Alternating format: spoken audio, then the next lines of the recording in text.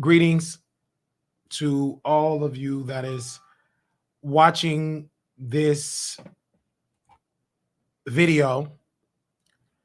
This will be one of the most serious videos I have made out of my entire career as an entertainer. But this video will not be about Cardi B. This video will not be about Nicki Minaj. This video will not even be about Little Kim. This video will not be about Armand Wiggins. This video will not be about Tasha K. This video will not be about Fox Soul. This video will not be about Claudia Jordan. This video will not be about The Real Housewives. This video will not be about Chasing Dallas. This video will not be about Zeus, Blueface, or Krishan.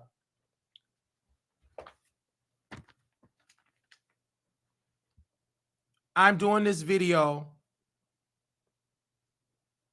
because we're dealing with a crisis. And I call this crisis the horrors behind nursing home care. Nursing home care in America, I can only speak for the state of Illinois and the state of Texas. I want to start with home. I got my CNA certificate many years ago, and I started my career at Park Place of Elmhurst, Illinois, as a janitor. I started there as janitorial. I entered into this place with majority white people. This place was amazing. This place had many great people. Wealth was in this place. Independent living, assisted living, memory care. It was an iconic place. And then I decided to leave Park Place of Elmhurst because it was far from my home. And I decided to go closer to the east side. Many of the people in the city of Chicago called the South Shore of Chicago. And I got hired at many facilities there. It was very shocking of the abuse and neglect that I have witnessed. I have witnessed multiple nurses hit residents. I have witnessed multiple CNAs beat up residents, cuss them out.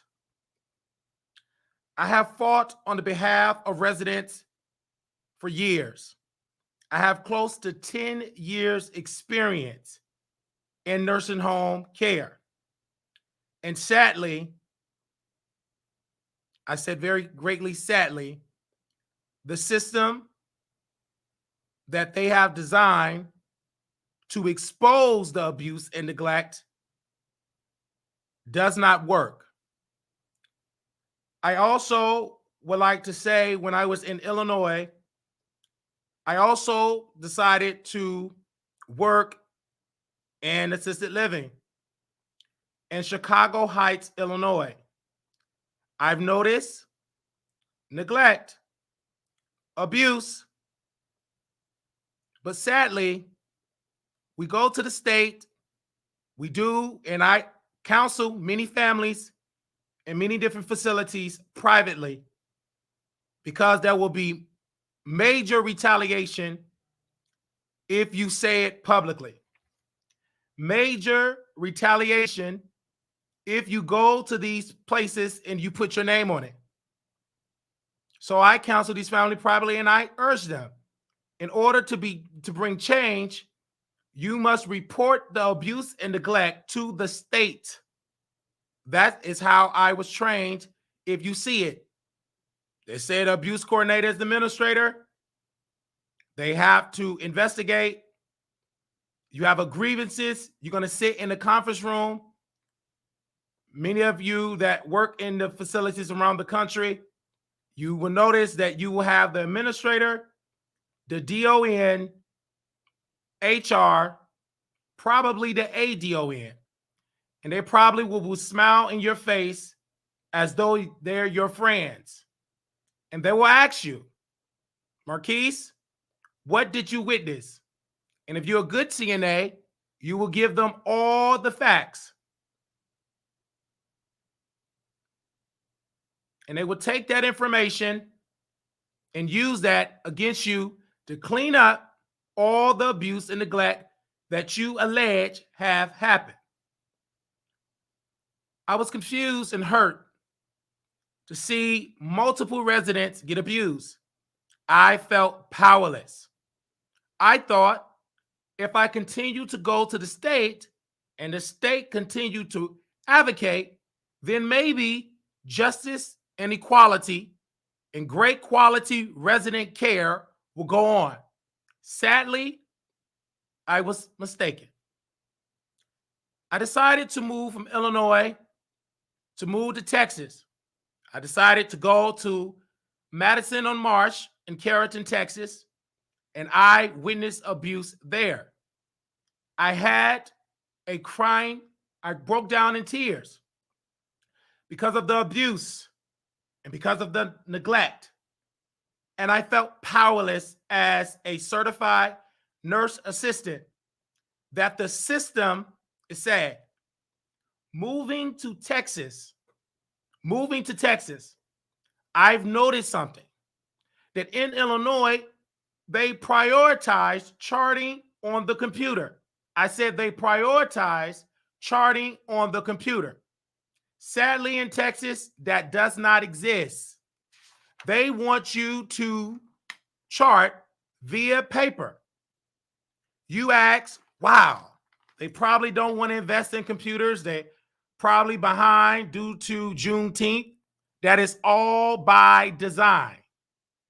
If you chart on paper and if the state come and if something is incorrect or something didn't get documented properly, you can chart. I have witnessed my own supervisor, Selena, that worked in the Chicago Heights at Prairie Green, Dixie Crossing. I have witnessed this woman put initials on charting that she did not witness, that she did not even do, because the state is coming. She would say in the office, they're coming for our annual investigation, our annual review, meaning they're going to come. So she will put the signatures there. This is greatly sad. I have witnessed people at Dixie Crossing that have became missing. That was in another room and the facility covered it up. Nor did they notify the family that they have lost a resident and they was this close of calling 911. Correction, they found the resident the next day. I said the next day because she went missing during the second shift. They found her the next day in the morning shift. This is greatly sad that many of you have your family members in nursing homes and you claim that you can't take care of them. And I'm going to say this, and I know it's going to sound controversial. It is like you're putting them on the rocket ship to their early grave. Let's continue with this. Many of my viewers said, Wiley, you're manic. Why are you going off the cuff? Because I got hired at Hillcrest at North Dallas. I recently got hired at Hillcrest at North Dallas as PRN. PRN means as needed. I got hired at that facility at Hillcrest. This is greatly, greatly new. And getting hired there, Derek F., his last name is M-U-M-A-H. He is the director of nursing at Hillcrest of North Dallas. I witnessed this man hire me. an ending interview, if you want to call it that, because I walked off the street, full application, had an interview with Derek. It wasn't your typical interview where they ask questions and all of that. Is you certified? We're going to send it to HR, PRN. Why don't you come double weekends? I refused. I said PRN. So I was there. And I got hired, getting hired, worked there. But during that interview, Derek said, due to your 10 years experience or more, you will only get 24 hours, 8 hours of training. I said 8 hours of training. That is what he told me per company policy.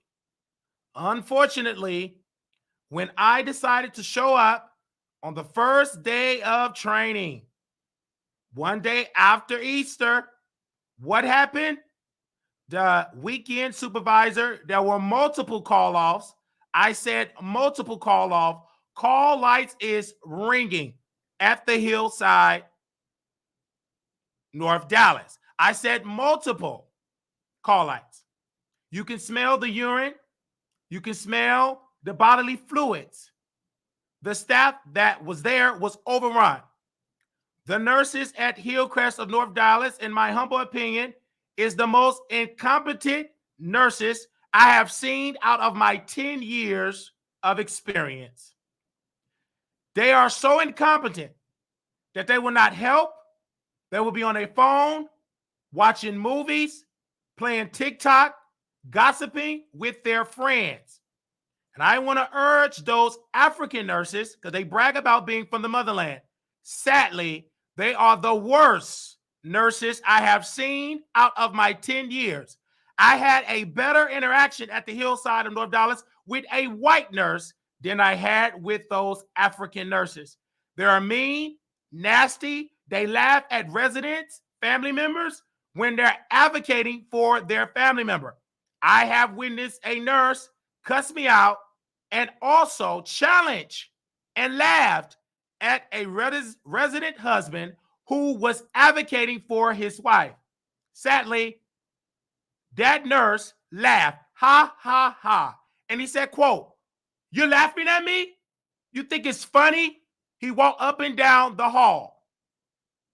I witnessed this with my own 2 eyes. That wife, she cannot speak for herself. She must have an advocate, and that is her relative, her POA, her husband. I have witnessed at the hillside of North Dallas on Saturday night, the police was called twice. I have witnessed at the Hillcrest, North Dallas, the police was called again. I have, for those 2 nights scheduled, 10:30 to 6:30 a.m., police have been called. They're calling the police for care, food, and many other things, just for care.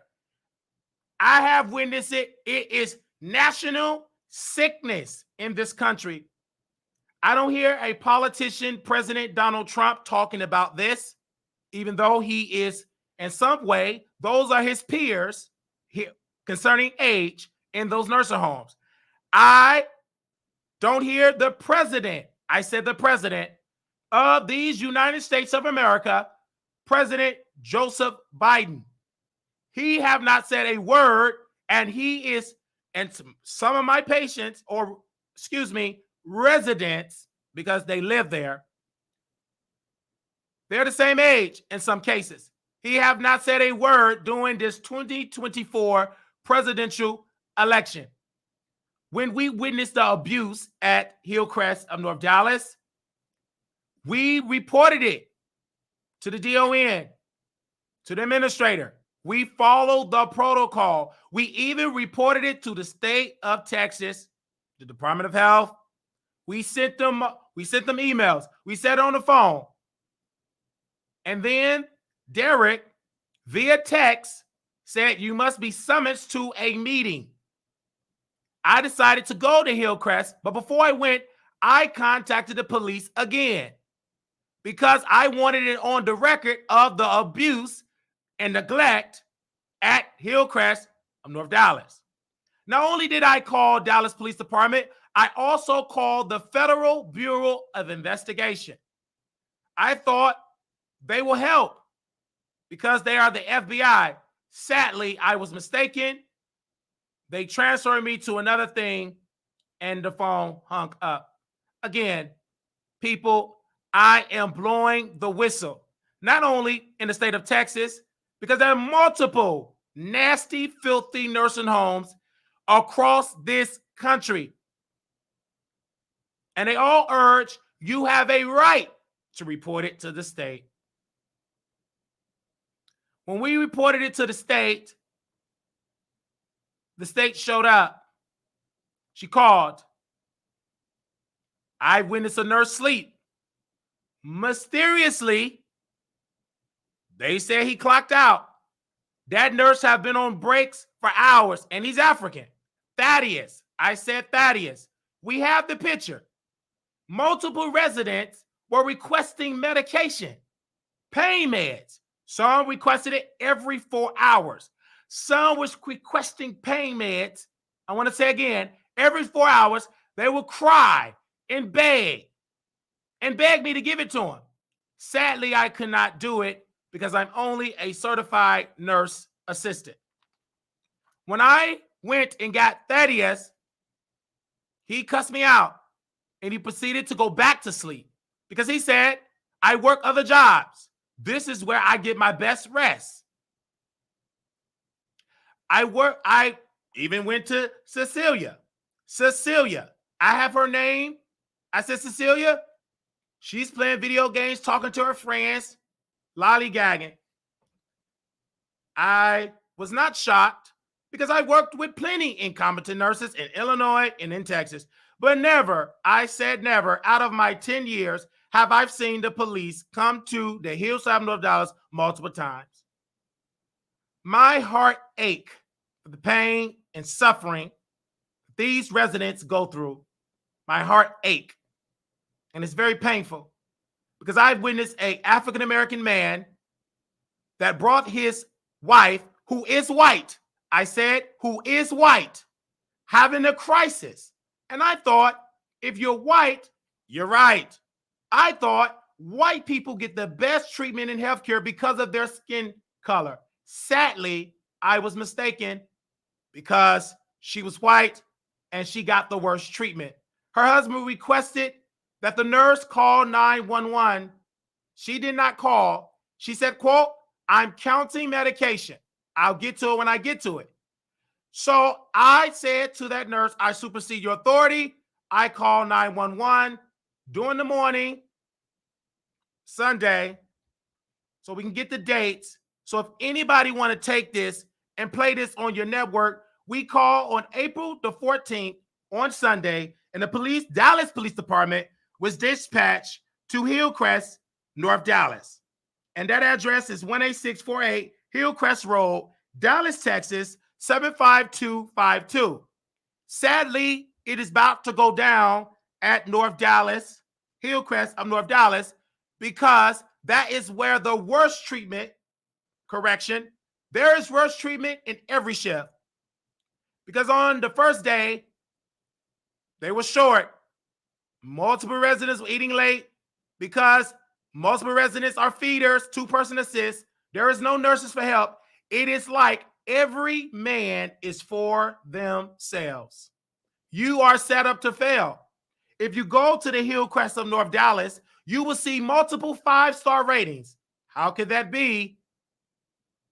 When you see and step in, you can see, if you step foot in the building, you can hear the call lights.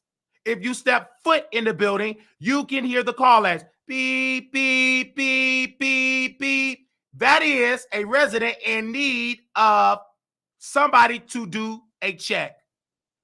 I have witnessed at Hillcrest of North Dallas, and it was surprising.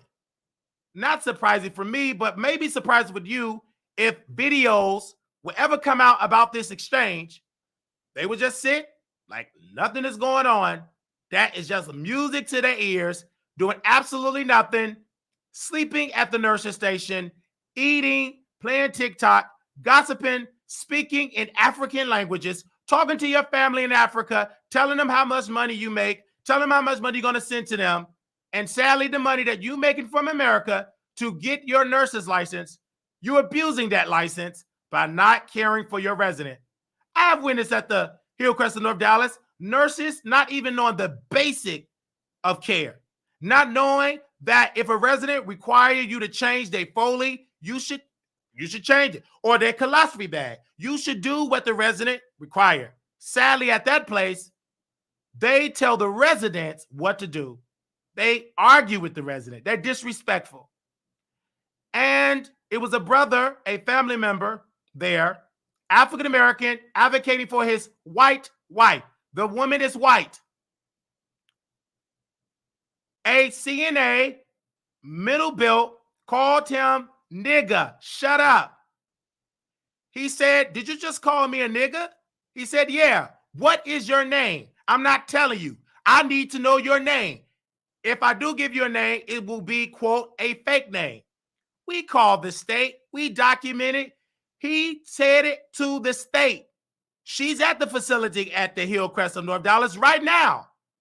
But sadly, she said, what happened? So myself, as a certified nurse assistant at Hillcrest, when the nurse refused to, this particular brother, he's African American, his wife is white. He required his white wife to get services. Call 911. Her blood sugar is low. It's really low. Multiple text messages, 45. He said it was low due to the fact I'm not a nurse and I'm not qualified to know what is high and what is low.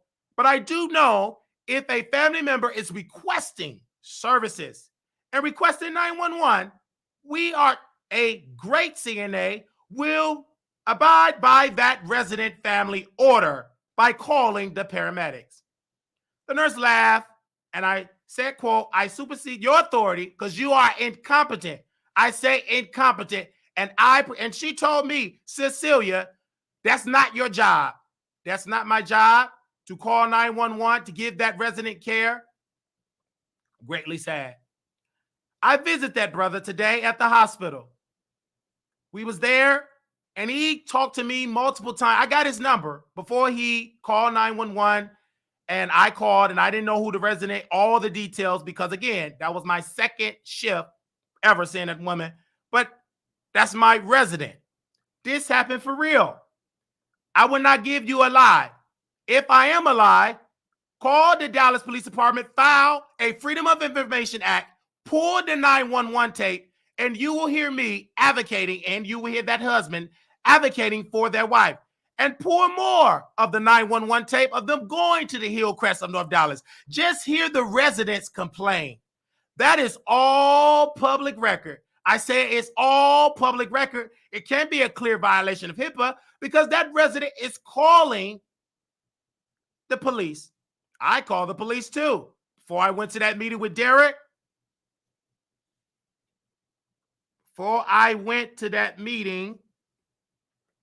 with the director of nursing, Derek, and I'm trying to find the administrator name, but also Peggy was there. She's white. She understand what I was talking about. She know the place is messed up.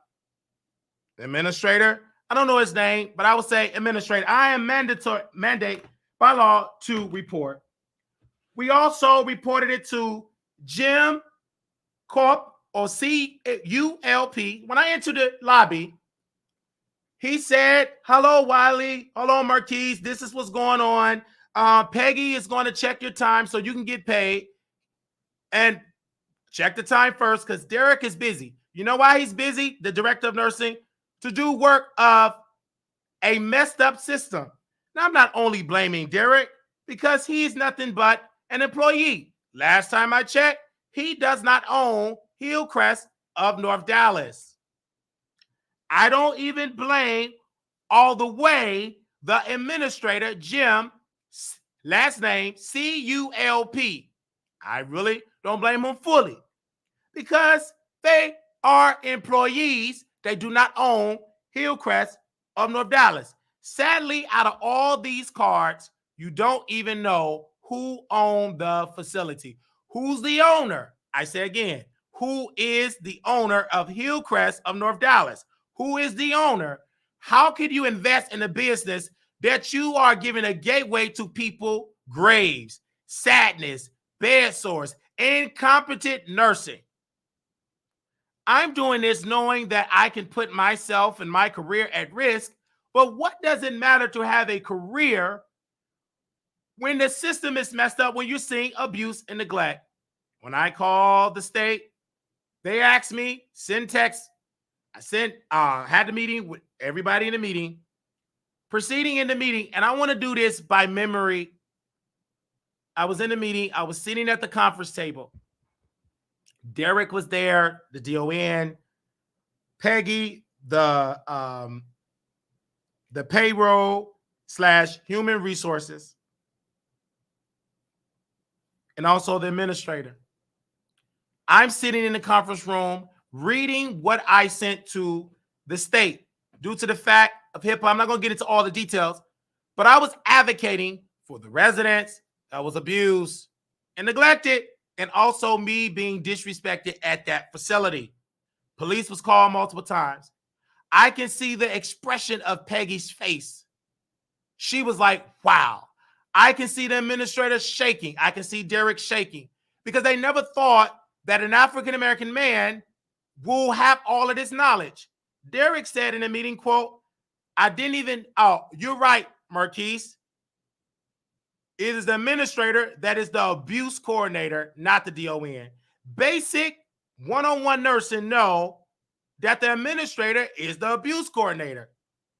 If you don't know that, how can you be a part of an investigation?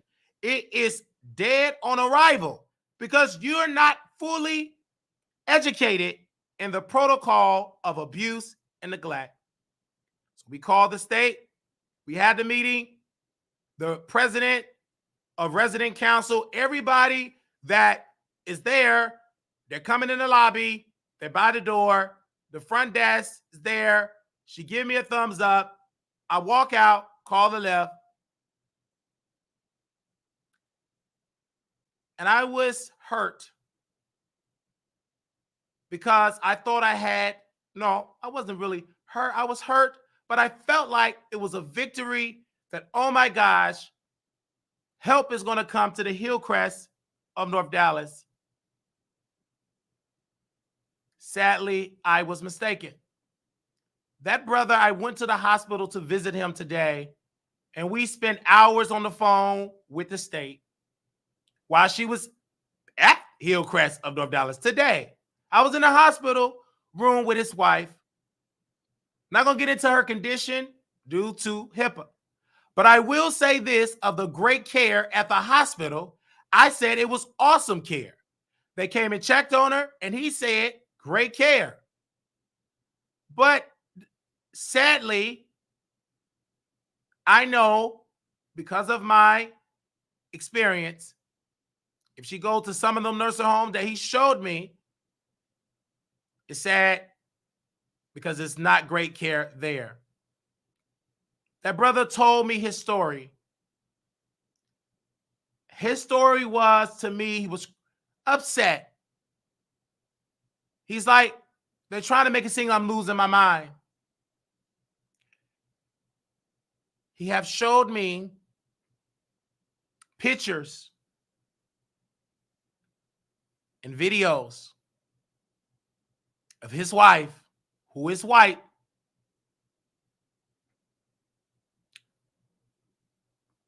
full of feces. I even witnessed her having a restraint to the bed.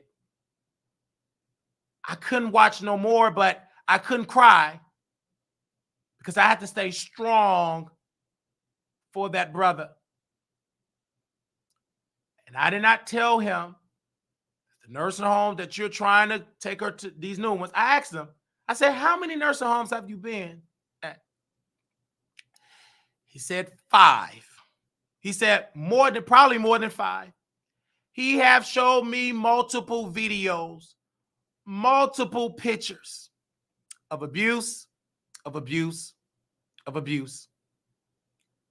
I thought white people get better treatment in healthcare because that's how I was taught. If you're right, you're right. If you're black, get back. You're brown, stick around. That have all been a lie concerning in healthcare. It's not about if you right, you right. It's have always been about money. All of these places I described, not including Park Place, MR's great place when I worked there, that was pretty much assisted living, memory care, independent, was private pay, and short term, you can have some insurance. Great care, a chef, great food. It was a vibe. And I thought all places was like that. Sadly, when you take a trip to those that are poor, that's not the reality. Those residents are suffering in many places around the world.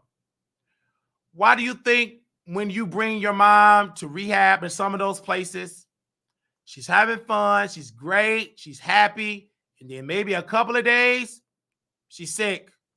Unexplained UTIs, unexplained constipation, unexplained bruises. And they said visiting hours is X, Y, and Z. But how many of you all visit throughout the overnight shift? How many families come and pull up at 9 o'clock, 10 o'clock, 11 o'clock, 12 o'clock in the morning, 1, 2, 3? I have not seen no family unless they get permission from the company. In my eyes, that was more of the neglect going, but not at Hillcrest. You will see it at all shifts unless you call the state.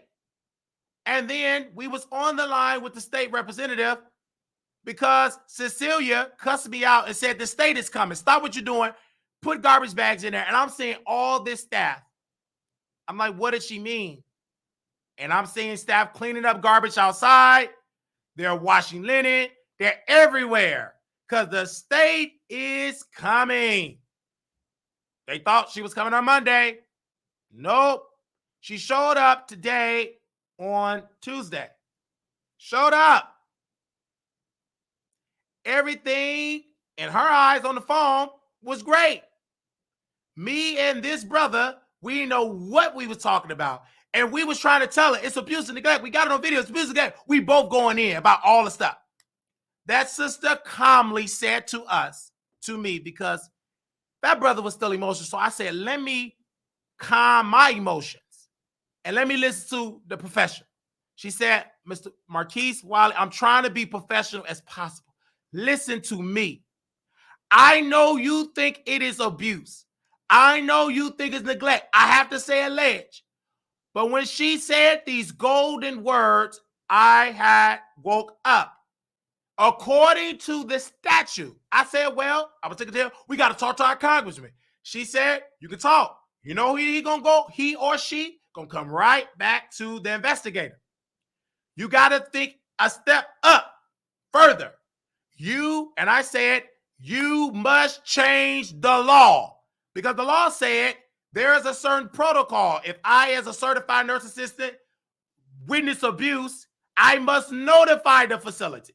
Not just notify to say, I got to notify them. Then they get notified within less than 2 hours. They got to be notified, investigate, all this stuff. But sadly, why should I tell the facility that the people in the meeting is a part of the abuse? They are a part of the neglect. Derek, I was explaining in the meeting. Derek, the DON, was there in the meeting. But before that, overnight, I'm talking to a nurse, an African nurse. She said, I'm putting my 2-week notice in. I said, why? You're a great nurse. I work with you upstairs on the 2nd floor. She said, because my nursing manager cussed me out. He was so mean and nasty. And she said, quote, you can't talk to people like that. I'm going to put my 2-week notice in. That's it. So me talking, I assume that she was talking about Pierre Joseph, the assistant director of nursing. So I'm saying it was a nurse. And I'm just saying the supervisor. In my mind, I thought it was Pierre. And the director of nursing said, oh, the manager talking about that was me because I'm passionate about the resident.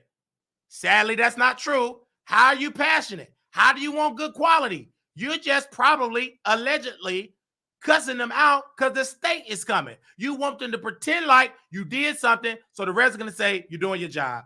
Sadly, Derek, if I have to grade you as a director of nursing from an A to an F, you will get an F plus. The plus would be, how in the world could you ever get that title, director of nursing? Because clearly you're not showing, you don't know how to direct, and you do not know how to nurse.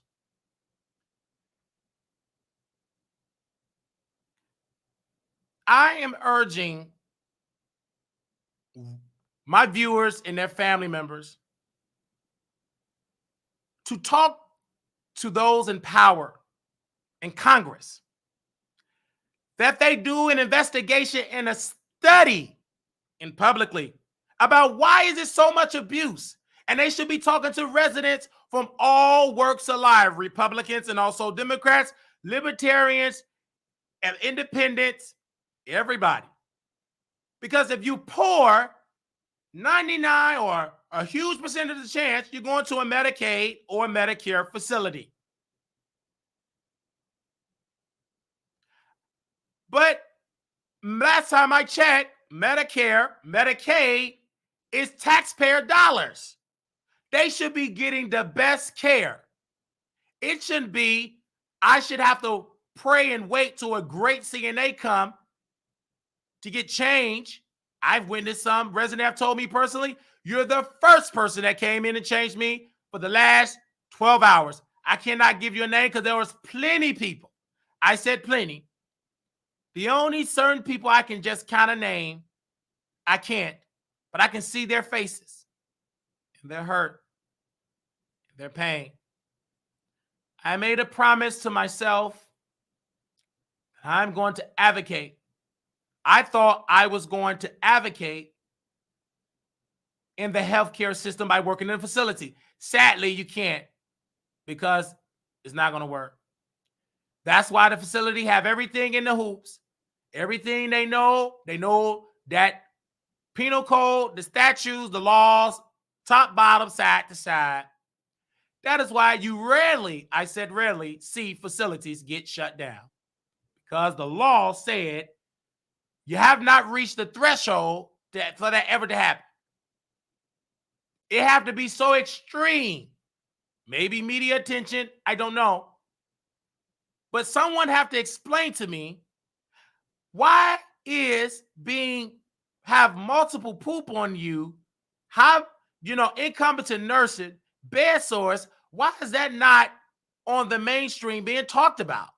Why is Congress not having that the topic of discussion? The state of Texas is the worst state when it comes to nursing home care. I said it's the worst state. I said it's the worst state that I have witnessed out of our 10 years of it. It is the worst. They cover up. And then they know those like myself that fight on the behalf of the residents. They watch. They over you. Because this is what they do. Cover up. I'm blaming those in power and government, our business leaders, and also our spiritual leaders, our civil rights leaders, NAACP, the National Action Network, the Urban League, so many other people. I've taken care of people all over life, all walks of life. Most of those facilities that I've worked, I have witnessed so much abuse. And many people said, why are you so depressed?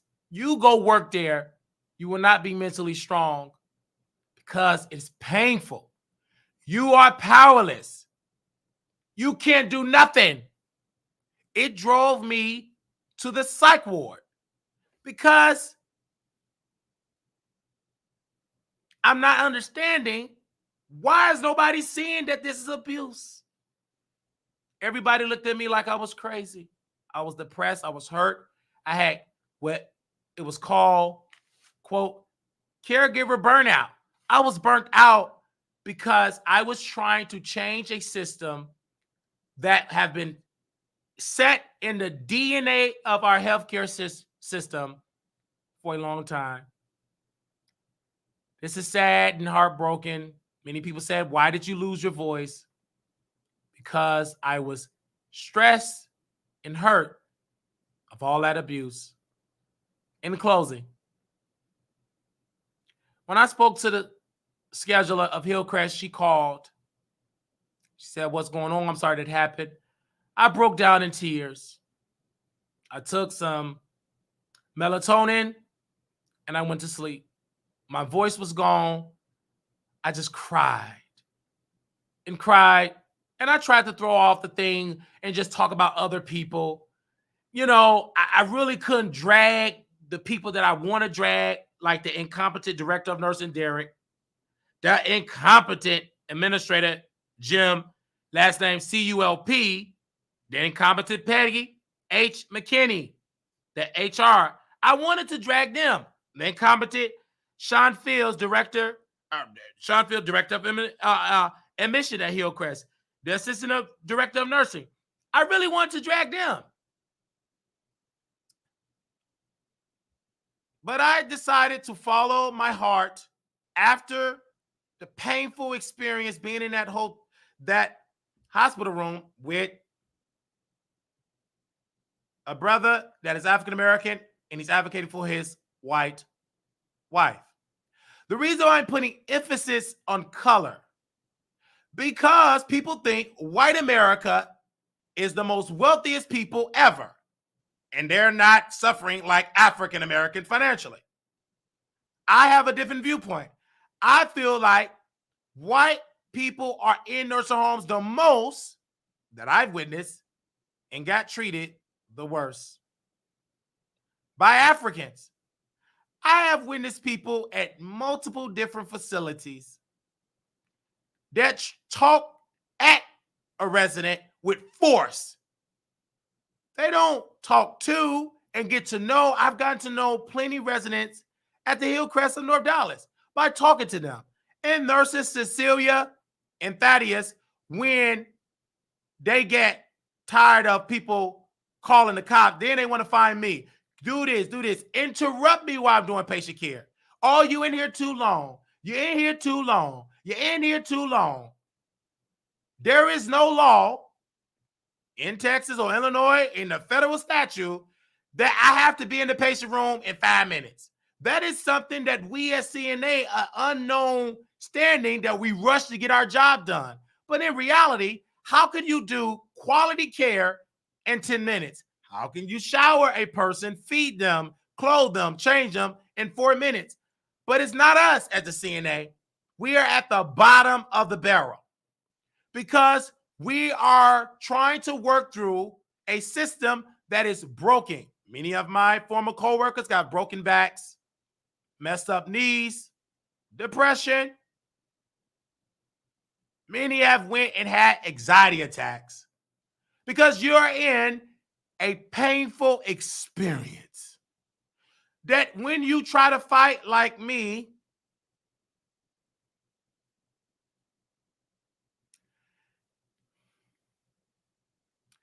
and when you try to speak up, you say, this person is getting abused. This person care. You tell the police, this place is incompetent. It's painful because it's hurtful.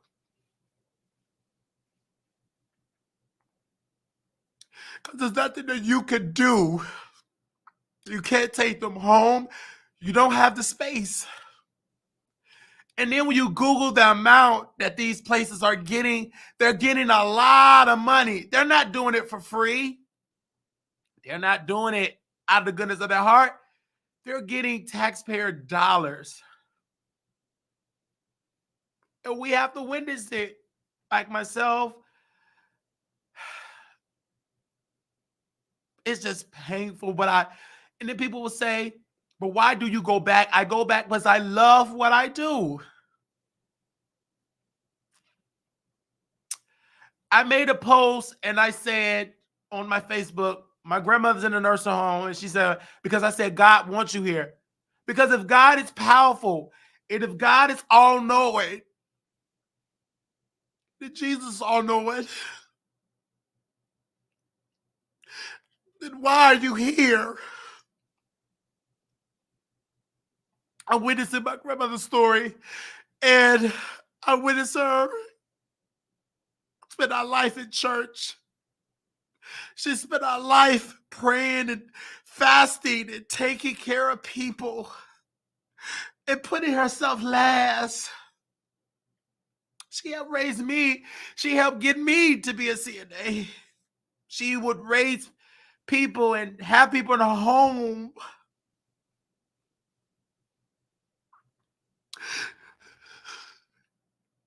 But sadly, all of that praying, all of that fasting, all of that shouting, what did it get her? It got her in the nursing home to get abused and neglected. Her life have zoned into just a room. I called my grandmother a couple of days ago, and I wanted to tell her about my day. And she said to me,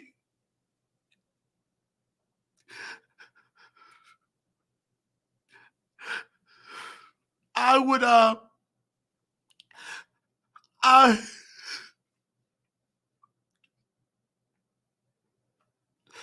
or she said she loved me. Then she said, Marquise, I'll talk about that another time. Very sad. The reason why I know she's depressed, because I know what they do to those residents when there is no family. In some cases, like the Hillcrest of North Dallas, they do it when families are there, when they're in the room, when they're sleeping in the room. This is not just a one-shift thing. It happened all the time. It makes my heart ache that I have to see my grandmother in a nursing home. She would go to church. There is no more church. She would pray. There is no more prayer. Her prayers now, Lord, why is I in here? Marquise, why did you put me in? I can't tell her you set it up that way. I can't tell her your own family put you there. Own son, Bishop Melvin Cartwright, he's a pastor. You dumped your mom at a nursing home. I love my uncle. I do, Bishop Melvin Cartwright, the True Church of Holiness. I love him, but I can't stand what he did. Why would you put her in a nursing home? You have space. It just every time I think about this, it just breaks my heart. Because my grandmother, I've never seen her commit a crime. She never went to jail. It almost makes me question God. Because what kind of God we serve when they're begging for just a cup of water, begging for a pain pill, begging to go outside, begging for a family member. I question, should they just been drinking and smoking and living their life? Because clearly of the Christians that I've taken care of, their life is in a nursing home. I have witnessed residents beg me. Some Catholics said, Mary, full of grace. Oh, Mary. I have witnessed Muslims. Oh Allah, why you forsake me, Allah? No matter who you call, there's nothing I could do.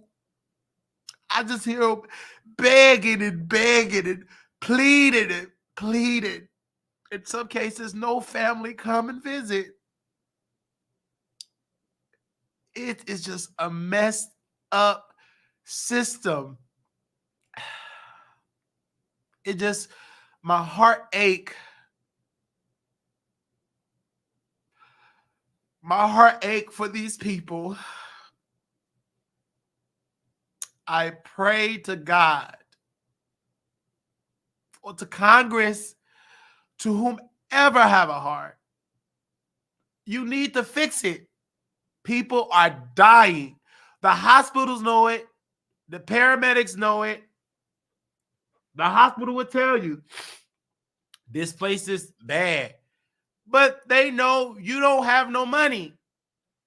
So they go on their computer and they send you more bad places.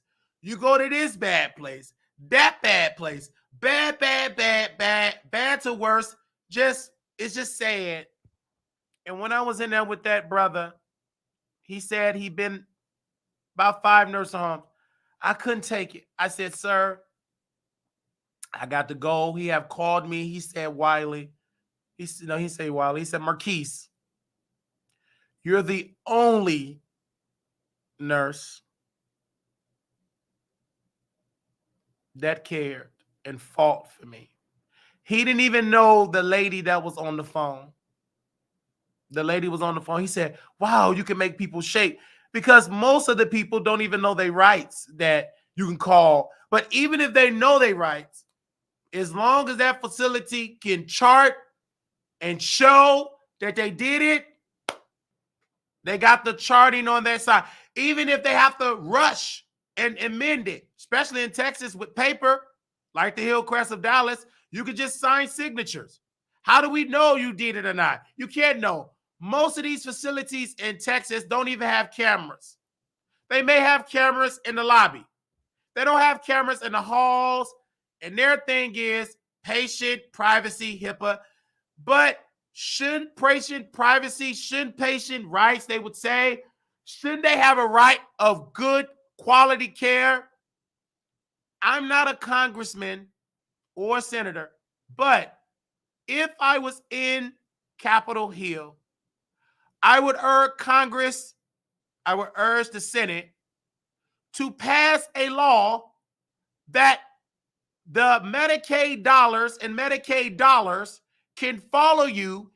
If you decide to stay at home, the taxpayer should pay for you to stay at home, get you some great nurses, great CNAs, great caregivers, great everything, and you should pay them a minimum of 25 plus or more.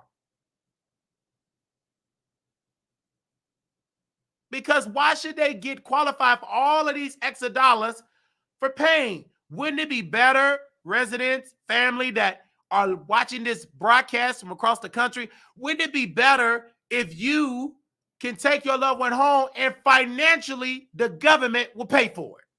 I think that would be better, and we still will have a checks and balances. We still will have people to come check, but to just have all of these people in one building, you don't have the staff.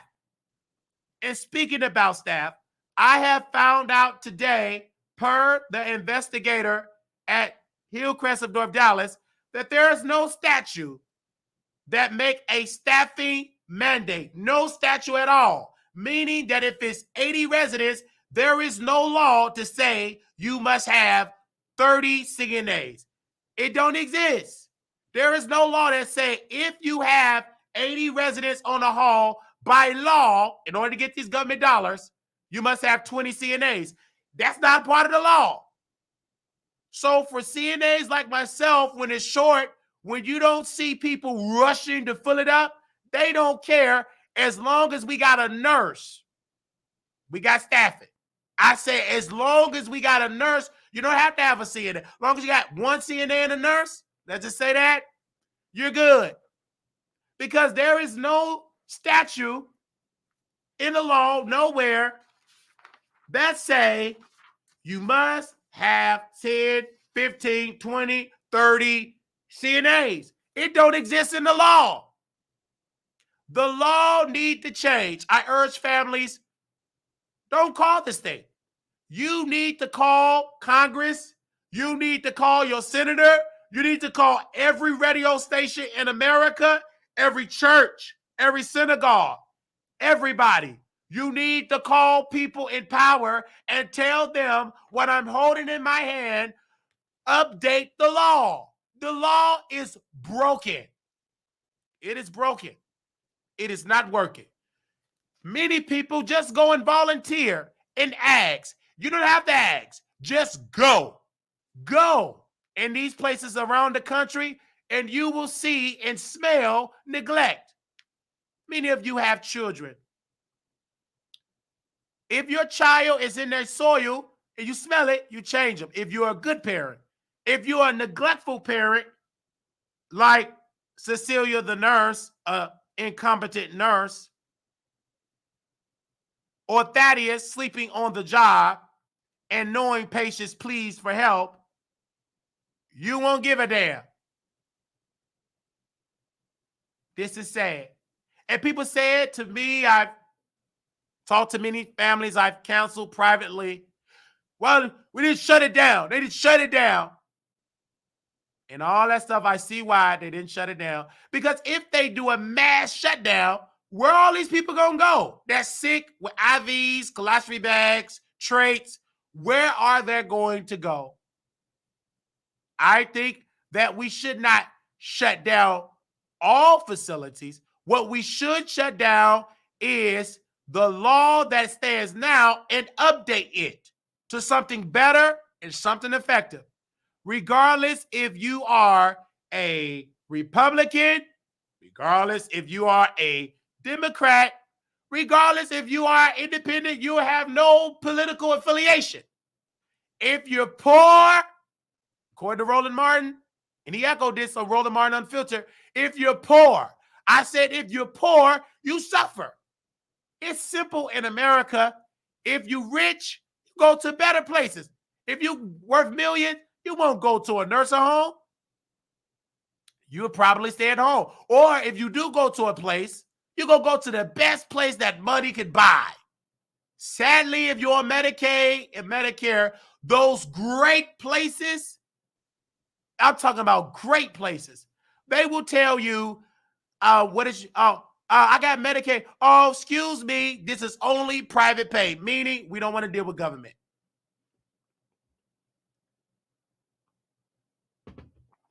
And many places will argue, we're not making enough money. How is that possible? You got all these residents. I urge Congress to do an investigation, follow the money, and update the law. The media is not doing enough in this, black media, white media, or otherwise. They're not focusing on this major issue that you're passing by multiple nursing homes every day, especially in Texas. They're everywhere. But if you drive in some of these neighborhoods in South Dallas, bad places, it's the worst of the worst. Go to your nursing home in the South, in Texas. Just go. Don't even say nothing. Go in the lobby. You will smell.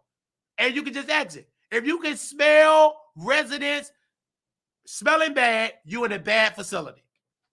And then you hear multiple call lights. Only thing you can do, you don't have to say nothing. Just sit and watch.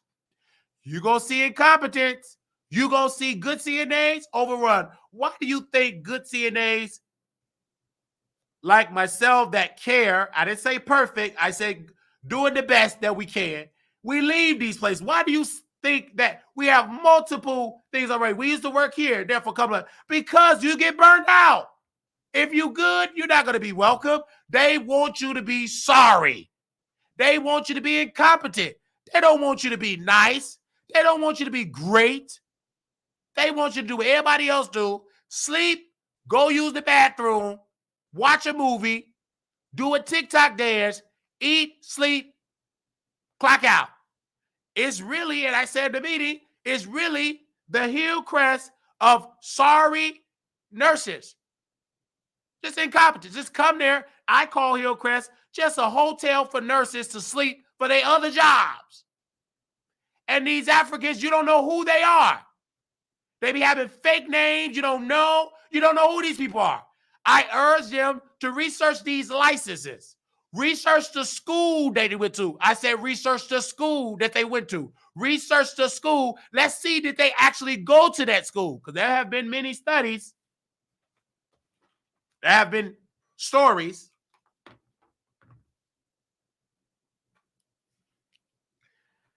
There have been stories of, have you ever heard of stories that people get licenses and they had their investigation to find out it was all fraudulent?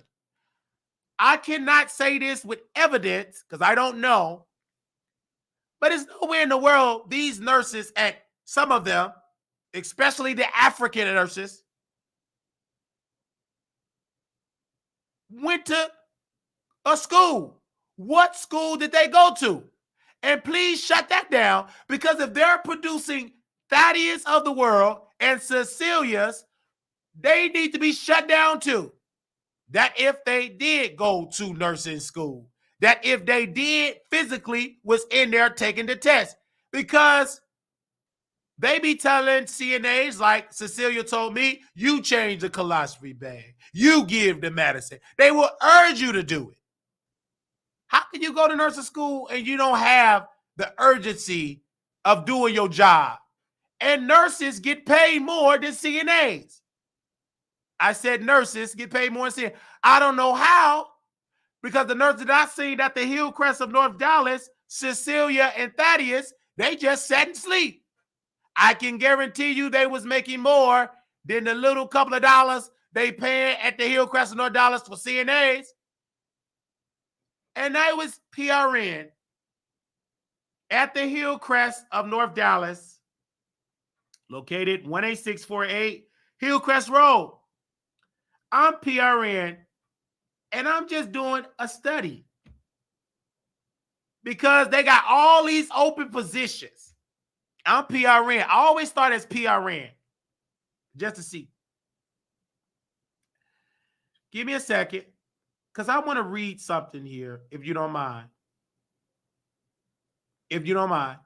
So I reached out to the Hillcrest of on-call number. Now, mind you, on Indeed, open shift, they'll probably shut it down now. All these open shift, clearly they got the open shift because it's multiple call-offs. So this is what I said today.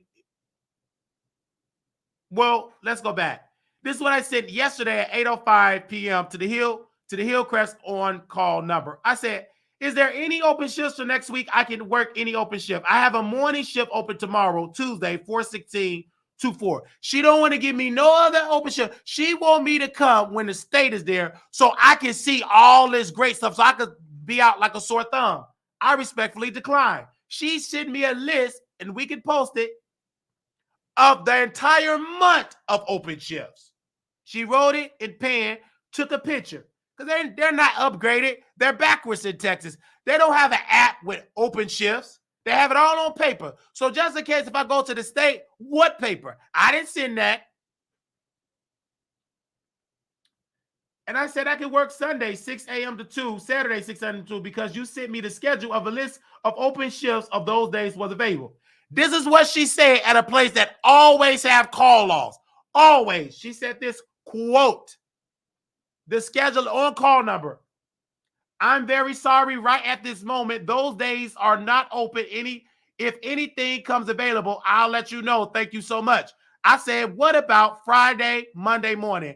I have nothing open on Friday for now. If anything come up, I'll let you know. Thank you so much.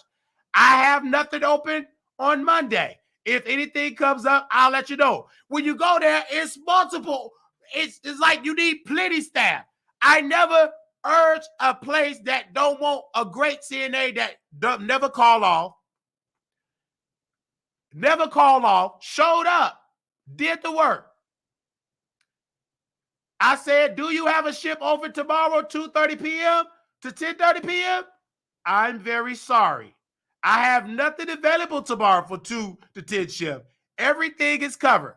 How's everything covered when that is the most neglectful shift of staff. Because they pay you more for the 2 to 10 shift. They give you a shift differential for 2 to 10 and also 10 to 6. In my humble opinion, you need shift differential for all shifts. In my humble opinion. Everything is covered. The only thing I have tomorrow is morning shift because somebody just called off. Thank you so much. I would wait until someone call off tomorrow evening. I would text you 2 hours before, 2:30 to 10. No problem. Somebody call off. I will definitely call you and let you know. And this is what I sent her today at 5:38 a.m. Interested in full-time position at Hillcrest. Good morning. I'm excited about the opportunity to work at Hillcrest on a full-time basis as a dedicated PRN staff member. I have consistently demonstrated my commitment by never calling off and always arriving to work on time. I recently came across the alert indicating Hillcrest is hiring for a full-time position, which was posted 4 days ago.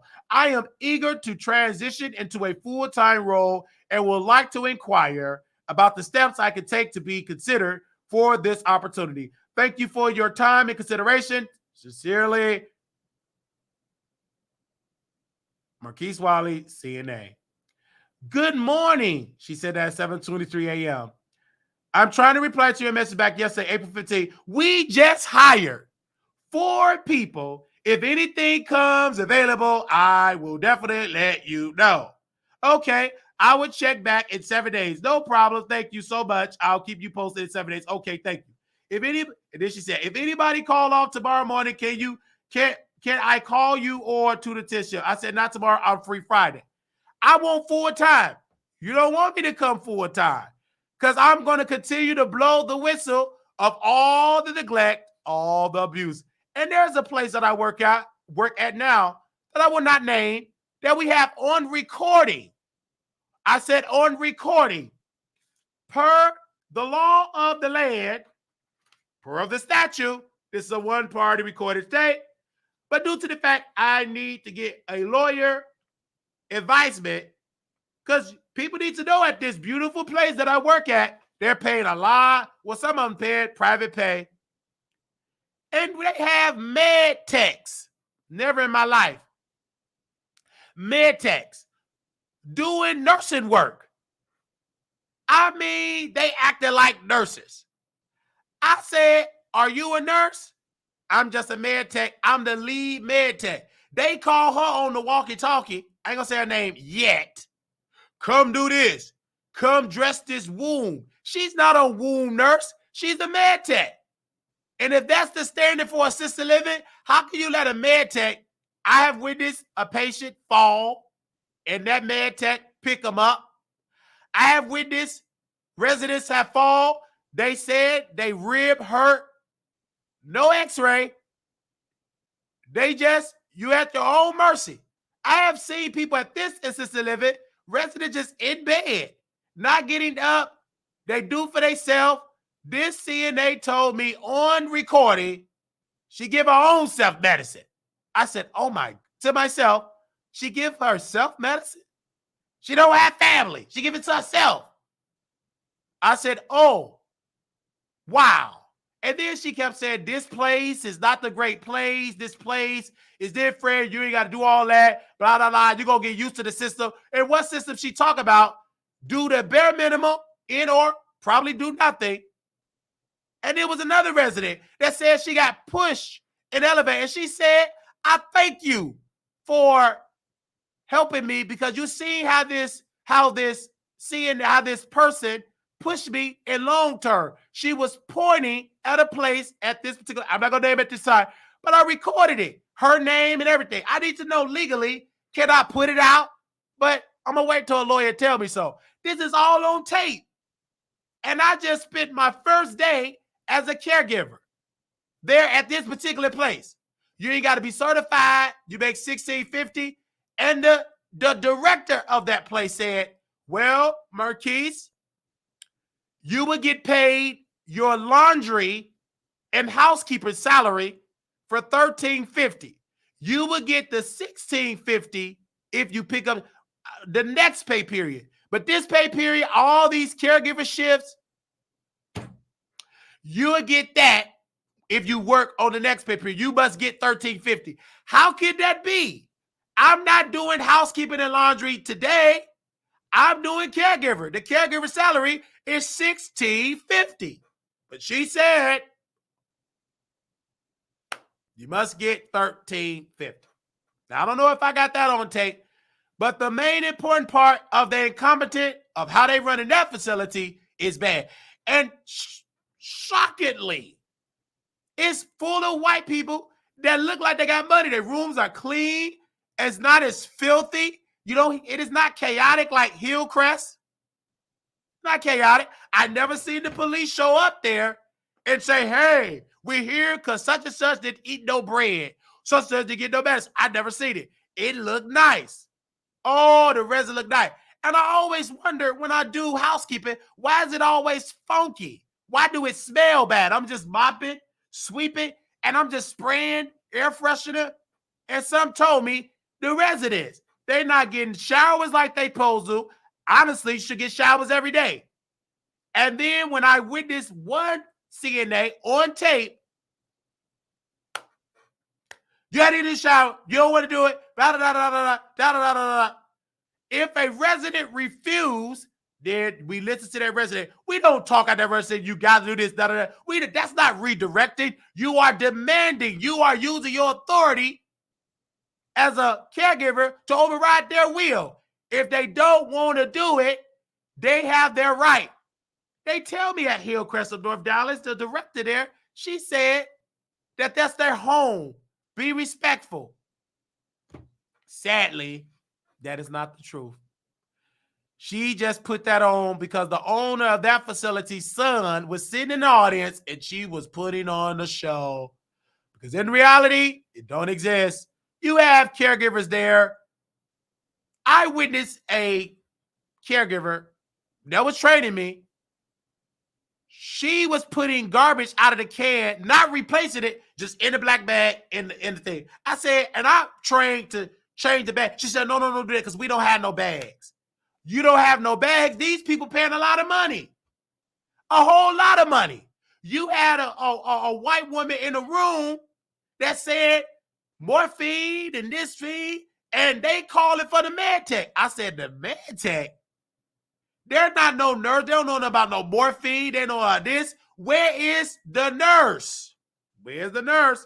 They are allowing that place for med tech to be acting like RNs and LVNs. That one med tech that picked this, it was two of them that picked this resident up. He fell and he was hurt and he was bleeding. Skin tear. You know what they did? And I'm just housekeeping and laundry.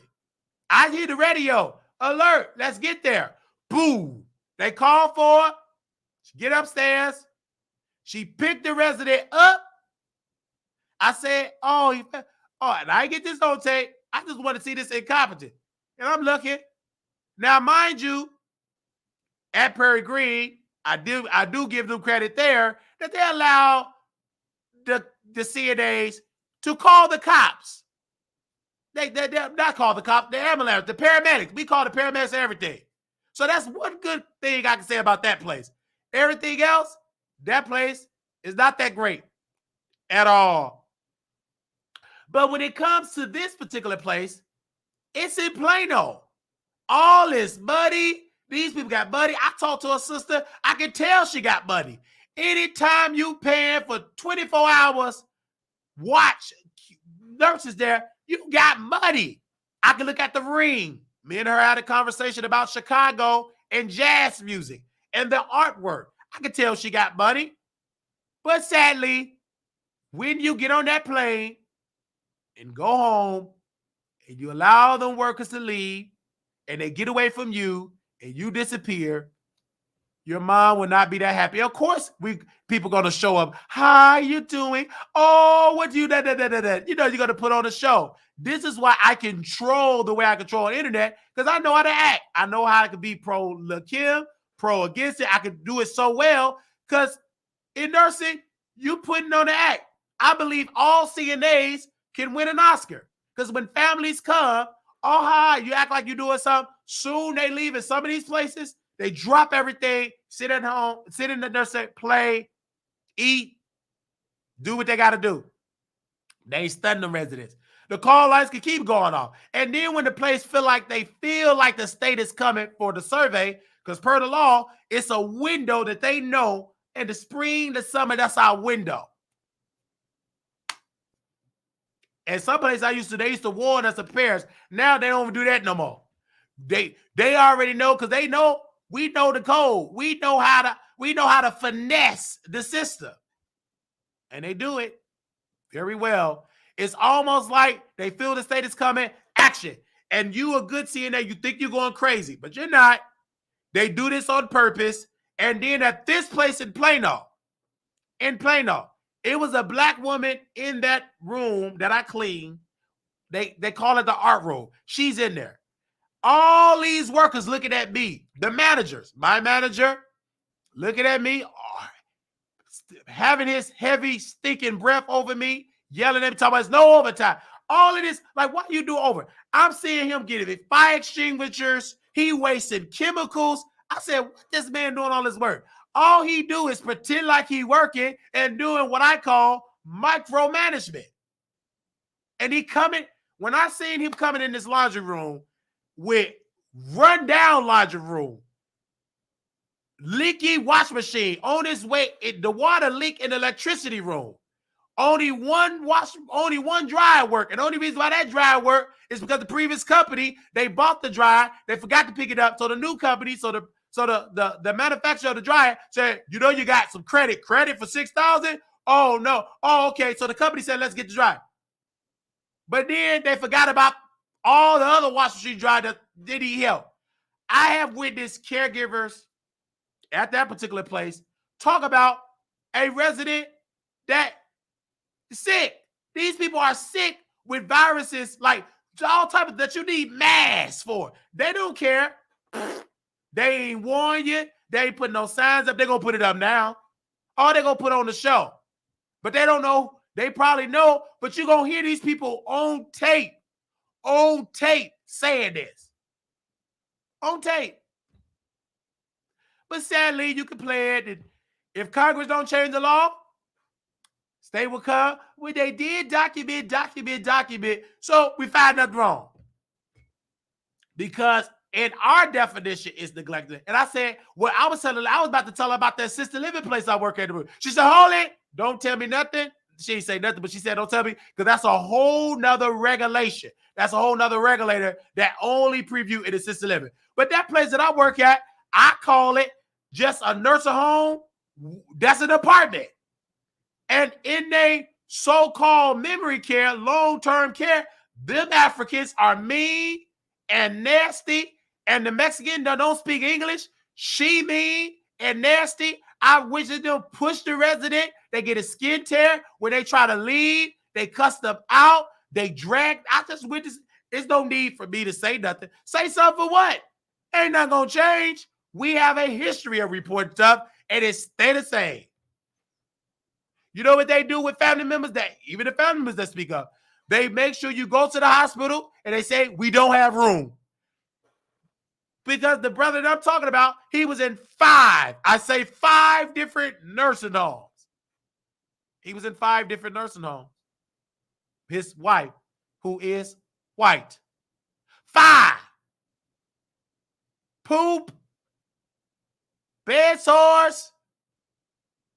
I call it an illegal restraint because I was trained that you shouldn't put a restraint on a resident. Oh, she got dementia. Puts all these restraints. I said, oh my God. And I saw it with my own 2 eyes. If CNN reach out to this man, put it out there. Forget resident rights. If she getting abused, poop, it was so much poop, you could have drowned in it. You could have drowned. It was just, that is beyond neglect. But to my eyes, it is. But to the Republicans and to the Democrats that made the statute, the answer to that, nope. As long as they go and clean and document that they did, if they get a bad sword, document they did, put the little signature on there, back when they did, talk to the nurse practitioner, they gonna have it down to a science. When that lady from the state called us, she said, we got it down to a science. That she said everything they said, they documented. I couldn't believe that woman said that. And that's why, and I told the brother, he can't see it because the system is effed up. It is effed up. It drove that man almost crazy. Because he's like, they don't see it. He's just talking. And some just told me to shut up, let him vent. Because he's coming, this is his wife, and he don't understand. He don't understand. You're talking to the wrong woman. She don't have the power to change what you want to change. She don't even have the authority to change it. And she keeps saying, they don't know. They do know. You can't tell me they ain't got no sources and no spies in the state telling these facilities. You can't tell me that. How they just know you just pop up and they just know Monday because the lady said the state coming and you show up Tuesday? How they not know that? How is it when I post a picture at Hillcrest of Dallas of this nurse that's going to sleep and give me a sec, I took a screenshot, him sleeping in the break room. You asked for, and they asked for a time stamp. When they ask for a time stamp, they go back to the time clock and they put in the system, he was at his break. His break, the man was on break since he got there. But Marquise, in the system, and they can't doctor it. Yes, they can. Shut up, woman. I rebuke you, you liar. You don't know what you're talking about. Yes, they can. If they the office, anybody with basic IT skills could switch up a time. I seen all it. Yeah, you've seen the documents that they want you to see. But I can't come for that sister because she got to follow the statute of Texas. She can't go against that. It ain't gonna work. She got to follow the statute. When I talk to the resident council president, they do resident council. Do y'all know what that is? What resident council is, the residents, an activity aide or director, she will be in the meeting, he or she. These residents be telling you, they did this, they did that. And they tell the resident, don't go to the state. Let's go through the system. And they got so many days. They sent the grievances. They got to treasure it to the administrator. He got so many days to fix it, which will be nothing. Get worse. Especially, and I speak to this guy, Shane. Jim, last name C-U-L-P. He white. That man is a white man. And a white woman back in the day, I thought y'all only hated black folks. I thought y'all gave them the worst treatment. Baby, under your leadership, white people, I said white people, getting the worst treatment. These people, most of my patients were white. They were white. Bad treatment. I couldn't believe it. Now I can say what Dr. King have said, it ain't about color, it's about money. I see why Dr. King fought for the Poor People's March. I see why. I get it. I see why Dr. King was almost, some would argue, he was depressed. In Tavis Smiley's book, Death of a King, I get why the last 2 years of his life was stressful.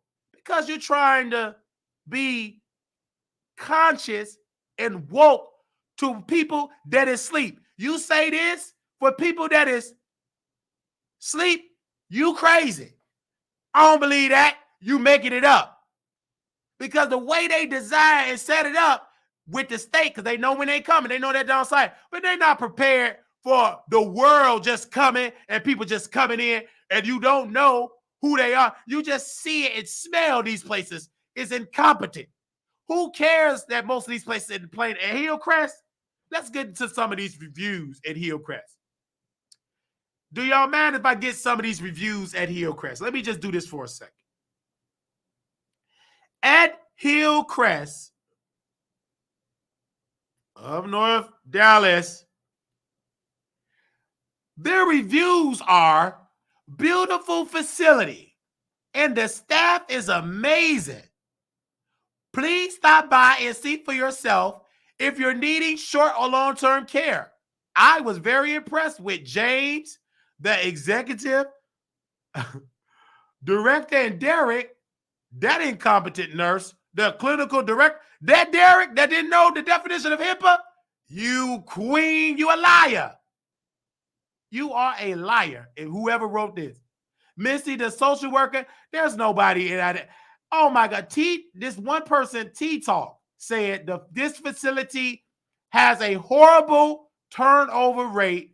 I see why. Showing pictures of a facility is supposed to do what? It's about the care of the resident. No one works as a team in this place. And all the Africans stick together. So if you're African, you fit right in. That's the truth. The only good thing about this nursing home is the pay and OT. Of course, the pay and OT. They need you to stay and work like a slave. This is all. I wonder how would the state feel if they knew resident call lights were being left on for over 30 minutes to an hour. I would challenge that to 3-4 hours.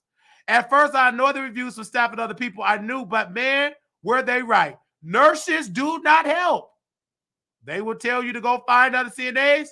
They will say they're coming and never come. That's true, like the incompetent Thaddeus sleeping in the break room, or Cecilia, you want to threaten somebody and told me, quote, B, cockeyed B, go back to Africa. Incompetent. CNAs do not work together.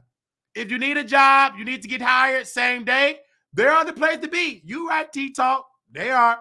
But if you want to work at a place long-term where you feel appreciated and teamwork is available, then find another place to work.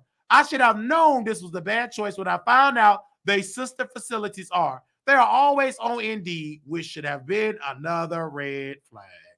But all the other ones, 5-star, 5-star, 5-star. This staff, somebody took a picture. Judy, last name Kontaratos. The staff is wonderful. The residents appear to be quite happily at home. Now, what the heck are you talking about? The filth. Now, here go the real review, baby. You got to scroll to get to the T, the real review. Bernie Black, because, you know, people got to, and these are CNAs probably leaving this. This place is a joke. Please don't ever come here. Service suck. This is a picture of the furniture. The Africans, they are rude and nasty. They are, like Cecilia and Thaddeus, rude and nasty. The Africans play like they don't understand, but they understand what they wrote. They understand, and then they drag you in the African language.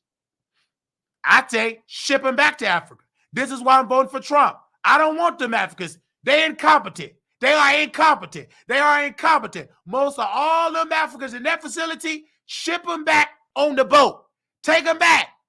I say reinstate slavery just to ship them back to Africa. They are incompetent. They are the worst nurses ever. Give me a Southern white nurse, because the white nurse that I work with, she was nice. I thought she was a slave master great-great-granddaughter. That was cap. It was a lie. These African nurses are the worst. Where did they find them from? Because they ain't got no good sense that God gave them, if they believe in God.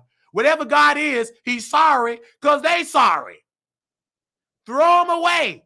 I say reinstitute slave trade just to send them back to Africa and then throw away slavery and let's rebuild. Take them back to Africa. We don't want them. Y'all ain't sending y'all best, and then you send it back to Africa for what? Send your family to help feed them? That ain't our problem, but you going to come and treat our people bad and then go take care of your husbands and wives. They living good. But you treating Americans bad. If it wasn't for America, you wouldn't have a job. If it wasn't for America, you wouldn't have a job. I say shut it down.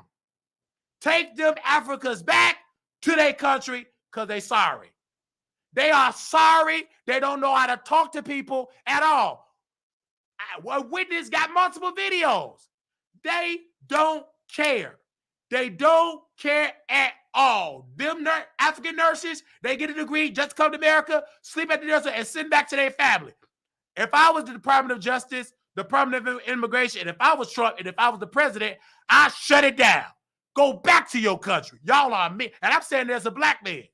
Ain't nowhere in the world I want to say African American, because that African is sorry, sorry, sorry. They want to come, bring their food, speak like they don't understand, and they mean it nasty. They don't want to talk to nobody. And Derek, he hired them. They all friends. They are incompetent, evil, and Republicans, I agree, nothing but DEI. Because how the world, they ain't qualified. They're not qualified. If they is qualified, they would probably just qualify to get somebody to allegedly take their test. Because you can't tell me you took the test of nursing. You went to school, you just studied, and then you just come to America. You must got that degree from Africa. You had to. You could come to America. Because why the white nurses ain't like that? I worked with some great American black. Some was sorry, but majority of them was great. Why is it the African nurses? African. And they brag about being from Africa. Well, brag and go back. We don't want you here. I'm saying it as a black man. And those white people that you abuse and neglected, they don't want you there. But they can't say it because they're going to be labeled racist. But to the white people with a heart, the good white people that got a heart, liberal or conservative, I request that you call for that black man that called 911 for his wife to send you the media, CNN. Let the white media do it. Let them lead this. See how they treat your white sister, if you care. Sadly, I will not be shocked if I don't see it, because this is not a race thing. This is, quote, a class thing. It is about the money. Let's get into these rules at Hillcrest. For FYI, some of the 5-star ratings from the front office staff are a complete conflict of interest. This is for Yvette, last name, Aguinaga. Pink Rose said, wow, bunch of similar 5-star ratings for people stating that this facility is wonderful. How can you judge the level of care by the way the facility is? Okay, the lobby is nice. They play a little music, but baby, you ain't got to leave the lobby. Just sit and listen. If you ain't got no wax in your ears, just sit and listen. Ooh.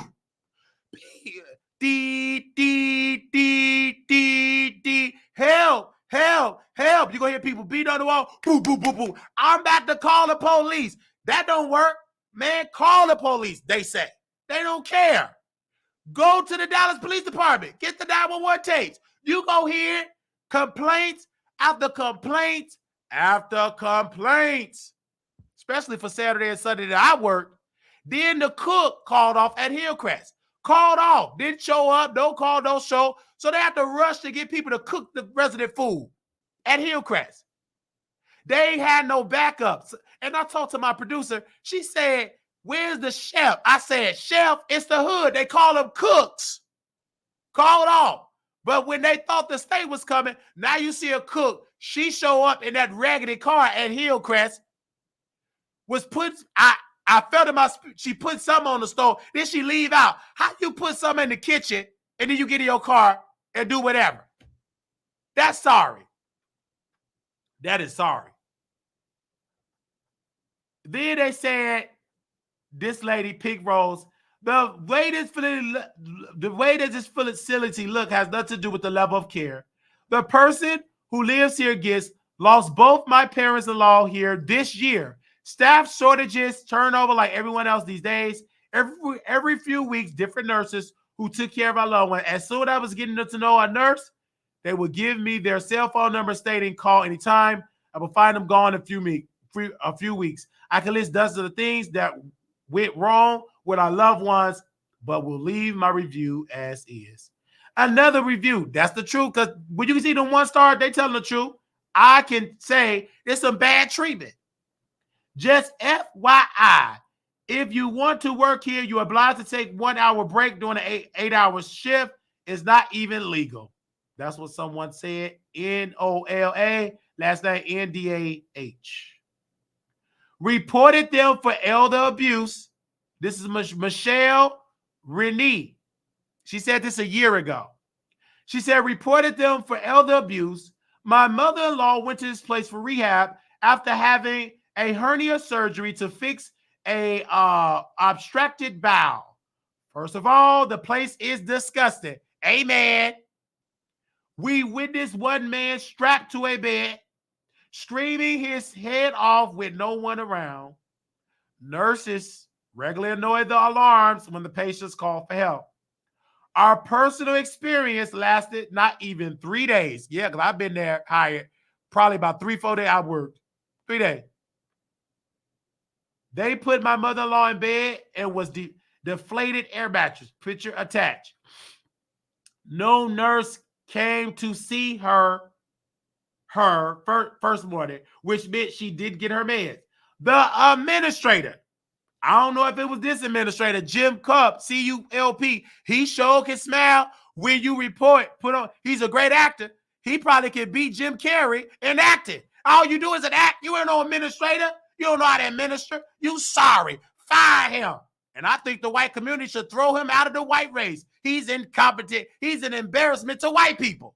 He's embarrassment. How in the world, I can understand if you white and racist and president. I can understand by history, you treating black folks bad. I can understand by history, okay, white people go, but damn, Jim, you treating your own white race bad? You got the most people with the most hair were white. I couldn't believe it. That is when I woke up that it ain't about color. It's about money, class, not race, class. This is why I believe in Reverend Barbara, the Poor People's Campaign. It's not about race. It's about the money. Because I've worked with Hispanics, Indians, some good Africans, and it's a small percentage. We're sorry Africans. They go back. They go back because they're sorry. Deport them back to their continent. Since they tell me disrespectful is not a country. I don't care what it is. Country, continent. Go back there and stay there. And I urge y'all lock the border. Don't even let them come across the sea. I don't want to see them because they sorry. Why would you come to healthcare? Because why is it? It's something with that. CNN, MSNBC, the white networks, the black ones, I don't know if they're smart enough to do it. Maybe they ain't got the money. But I need somebody white doing it. Somebody white. And the reason, nothing against you blacks. But y'all know black people ain't going to wake up and it go viral. It only going to do it when white folks talk about it. Throughout history, when Dr. King was fighting in the civil rights and he went against Vietnam, the white power structure, the white power structure turned against them. And these so-called black civil rights leaders, they dragged Dr. King. Dr. King got dragged by his own people. He was trying to speak. They booed him. Boo! Get out the stage. You outdated. The white press, at one point, they loved Dr. King. And look, then they dragged him. Just go Google it during the time. Then Dr. King said, I had a dream one day. Then he said, let longevity have its place. I may not get there with you, but we as the people will get there. Old white people love it. Then he died. He get assassinated. Then years collect. Then now he get a holiday. Now white people love him. And all them so-called black civil rights leaders, they love him too. But you didn't love him when he was alive. You was a thorn to Dr. King's flesh. You couldn't stand Dr. King. Some of them was jealous. They even tried to challenge Dr. King, his own staff. Said, we don't want you, Doc. We want Reverend Jesse Jackson.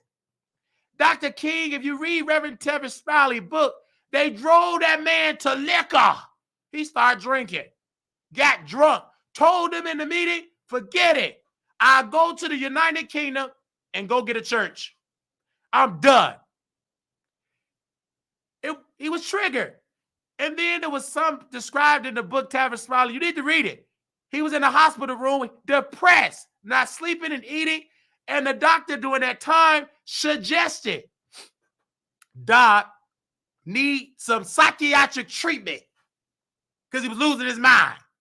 His inner circle said, no, we cannot give Doc a psychiatrist. He's leading the movement. We can't have Dr. King leaving the civil rights movement and he's mentally insane or bipolar. They ain't gonna receive that. But Dr. King needed it. He needed a therapist. He needed a break. He was fighting against a system that mentally your mind cannot, he can't program all that. That's too much. His own staff turned against him. Years later, we all know the Vietnam War was bad. We need that. It was bad for us, bad for a country, bad investment. It was just to make rich people powerful. Everything that Dr. King was standing for, he was right. But he's not here to enjoy it. And sadly, his dream of having poor people, that check he wanted us to, the government to write, we still waiting on that check. And then poor people that's in them nursing homes, go listen to Dr. King for the Poor People's March. Family, go listen to it. This is the reason why he did it. Because at first, it was the black, he thought. But when he woke up, it's about the money. That man said, skip it. It ain't about us sitting in the lunch counter. What does it profit you to sit, eat a cheeseburger and some chicken wings, and you ain't got the money to pay for it? No matter you white, black, or otherwise, if you ain't got the $1.25 or $2 at the time they was able to do it, desegregate the lunch counter, what does it profit you to be there and you can't afford it? Let's fast forward now. What does it profit for poor folks to eat with poor folks at a restaurant and you get a bill you can't pay for it? I've never been at a restaurant that said, oh, Wiley, you're white, free. So I bring all my white friends. I'm white. We do an $8,000 bill at Burger King or at Chili's or whatever restaurant. You know what? You're white. You're right. I'm white. You get free. No, you got to pay. Apple Pay, Apple, Cash App, Zelle, whatever form you're going to pay, or they're going to call the police. So that's why I want people to understand when it comes to this nursing home abuse and neglect that I described in my closing, it's about the MONEY. Let's finish reading Michelle. I'm assuming, I can't assume this, but it looked like her profile picture says she's white. Look like she's white. She said, the administrator said the nurse was a no-show, but didn't see her until we raised a stink. Just like this black man was raised a stink about his white wife. The most important incident here was this. My mother-in-law began throwing up. I believe she said BILE. I don't know if she said bowel. A very serious situation, given her recent surgery. My husband rushed up there, told me to call an ambulance to take her. Call an ambulance. Wait a minute. Okay. Call the ambulance to take her to the ER. After waiting 20 minutes with no ambulance, he went to the front desk to ask where it was. The nurse said, this is it. The nurse said they never called one because they were waiting to hear from her doctor. My husband turned around, immediately called 911. It reminded me of that. Cecilia, incompetent nurse, you trash. I cannot stand that nurse because she's incompetent. She's incompetent. I hope she's on a plane back to Africa and don't come back. That woman told this brother, he's loud and he's big and black. Call 911. My wife having a crisis. Call 911. He's loud. I hear it. She said, and she started. Cecilia laughed. And I said to you, nurse, I supersede your authority. You are incompetent. I'm going to call 911. That's not your job. Shut up, you African devil. You are incompetent. I called 911. I didn't understand because I'm shaking. I said, is this a movie? Bad African nurses gone wild? Is this a reality show? I thought I was being punked like somebody doing a reality show, African Hollywood, Nollywood, whatever they call it, Hollywood. Is this a reality show for a Nigerian low-budget reality show? Bad African nurses gone wild at Hillcrest of North Dallas? You can't tell me how in the world could you put on their nurse? And the only thing they do is chart. First of all, I don't believe they doing all that good charting. Somebody is doing that charting for you, because how could you be that incompetent? But no, I don't even see them typing. I don't see that at all. Like really working and charting. I don't see them right. Somebody else is doing that.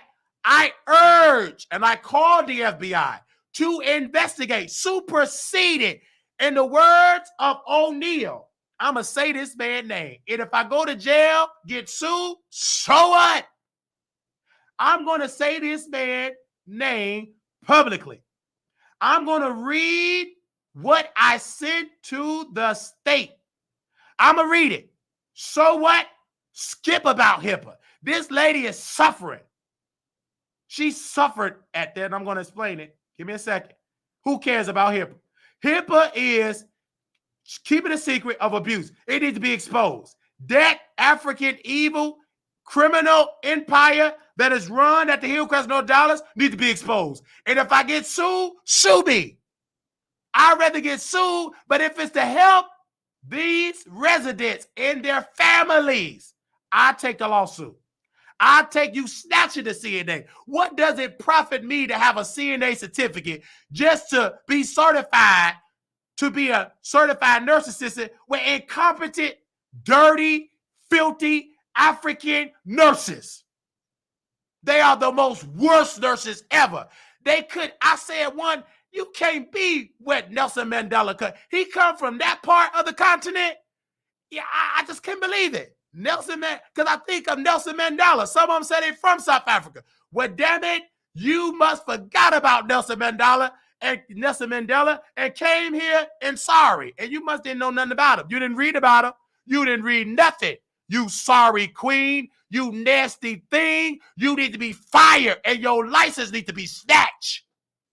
Ain't nowhere in the world, Sincere, you call me a cross-eyed B. You cuss me out. You incompetent.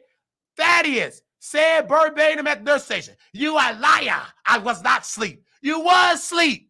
You was knocked out. Baby, you had your head and your 2 feet knocked out. So this brother, okay, you was asleep. You know you was Thaddeus, if that's your real name. Because these people act like all the people that described wasn't it, if that's your real name. Because these people, it look like these people allegedly working under fake identities on their schedule.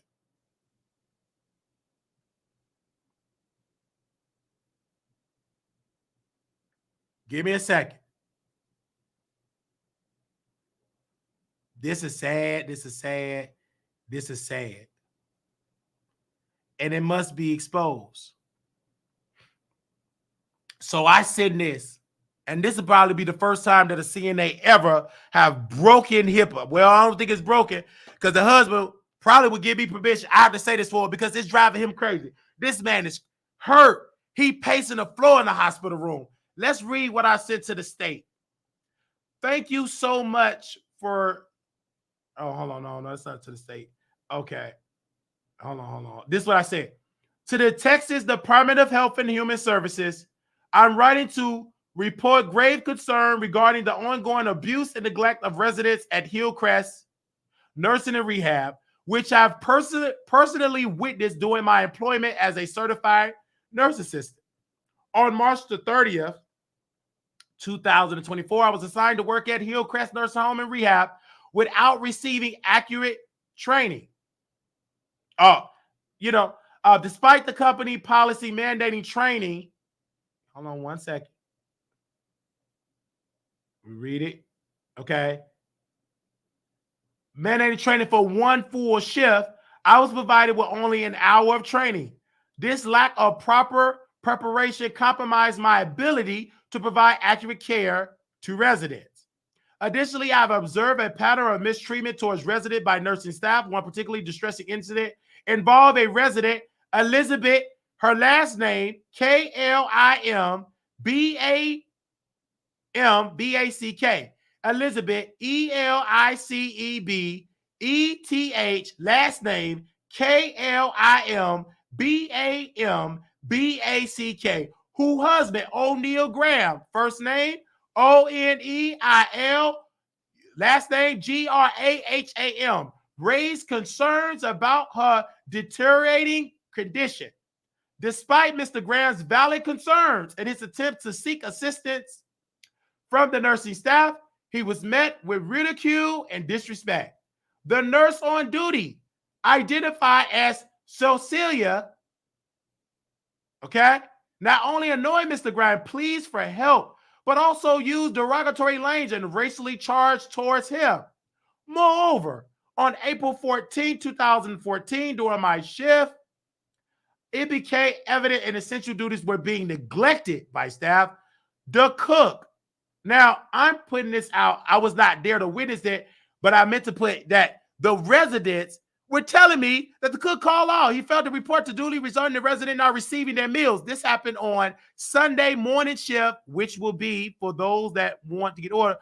Sunday on the, oh yeah, that was Sunday the 14th. I didn't witness it, but residents reported it to me.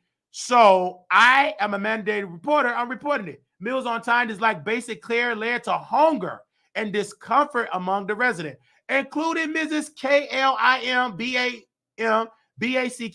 her first name Elizabeth, who did not receive her breakfast until 1 p.m. due to the absence of kitchen staff. Furthermore, there have been instances of racial discrimination and verbal abuse directed towards both residents and staff members. O'Neal Graham reported to me that he has been subjected to racial slurs by staff members who occurred in the presence of his wife, who suffers from dementia. Such behavior is not only unacceptable, but also violates federal and state law regarding patient right in the workplace conduct. I thought it did, but according to that state investigator, it don't.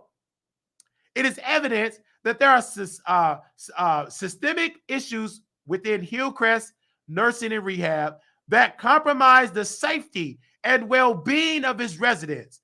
Proper training and protocol is not being followed. Incidents of abuse and neglect are being disregarded or mishandled by staff members. I have attempted to report these concerns to the appropriate authorities within the facility, but I've been met with obstacles, including being provided with incorrect contact information, because Cecilia and Thaddeus gave me Derek wrong number. They did it on purpose.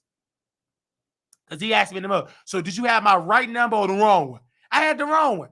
But they were shocked when I can go to the car because they used to incompetent nurses. Incompetent African nurses. Not African American. I'm talking about Africa. They come from the motherland. Exactly. No good education. Take them back. You go there, incompetent. Let's get some good white nurses and some good black ones. Not them Africans over there, some good American blacks. Because them Africans, they need to take a shower and put them back on the plane because they're not that clean for my nostrils' sake. I have to say that on the record. Incorrect contact information for reporting abuse. As a mandatory reporter, I am obligated to bring these matters to your attention, request immediate investigation into the practices and conduct at Hillcrest Nursing and Rehab. The residents under our care deserve to be treated with dignity, respect, compassion. It is imperative that the swift action be taken to address these serious issues. Thank you for your prompt attention to the urgent matter. Sincerely, Marquise Wiley, certified nurse assistant. So I'm posting the schedule, and I'm going to show y'all the nurse that was asleep. I'll just show y'all this. Give me 1 second while I upload it. I'm going to show y'all the nurse that we sent to the state. And she said, well, what time did you send? They know. I told they got. And then she said, well, that time they said he was on break.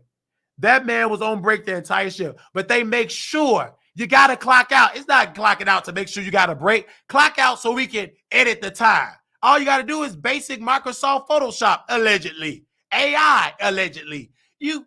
That's why they don't urge you to make sure you get a break. They don't give a damn about you getting a break. If they care about giving you a break, bring more staff. You can have all the breaks that you can get a 30-minute break. You can chill if you had great competent nurses, not them incompetent nurses, Thaddeus and Cecilia. They are the worst nurses ever in history of my 10 years experience. So we're going to show you a picture of Thaddeus that was asleep in the break room. And we told him to get up. The reason why we in there to get him up, because people want medicine. Everybody lights on for medicine. I mean, they need care. Ain't nowhere in the world that investigator talk to people. They need it. Is that investigator incompetent? Baby, if she black, she's incompetent. Because the way she talking, give me somebody white that can read. Give me somebody that can dig. Give me somebody, if it takes somebody white, I don't care what your color is. But my spirit's saying white. Because that black woman, I'm sitting in here right now. You sit in the office. Go talk to the residents. Talk to them. Tell them you the state. Tell them, ask them questions of the abuse and the alleged abuse. You sit in the office, damn it. The abuse and neglect ain't going to office. Hit the floor. You queen, you incompetent DEI pick, fire her immediately. Whoever hired that black woman, she wasn't none but a DEI. She was unqualified. You sitting in the office. Yeah, so let me tell you, typing, take your black, probably don't got no edges. Go hit the hall. Go walk. You got nostrils, hit them rooms. As an authority, as a state, you can hit the rooms. Investigate. The police been there. I said, can you get the 911 district? No, I can't get that. Shut up, you dusty, black, evil woman. You just as evil as African. How about this? I got to say it. Maybe the NAACP won't like it. But they need to put her on the boat with Cecilia and Thaddeus because she's incompetent. How you just sit, just type it? The abuse is outside the conference room that's next to the front desk. The abuse is outside the conference room that's next door, that's next to the front desk. Get out of that conference room. Shut the computer down. Get an ink pen and a pen and get to investigate it. First of all, I know that investigation is on a bunch of stupidness. It's a bunch of cow manure. It ain't based on nothing. Because why you coming by yourself? All that abuse that we talk about, the police showing up, it should have been about 55 investigators at that facility at Hillcrest Nursing Home, 18648 Hillcrest Road. And maybe because they sent somebody back, send some white folks. White folks got abused. White folks like that ain't gonna open up to no black woman because you black. I know these people. You gonna need somebody white, nerdy looking, glasses, that talk like they got some education, that talk white. You black woman, you ain't qualified. You lazy. You sit, they did that on purpose. And I think this is bigger than the facility. It's the state, the federal, especially the state of Texas. You sit an incompetent black woman. She's sitting in office typing. I knew then. Just stop talking. I'm going to let O'Neal talk. He talking in the hospital. He just pacing. And I said to myself, let's say, oh, I got one more thing. I mean, he was on the phone with her. I got the records. We was in the hospital room with him. We was at the hospital room with him. We were there. Oh, we were there. That man talked to this black woman in the office typing. She wasn't really pacing, doing deep investigation. She was too busy on the phone with us. How you investigating? You talking to us, telling us it ain't a good investigation. You spend 2 hours talking to us. Go and investigate. It's plenty residents with bed sores, smell like urine. Just investigate. And then you should leave and say, I'm done. And then you should surprisingly pop back up at 10 to 6. You are incompetent. Your boss, the state. Come on, governor. You are in a wheelchair. I believe you are in a wheelchair. You have a disability. You're not in no nursing home. You got a staff. They push you up to the podium. You talk. You shift the migrant to Chicago. That's why they got a measles outbreak. But you ain't at Hillcrest of North Dallas. If the governor was at Hillcrest, the governor of Texas, he would last. He would have bed sores. He'll be on oxygen. He'll have a UTI. He have multiple conditions. Come on, governor, just do something when it comes to this place. I can't speak for too many places, but I can speak for this one because this is just fresh on my mind. Now we're going to show you the picture of this nurse sleep in the break room. I mean, he sleep. And it's multiple times he just been in there. I just didn't have my phone because I'm not a state investigator. Baby, I'm walking in there like I'm not the state. Give me a second. Because then people said, why you lose your voice? Man, I'm just calling for help, demanding, and I'm just losing my voice, and they still sleep. And I got to do my show with no voice. I'm just screaming for help for the resident. That's the nurse at Hillcrest at North Dallas.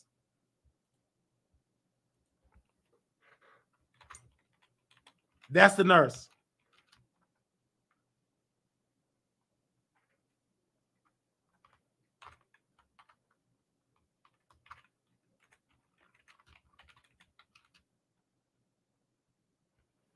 For y'all don't know where it is, if anybody got residents here, this is what the nurse is doing. Look how comfortable. That man got his legs out. Baby, hell is on that floor. People want medicine. He sleep. That man is knocked out, snoring. After he got too cussing me out in Africa, in that African tongue, he went back to sleep. He comfortable. Got his, you know he been doing this more than one time. Ain't nowhere in the world you on no break. Eating Popeye's chicken, go get you some African food. Because you sorry. You don't need to eat nothing American. Take your black behind back on that boat. Go back to Africa. Because you're sorry. You sorry. I'm telling him, get up. He cussed me out. And then I sneak back in because he can't hear me coming back in. I mean snoring. And I take the picture. There you go. Whoever that nurse is. And this is Derek, Director of Nursing. This is who he hired. Director of Nursing, Derek, DERRICFMUMAH. He said, right here, it said he an ACWN RN. Baby, you need to add on there, sorry, incompetent, dirty, trash, don't know what the hell you doing. You need to quit. Because this is filthy.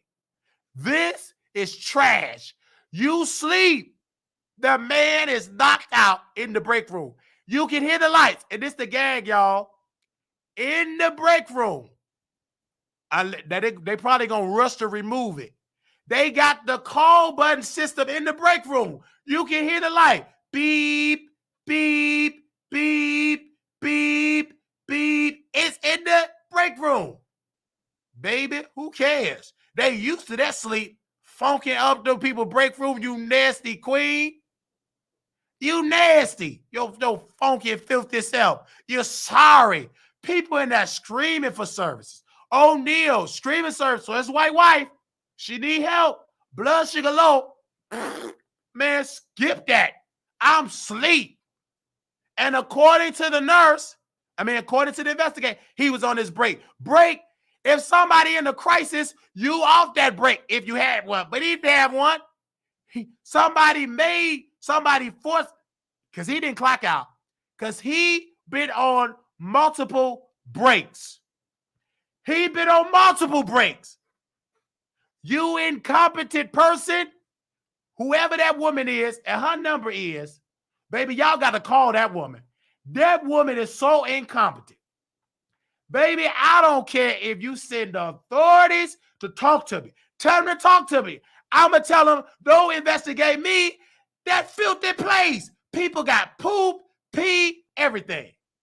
She said everything that you and O'Neal talking about ain't matching up. You ain't making sense. In so many words, we ain't making sense. And then she said, well, what time? Like she's on a script. Well, what time was he? Take a screenshot. 3:50. Well, at 3:58, he was on break. That means they had it planned, baby. And O'Neal said this is a criminal enterprise. Go ahead. It is. This is criminal. And when white media, get your notebook. When he give you those videos, baby, it's filthy. I mean, that man went through pure hell. He went through 5 nursing homes. But let's get to the investigator. Let's get her number. Let's start with her number first. We're going to go to her number first. And we got our email. Let's start with the black woman first. She supposed to be the so-called, she by herself in a facility that got a minimum of 80, 90 some residents. But she by herself do investigate. The investigation is set up to fail. Give me a second. I want to speak to the white folks. White media. Because Roland didn't respond. He too busy chasing how whatever he chasing. Talk about Trump. You need to be talking about this.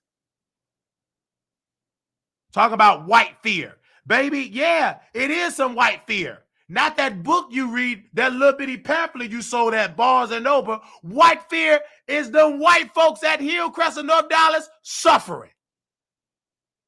Baby, I thought white fear was that little pamphlet that Roland wrote at Barnes and Noble. Read the book. Yeah, white fear, white America, right? And white people did this to the blacks and Harold Washington. Baby, shut up. Throw that book in the trash because that's all cap. You go to that nursing home, you won't believe what Roland wrote in that book, White Fear. Look at the residents suffering. And they white. I mean suffering. I mean suffering. They white. And the lady with dementia, she's suffering. And this is the state rep. And then O'Neill sent me a picture of them doing their services. Oh, we got to show that evidence. I really don't care. I'm a whistleblower. Baby, O'Neill went back to Hillcrest, baby. I believed it because I told him this is what they do. This is why they make him look like he crazy. They supposed to be putting a safety check. Baby, it look like I got to be the media. It look like CNN just going to have to quote me or all the black people. You know, black people, black people will quote you once white people approve you. It's just that simple. It's hard to say, but black people ain't going to say nothing until CNN, breaking news, Marquise Wally from the Wally Show, expose nurse home abuse. Then you get the black folks. Okay. Black folks. And then you get Roland Martin with that Tubi, ain't even Tubi, that low budget operation he got, call himself a journalist. How you a journalist and you ain't talking about this and I sent it to you? You queen. Now, if I would have sent you a speaking engagement, you would have went. You can't say, I'm at the gym, I'm working out. You still big. You've been at the gym forever. Since I've been in Chicago, you've been at the gym because you still eating. You using that to show to the internet how you say, I'm in the gym. I'm working out. Working out where? You working out from the kitchen, baby back ribs, fried chicken. You ain't working it. You ain't losing no weight. How you working out? Roland Martin Unfiltered. You say you the voice of Black America. Black people, white people suffer in nursing home. You get up there with no neck. And this one I want to tell you about Donald Trump and the Republican. Shut up. Democrats is sorry when it comes to nursing home abuse. So is Republican. Take your no neck, have it behind, and get to Hillcrest and do some investigation. You queen. And better yet, you ain't qualified because your staff is incompetent because they don't know how to produce. Baby, where you get the people from? From the street? Call CNN, MSNBC, people with some good common sense that know how to investigate. Roland, you be yelling at your staff. It's ghetto. Go to the other side. Go to my iPad. No. It's ghetto. Shut up, you queen. Y'all people in there. And then I got to say this about Roland before we get to this paper. The spirit is leading me to drag him because he black. We at the State of a Union. I'm sorry, I got to say it.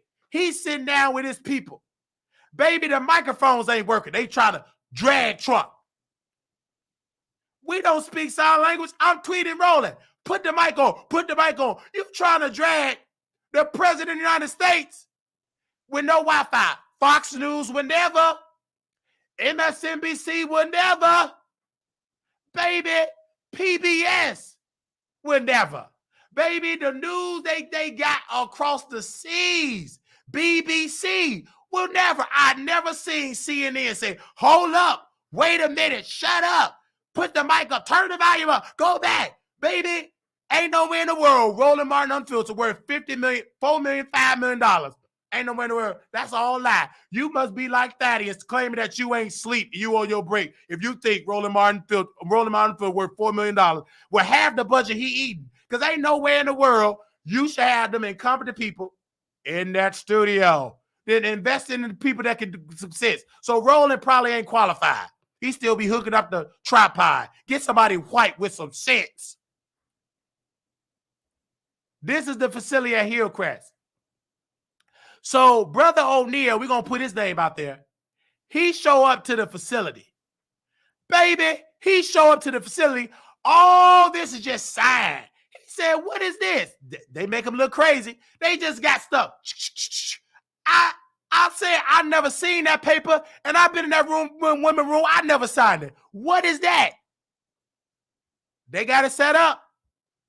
Look at that. All that signature. Ain't nobody in that. Ain't no African wrote that. Because, baby, Africans can't write in good cursive. Not Thaddeus, not Thaddeus, not Cecilia's, not the one that was in their sleep. It damn sure ain't this one. Ain't no way in the world he wrote on there. Ain't no way. Oh, he wasn't there. Ain't none of his homegirl. Because you know they all know each other. They from the same place. Filthy. Look at that. Look at it. They just writing stuff down. And they making the man look crazy. It's so, and I tell you, this man ain't crazy. I said, you know what? I got to go to my platform and just tell it. Skip wait on the media. I'm sending it to the media. I'm sending it to WVA. And nobody hearing me. I sent it to the FBI. They transfer me to the mental health people. They think I'm crazy. How is the same FBI that's claimed that Dr. King was doing threesomes, that Dr. King was having all this sex against Coretta Back? How can y'all have all this equipment about the civil rights leader and you can't do a basic investigation, a sting operation at Hillcrest in North Dallas? Y'all too busy trying to go to Dalton at the mayor, who don't give a damn. It's a little hick town. That ain't no top priority. Take your FBI badge. Stop investigating Trump. Go to them nursing homes. That's the wrong white you need to be checking out the investigating. You need to invest in them incompetent Africans. Send the FBI, send the CIA, send every federal agency. They need to just shut it down and shut it down. Shut it down. And then when you go to plenty of, but especially this one. Because this one I never seen a black man, O'Neal, stand up. I never seen a black man that big had a white wife. I assumed that was his mother. That's what I assumed. But he said, it's my wife. And he was recording me because the nurse was asleep. He tried to record me. I said, man, I don't want to say nothing. Oh my gosh. But I'm trying to not say nothing. But it just came out. What's that lady, Cecilia, cussed me out, saying, you go back, you cockeyed bitch. Go back to Africa. She cussed me out because I said, you are an incompetent lawyer. She texting the people in the corporate. I said, you incompetent. I was going off with authority. Then you had all other spies. They recorded me. Did you used to work at Heritage Garden as a scheduler? Yes. Reason why I left Heritage Garden in Carrollton, that's another filthy place. All of it incompetent. Reason why I left Madison on Marsh, investigate. The state came. Now, they did fire the administrator and the people, but the pain is still there. And that's Cantex Network. That's filthy on your way to a fast way to death at Madison. It sounds pretty. Madison on Marsh. Oh, Forest Lane. It's all so bougie. But, baby, will you step up in Madison on Marsh and Carrollton? None but filthiness. None but evil. Bellwood. What's the other one? That always got different buildings. Baby, it's evil. All of it is evil.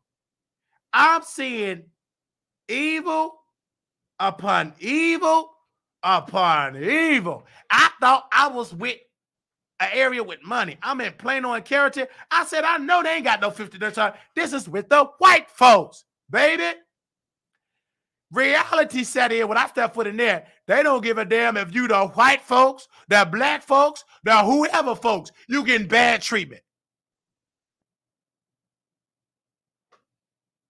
I've seen it happen. I seen a nurse at Madison on Mars that I reported for calling Theta. She passed away at Madison on Mars. I said she called her a bitch. I pretended to be like the woman daughter. I described my voice. Hi, I'm Theta, whatever her name is. Blah blah blah. At Madison on March, and she called my mom a bitch just to see if they have that didn't happen. Baby Bonita called me. Who did you call? They came at night because I blah blah blah. That was all okay. She died. Last time I went back, she was dead. Oh, it got worse. Abuse, all that stuff at all these places. They got fancy names. Skip them fancy names. Go inside the facilities. I urge the press, just go inside it. Do sting operation. Put on your cameras. This is a crisis. And this with white folks. I thought they said this is the White House. I thought white is right. I thought white America is the best part of America. Baby, when you go to Madison on Mars, trash, evil. Hillcrest and North Dallas with them incompetent Africans. Evil. Good God, is this white people karma for what they did for the Atlanta slave trade? But I got to come for white because I'm shocked. This is what made me go manic, if you believe. Because I'm like, damn, white people just going through evil. It's like them Africans just giving them lashes of shitty diapers. Giving them lashes of pissy diapers. I'm like, is this their karma? But black folks been suffering their song forever. But I couldn't do this about black people. Y'all don't care about black folks. Some of the black folks don't care. But I know it's some good-hearted white folks. Baby, I know it's some good-hearted white folks that got some sense. Because you know some of these black folks ain't going to get no sense until you use your sense to urge them. Because some of these black folks ain't woke. Soon that if this go, I don't know if it's going to go on CNN. I don't know. Because when we reach out to these people, nothing. And then I'm telling O'Neal, send it to the media. I'm going to put his name and number. Y'all call the man. Media folk, white, come on. It's evil. And they putting the signature down. Boom. Like they doing something. Sleep. Oh, we working. This is what they show the state. This is the reality. This is what they show the state. This is the reality. Inconfident, nasty, filthy Africans. See, Trump can't say it. He's racist. Baby, I'm black. They say I'm African. But baby, I'm taking that back. Don't you call me African. That's disrespectful to call me that. I denounce that African heritage. If it comes from this nasty African, I don't want it. If this the blood that's running in my vein, take it out. Give me a blood transfusion. I want some new blood. Give me some white blood with some sense. Because if this the blood that's running warm in my veins, take it out. Give me a blood transfusion. Remove it. Because this incompetent nurse sleep if he really is a nurse. Because according to the state, he was on his break. I say, FBI, do a computer diagnostic test. Because you can't tell me he was on his break sleeping like that. Nope. Come on, FBI. Where you at? You too busy investigating Mr. Farrakhan. Investigating him for what? He's old, eating bean pies. He walking slow. He's older now. Investigate these nursing homes. Investigate those. You ain't got to investigate Farrakhan. Take half of that Farrakhan investigation and investigate Hillcrest. Look at this. Look at it. And oh my gosh, the evil that is going on at that place. Just go there. Come on, media. What is going on? Do a sting operation. You know 911 gonna get filthy things going on in that place. Nasty. You can see it. Come on, cops. The police show up. I couldn't believe it. First of all, they show, oh, she complain all the time. Oh, they just know they don't care. Just like the police call, I call the police. Baby, officer such and such said you can call the state and you have our permission. They ain't it for it together. But I knew Dallas police was incompetent because when I had my mental health breakdown at the Timber Glen Library, before that, early that morning, I'm calling the cops. This is for the Elijah Muhammad. This is for Minister Louis Farrakhan. This is on the behalf of Malcolm X. Obviously, I need some treatment. I'm calling white people devils because I was overworked at Madison on March, overworked at these filthy nursing homes. It drove me crazy. I really thought, now a piece of it was my family. But even in Chicago, I worked at a nursing home up north. We had on purple. I mean, we had on purple scrubs. It's up north. I said, ooh, I'm working up north with the white folks. I mean, I know it starts with a C. But I sure want to find that nursing home and tell the media, shut it down. Because it starts with a C. A good journalist would say he worked there. Well, why did you leave that, sir? Incompetent. It is up north. It was with the white folks. Who cares with the white folks? You with incompetent nurses. But Texas, baby, these Chicago CNAs, you ain't seen nothing till you pull up to Texas. Pull up to Texas. You gonna get, oh, we too advanced for them. Baby, I be in there charting. They ain't ready. That's why they was shook. Derek, incompetent. They was nervous because they knew, because what they did, give me a second. What they did, I get it now. Thank you. The spirit, the ancestors. Somebody been praying for this moment. They looking at me. Hey, oh, we don't know if we got full time. I said, well, do you have days? Well, we'll let Anna know at this particular. Now, this place I got to talk about. I'm sorry. Incompetent. Let's talk about updated for this year.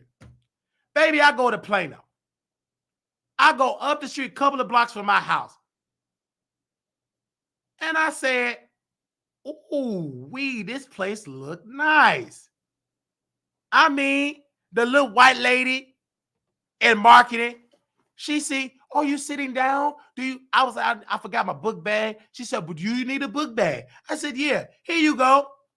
She gave me a book bag. Here you go. I said, ooh, this place is nice. And it's with the white folks. I said, this white woman gave me a book bag.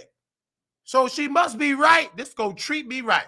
So I'm in there doing laundry, housekeeping, and then the stench. I said the stench. I said the stench of nastiness. And what surprised me, they were old white people. Funky. One no showering. Baby, I got them on tape.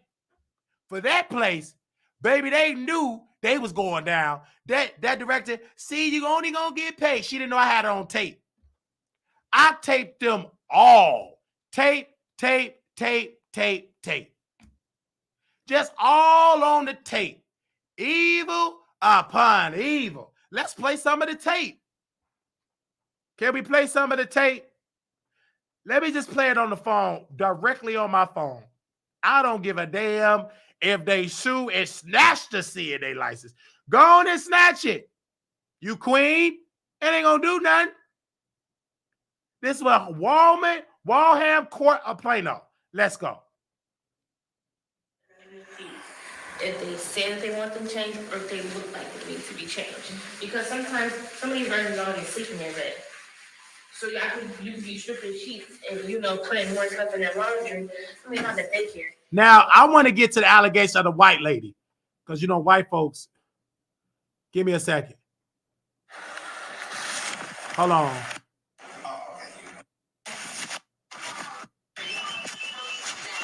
So it was a white woman. Again, I'm just going to let the media have this when they get their audio tech because we trying to be ghetto like Roland Martin. It's going to take somebody white. Hey, send me that audio. They got the names. This woman said, it was a little white lady. She said, that nurse, because they think these people are nurses. They ain't nurses. They med techs. That ain't no nurse. I couldn't believe it. I said med techs. And this is why it was a manager.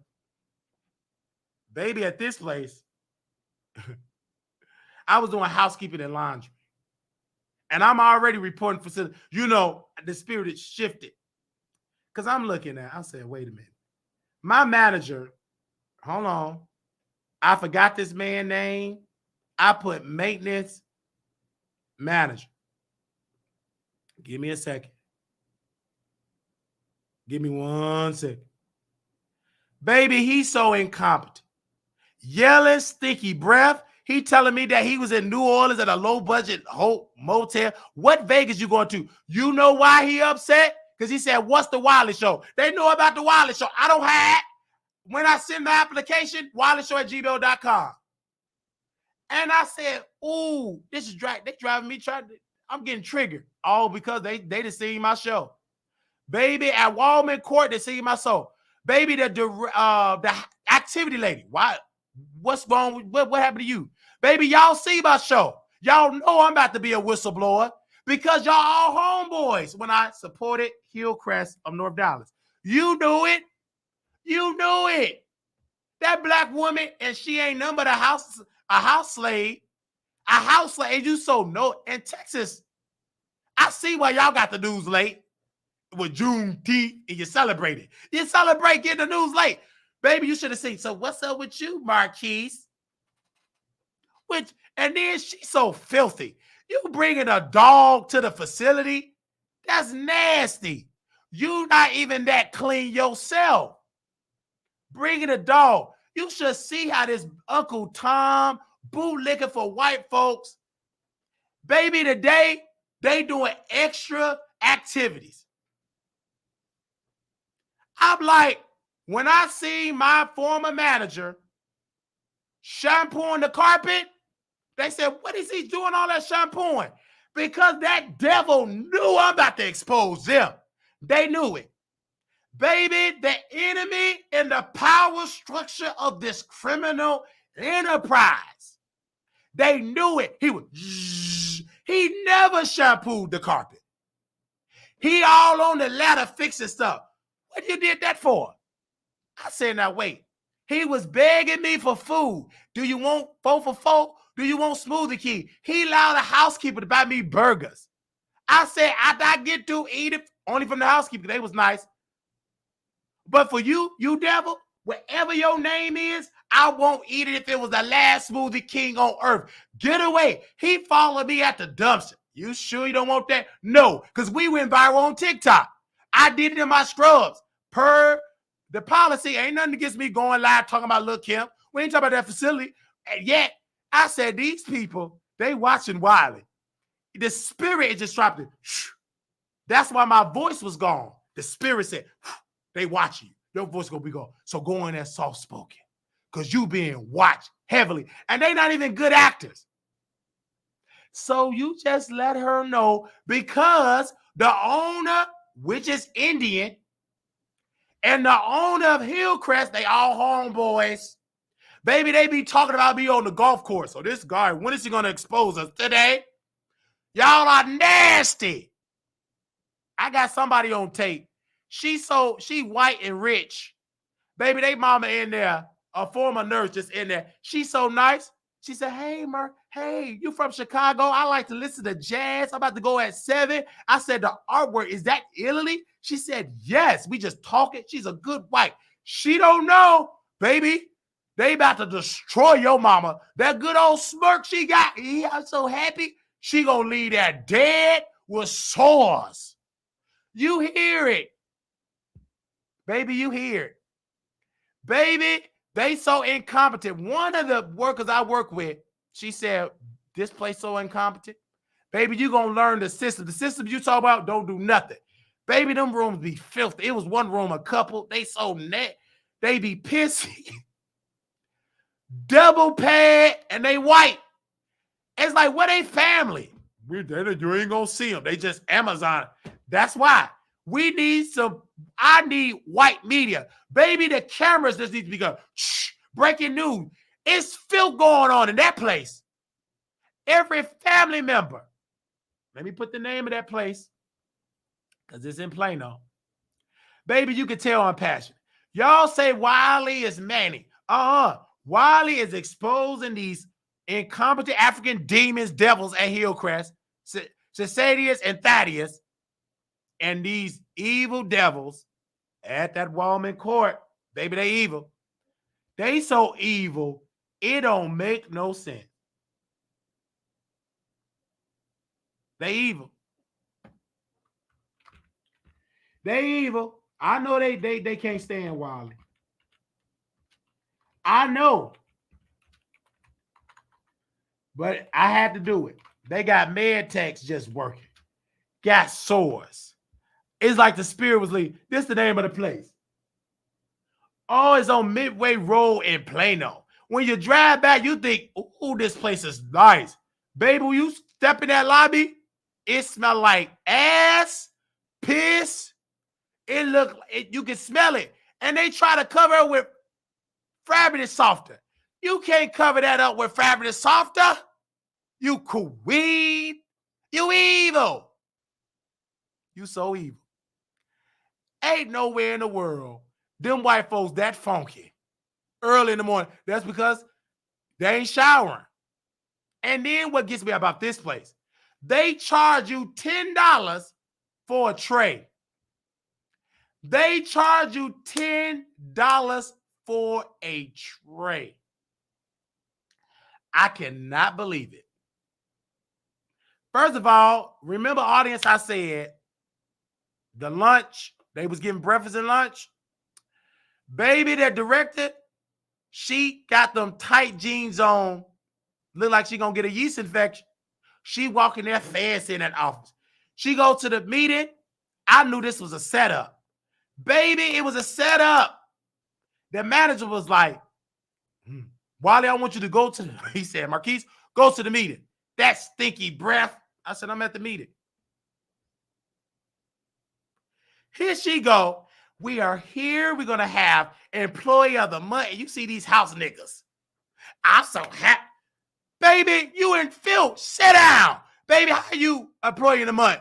Incompetent kitchen staff. I be working the kitchen. You know why you got to do all that? Because they don't pay people. They treat them like slaves. But I was a different kind of black. I was woke. Baby, I come in with a 30. I see him. I say, I ain't talking to you. Shut up. I knew then when he said, what's the Wiley show? Now, he said that in perfect English, but when he be dragging me, he be speaking in Spanish. Those are the Mexicans that Trump talked about. They send their worst, send him back to Mexico. He cheap. You got to count garbage bags. 1, 2, got to count the garbage. You can't leave garbage bags out there. It's in his office. You got to wait to get a garbage bag. Baby, at first, the tissue, it wasn't no tissue. You got to wait until he order more tissue. Then he say, take this little roll of tissue, take it downstairs. Media, go there and ask. People at that place, you might as well say it. Because we got it on tape. We got it on tape. Y'all did evil. You did evil. Oh, you did some evil, man. I mean, man, you did evil. You did evil. I mean, when I tell you, you did some type of evil, my mama, no matter how she drink, I would never urge my mother to be in a nursing home. That will be the worst mistake I make as her son. Go to a nursing home. Come on, mama. I love you like Bishop Evan Conrad, True Church of Holiness. I love you, Dora Crusoe. Come on to the nursing home. I love you, Mother Crusoe, True Church of Holiness mother. She in that nursing home, Glenwood Nursing Home Rehab, they changed the name, suffering. I go there and fight back, I get run up out of Chicago. Again, fighting for my grandmother. She's suffering at that nursing home, Glenwood Nursing Home. Dora L. Crusoe. She was born in 1935. Bishop Melvin Cartwright, he need his power of attorney snatch. How you power of attorney and get her the power of attorney and put her in a nursing home? You incompetent queen. You incompetent. Out of all the places, you put her in a nursing home, ain't nowhere in the world I'll put my mom in a nursing home, no matter how many 40 ounces she drink. No matter how many 40 ounces she drink, I wouldn't put her in there. I wouldn't do it. I wouldn't do it. Ain't no way in the world. I love my mother dearly, but putting her in a nursing and say, "I love you, mama. God knows I do," but a nursing home, baby, this is one of the saddest videos. But I got to tell it. It got to free me, baby. I was holding on to this for years and years and years and years. And you know what? What made me my breaking point when I seen that housekeeping manager, when he was all over me. Baby, the state came. I didn't even call the state, the fire extinguisher. He all up on here, breathing all up on me. Because you know I got a show. That's why you breathing on me. You know I got a show. Now, this is what I recorded from the Hillcrest. Let's see if we can bring that up. Let's see.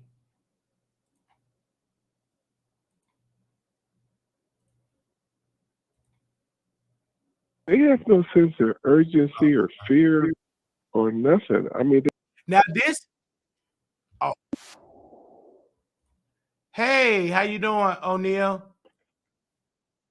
Yeah, I called you. How you doing, brother? Hold on one second. Hold on one second. How you doing? How you doing? Did we have? Did you make it home from the hospital yet?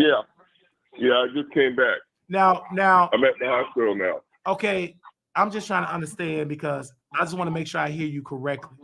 Talk to me. What happened at Hillcrest again? Because they trying to make it seem like we crazy. Just tell me. I know. I was thinking about that when I was driving because here's the deal. Let's get even with these motherfuckers, okay? Because first of all, I got the pictures why I freaked out and I told the boss and he said it was unacceptable. Everybody did. Okay. Number two, they said that the food that I bought wasn't cool. Well, the food that they bought, that's what they serve in jail. That's jail food, man. I've been to jail, okay? I mean, the peanut butter bologna sandwich, I mean, like, at night they get a peanut butter jelly sandwich. I mean, you ought to see, I mean, it's just, the food I was giving Liz was top shelf. Okay, let me, because like that was your wife and she's white. And when I met you, I met you on Saturday and I just saw the pain. Like you had to help me at the CNA turn her, like change her, like because you had something on there, and not the CNA. You had to do it because why? I'm just trying to understand. Why did you have to sleep in her room? Like, because I thought you was a roommate. Why did you have to sleep in her room? Because I didn't trust her, man. Because they ignored her. I'd come in there and see that shit on herself. You grow cold. Yeah, because you was the resident. You was the husband of the resident, Elizabeth. Yeah. At Hillcrest. You in the room just to watch over your wife so she can get care. Now go ahead. Yeah. What did they say? No, I'm just telling you. Tell me. No, that was it. You got it right because when hello. Okay, when I left, it was like she was vulnerable, man. I mean, they didn't change her. They didn't give her no water. The care team has been called. Would you call the care team? Huh? Oh, that's okay. Hey, listen, I'm listening to you. My wife's over here. Okay, let's talk about when your wife's blood pressure was low. You there? Okay. When your wife's blood pressure was low, you wanted the nurse to send us to the hospital. Tell us what that nurse did. I forgot. What she says, call 911. The nurse started to do what? here's the deal. I said, I'm gonna. You heard all that. I didn't hear that. She said she Okay. started to laugh. He said, Oh, call. I saw him laughing, but you gotta realize I was so upset, and I had to have the camera in front of me because there was so much going on. They were laughing at me. I don't know if they were going to call 911. I didn't know if they were going to come and see my wife, because when I did ask her to come see my wife, that girl went into another room while my wife had a deal of 29. And you know what though? The lady that's supposed to be looking out after she ain't all that good. She's good, but she's not. I mean, she. Oh yes, ma'am, we're good. Everything's fine. Don't you pay no attention to what I'm saying. It ain't got a damn thing to do with you. All right, bye. No, what happened was, here's what happened to me. I went in there. I saw 29. I was hot. The reason why I did that, because they haven't been coming in the room checking her. And I was going to rub it in their face by going in there. But they didn't give a damn. They were so nonchalant. They were so unprofessional. They were so Keystone cops. I can't even find a word how low those people were. And when I came in there, there was no urgency to help my wife. Lady barely found orange juice. When I talked to your friend on the phone, well, that's okay. Well, that's okay. She kept, saying what, okay. That was and that's fine. That was the state rep, the state investigator talking to us. Yeah, fuck her. Because here's the deal. You got to be a mile in our shoes. You got to experience it, man. They need to plant a mole in there. Okay? I mean, I'm serious. They need to have a mole in there, play like they're a nurse or whatever, and work there, and then they'll see. Because, be honest with you, if it wasn't for me, my wife, let's say my wife had a blood sugar of 29, almost went into a coma. I'm going to tell you what they did, though. One day I came in there, and my wife, they couldn't control my wife's blood sugar. So they sent her to the hospital, but they didn't call me. I happened to catch them. They were walking around panicked because my wife's blood sugar was HI. And I said, well, how long is this? And I said, what are y'all doing? We're calling the ambulance. For what? To take your wife to the hospital. Well, how come y'all didn't call me? I mean, I just happened to catch it. And I'm thinking, what's with these motherfuckers? So she ends up here and then goes back there. I try to get another place, but when nobody take her. That's the honest to God truth. That's on the record. Well, it might not be on the record because they ain't going to tell it. I'm going to tell you something. From what you're telling me, they write those little things down. I found out your friend on the phone told me, Mr. Graham, you've been giving her food, haven't you? I said, of course I've been getting her food. Well, the way she was saying it, like the food was substandard. I said, listen, you ever been to jail? Because I have. When they give you bologna sandwiches and a cup of Kool-Aid, man, they watered down the juice. They watered it down. That wasn't pure juice. It was watered down. The orange juice was watered down. And if you wanted some milk, they gave it to you in a glass. I'm sorry, but that's not classy. I'm used to getting it in a carton. I mean, I have cartons of milk, cartons of that, that stuff. And nothing too, young man. How come you're not telling them they don't have no pads? I'm on your side. Can you imagine the person shitting and pissing on a towel? Come on. And look how many times, and they stole my pads. And then they took my pads. I had a case of pads. I took a plastic bag out, about 20 pads. When I came back, my pads were gone. And I went to the nurse's station. I called them thieves to their face. You were stealing my pads. and the director, the guy with the glasses, offered to give me money for my pads that they sold. That alone should get that place in trouble. They got thieves in there. They were going through my drawers, man. You see what I had in there? They took some of my pads, the hospital pads, those great big hospital pads. They took all them. They had to go underneath my towels to find them because I hid them. And they still found them.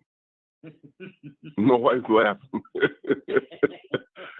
I'm serious, man. Now here's where I'm telling the truth, okay?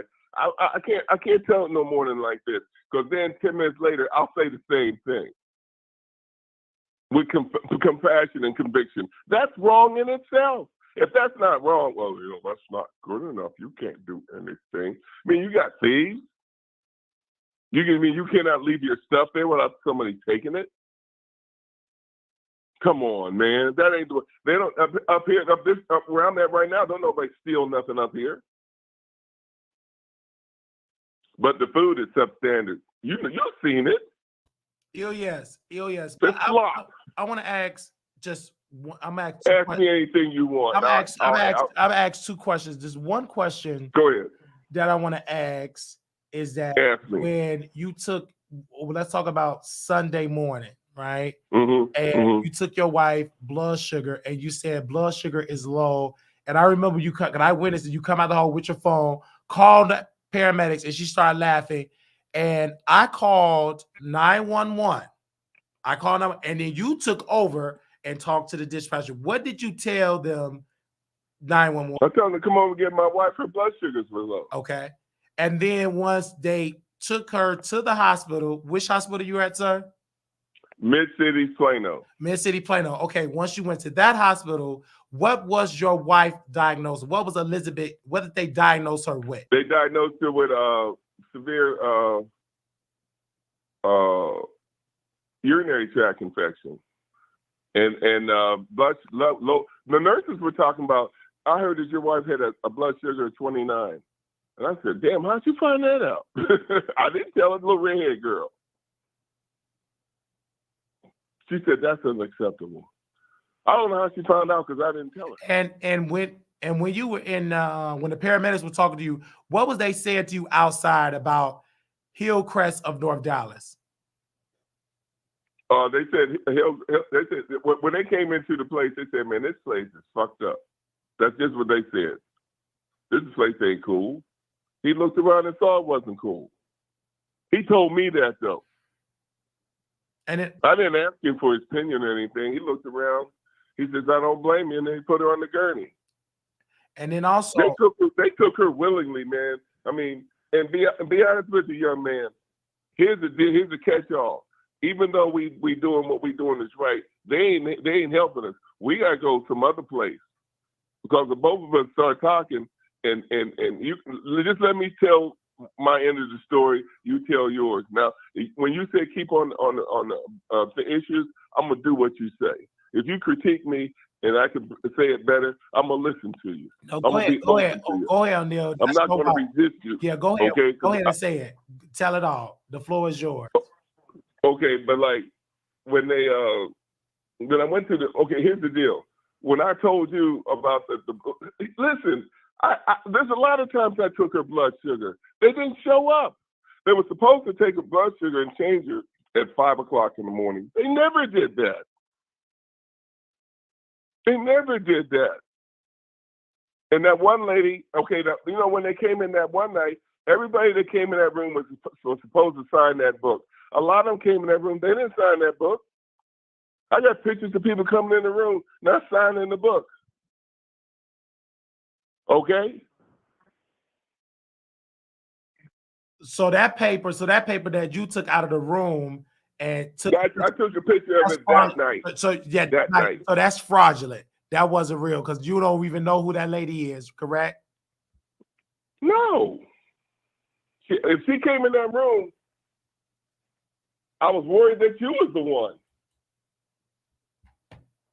Okay? Because if you weren't the one, nah, man, because I'm surprised they didn't try to blame you.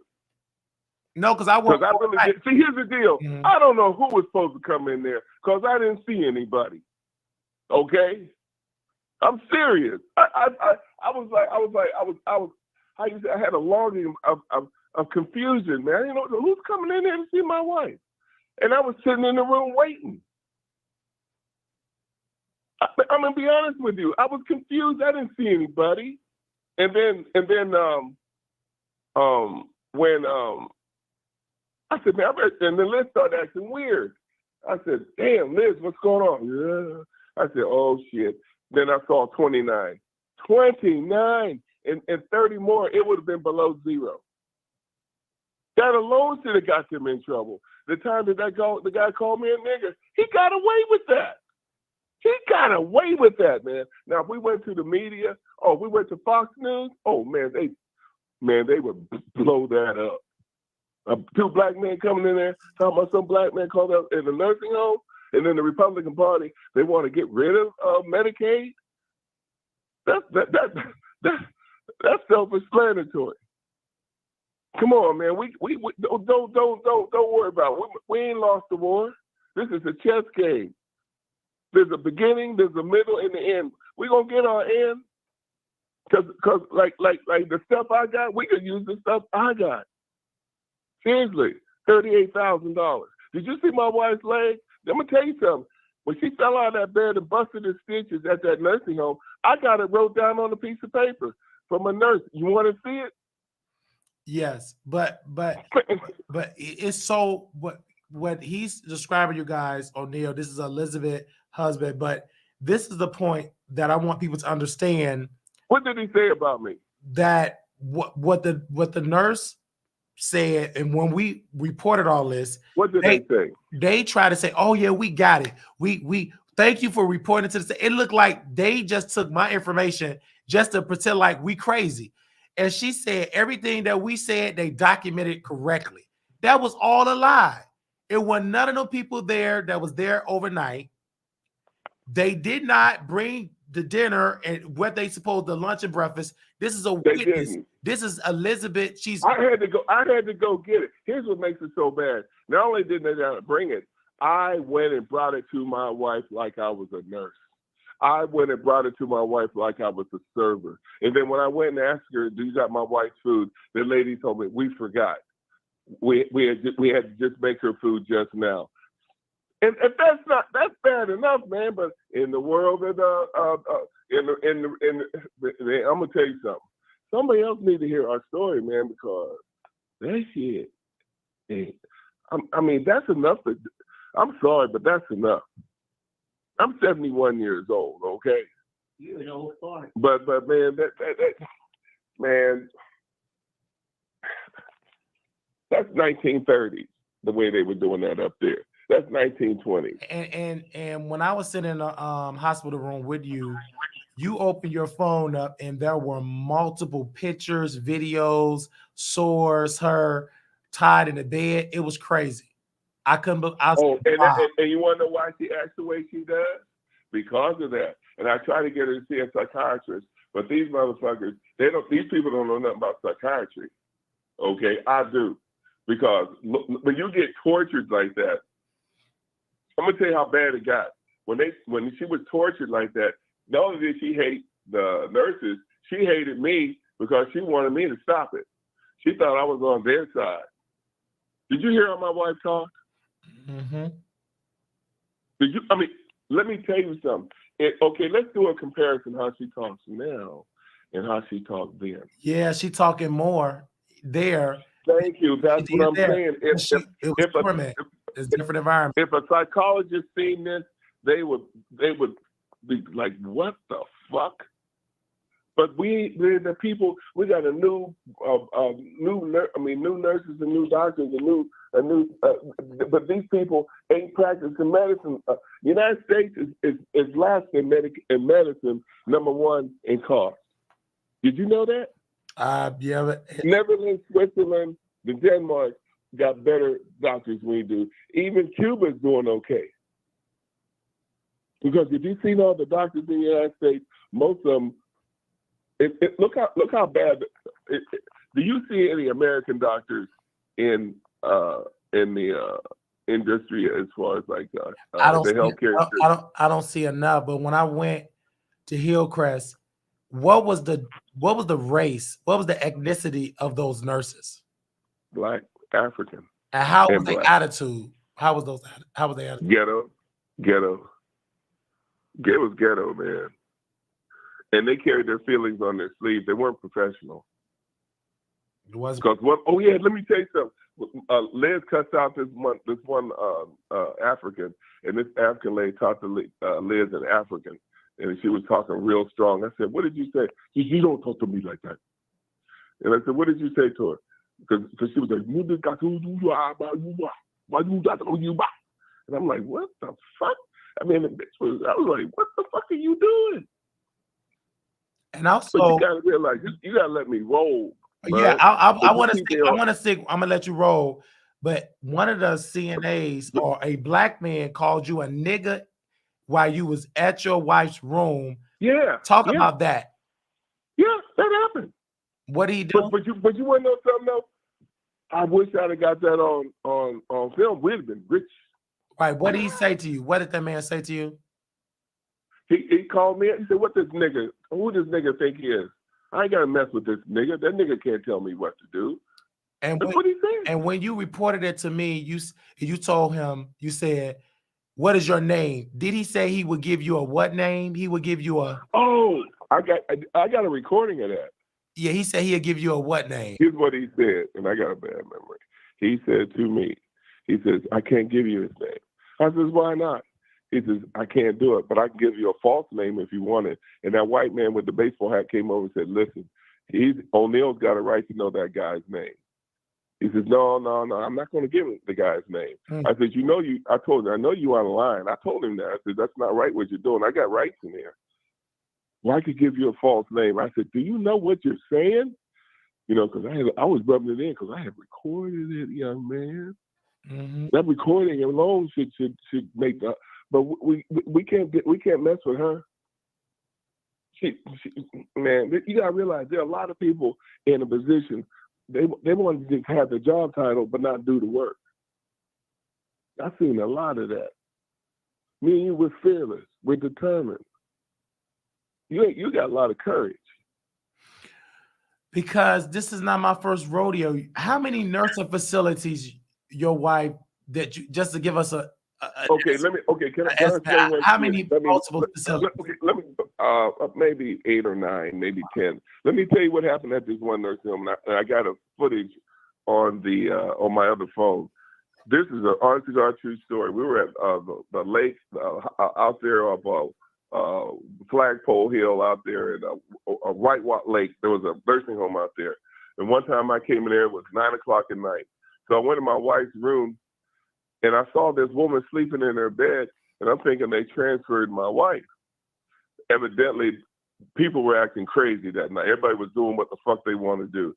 So I saw my wife at the nurse's station, and I'm thinking, what the fuck is going on here? She was sitting in a chair. She was eating an orange. So she was eating this orange, and she was talking. I didn't see anybody. So as she was talking, I looked at my wife. She didn't have no panties on. And I'm thinking she had her robe was open, no panties, eating an orange, talking to a male nurse. So I went over to him. I said, man, what are you doing? How come she ain't got no underwear on? He was eating the orange too, but he was having a conversation with her. And I'm thinking, this sick motherfucker, you know? I said, why my wife got no underwear? I said, I want some underwear on her now. And I started videotaping it, okay? So when it was time for me to leave, they said, excuse me, but we got to have that phone. I said, you ain't getting this phone from me? And he started coming at me, and I ran. That was a little younger. I ran out of it. They were chasing me. They were chasing me. And I ran to my car, and I drove off, and I hid in an alley for about 20 minutes. And then when I went home, my phone rang. It was like 2 or 3 o'clock in the morning, and the phone said, your wife could fall, and click. Wow. And see, now I told that to the Alzheimer's Association, to this lady, and she said to me, what does that mean? That don't mean nothing. She was one of those Karens, one of those Republican white women. Man, I could tell you some stories, and they all true. You got to realize I ain't scared. And that, people try. Did you know that they sent one day they sent elder protective services, child protective services on me. And they tried to do it in a real slick way. Now check how they did it. I got a call. We want to come up and visit you. I said, who is this? We're the elder, the elder, taking advantage of older people, whatever they call it. I said, what are you talking about? Well, we want to see you. I said, well, I ain't at home. Where you at? I said, I'm at the the Emerson Hotel downtown. I'm right across from the big ball. Me and Liz we took a weekend and went and watched TV. So when she came down and she was like, "What the fuck?" She said, "Mr. Graham, I heard you was a mean person." I said, "What are you talking about?" "Well, they said that you've been doing stuff to your wife." I said, "Who said that?" He said, "I'm not at liberty to say." I said, "You know what happened? I cussed them nurses out. I did. I cussed them out real tough. So it was a revenge thing." Now, they did it the second time. Guess what I was doing? I rented, now this is the honest to God truth. I rented a room. It was a handicap room. You should have seen how big that shower was. You could put a car in it. You could drive the wheelchair in, take it out. 2 bedroom,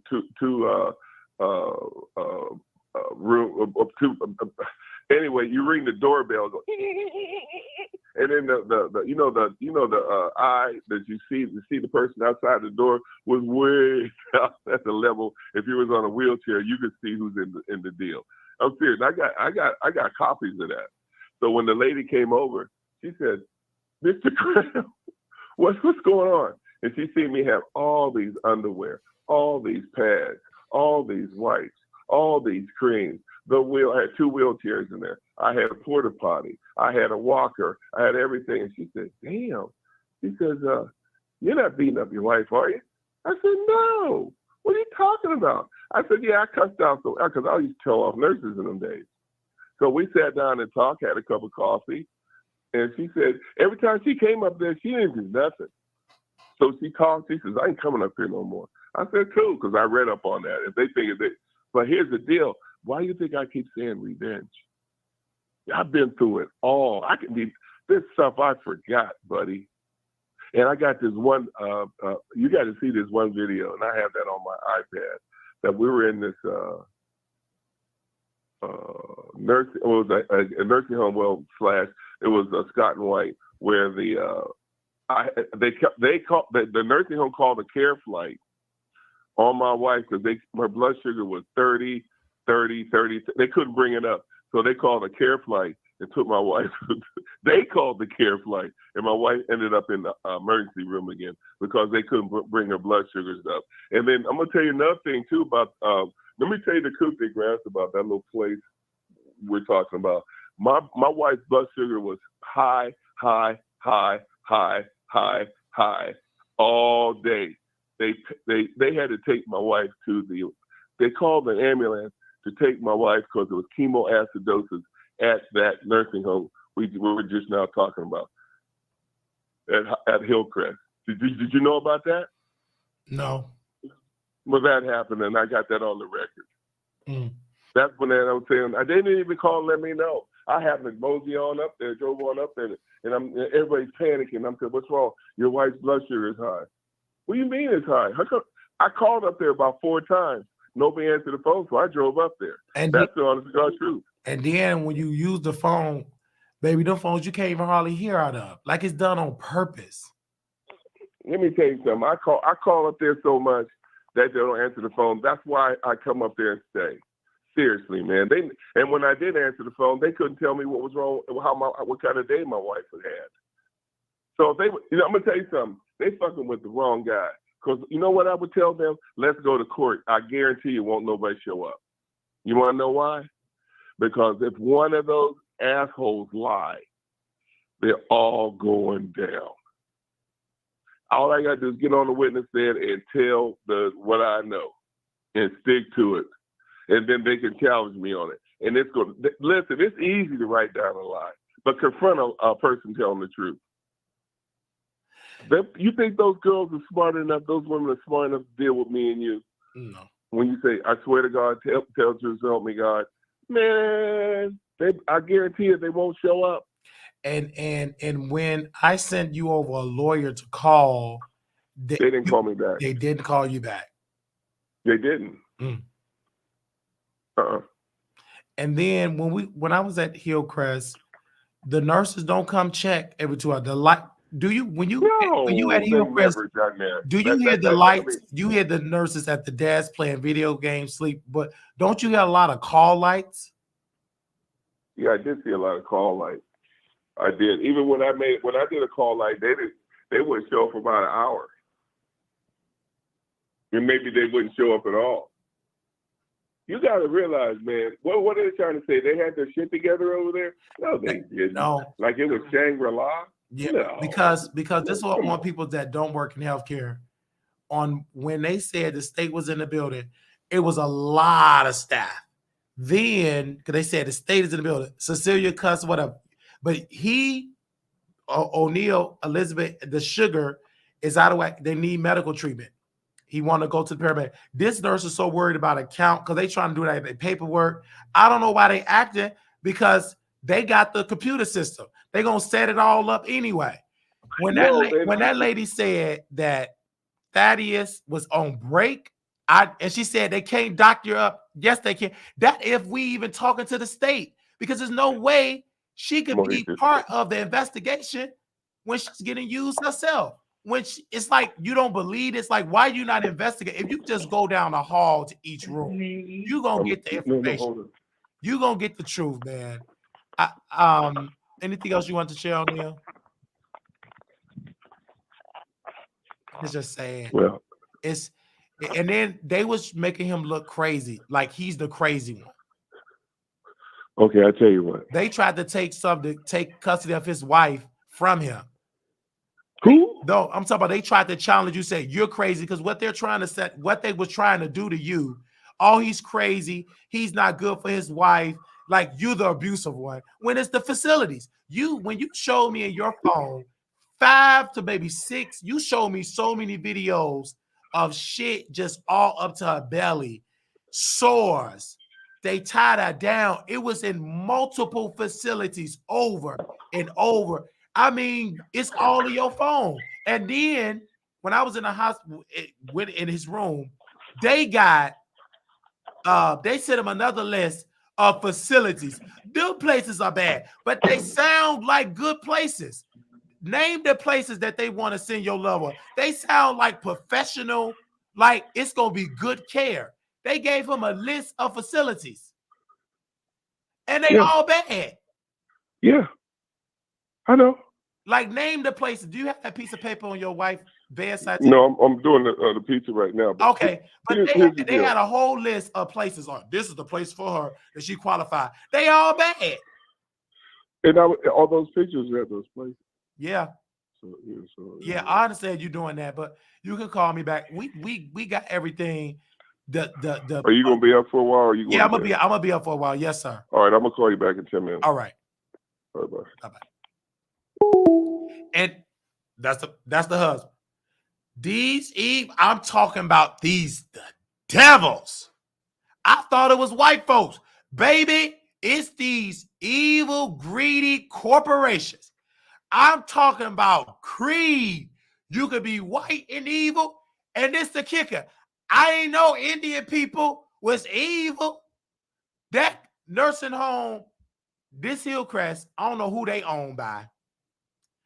But this one, when they said the son is sitting in the audience, and the housekeeper told me, that's the son of the owner. And I knew something was strange. I'm like, why they extra happy? All I do is play in the mud. And then the kicker, reality set in. We are no longer doing free breakfast and lunch. I got it, Jesus. Because on my show, I'm saying how I love the facility, breakfast and lunch, how they feed us. Baby, they listening to our station head.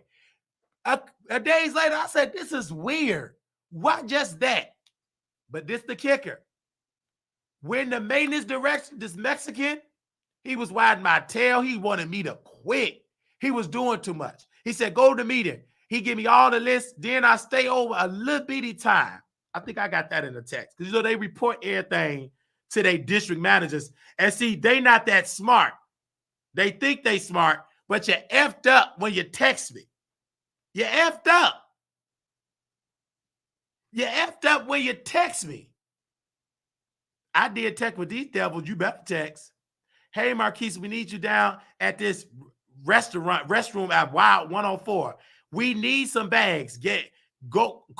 Okay, game set. He don't know how to talk. He incompetent, ain't qualified. Another DEI pick. Both washing machines not working in the garden. That's their memory care. Baby, you think the gardens, flowers, plants, none but them elderly people with dementia, they getting whooped by them Africans. Baby, they don't give a damn. Them Africans whooping them folks. It stink bad. Okay, I'll be up.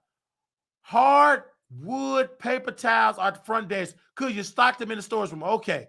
Good morning. Our room needs soap. I need garbage bags. It's a lot of laundry today. Memory care, they had 9 loads of laundry. AL had a lot of laundry. Just do what you can. Cut them off at 2:15. Baby, you want me to do laundry, housekeeping, maintenance, listen to you talk about your life, you queen, that stinky breath? I said, why you want me to talk about your life? I don't give a damn about your life. If you did have a wife, she gonna have to give you some mouthwash. Oh, this O'Neal from Hillcrest, all that abuse. Yes, brother O'Neal. Okay, I'm gonna tell you something right now. They said that they said I'm capable of abusing my wife. Am I right? Huh? Did they say that I was? No. abusing my What wife? I'm saying is, for you can hear me, when they trying to label you crazy, like, oh, he's crazy, he don't know what he's talking about. That's they laying the groundwork. You understand? No, they're not. No, I'm just talking about how they trying to say, Okay. like the lady on the phone. Well, what y'all saying ain't making sense because they documented it all. No. Here's the deal. What? Here's the deal. Look, let's cut to the chase. I can wipe all that shit. Okay.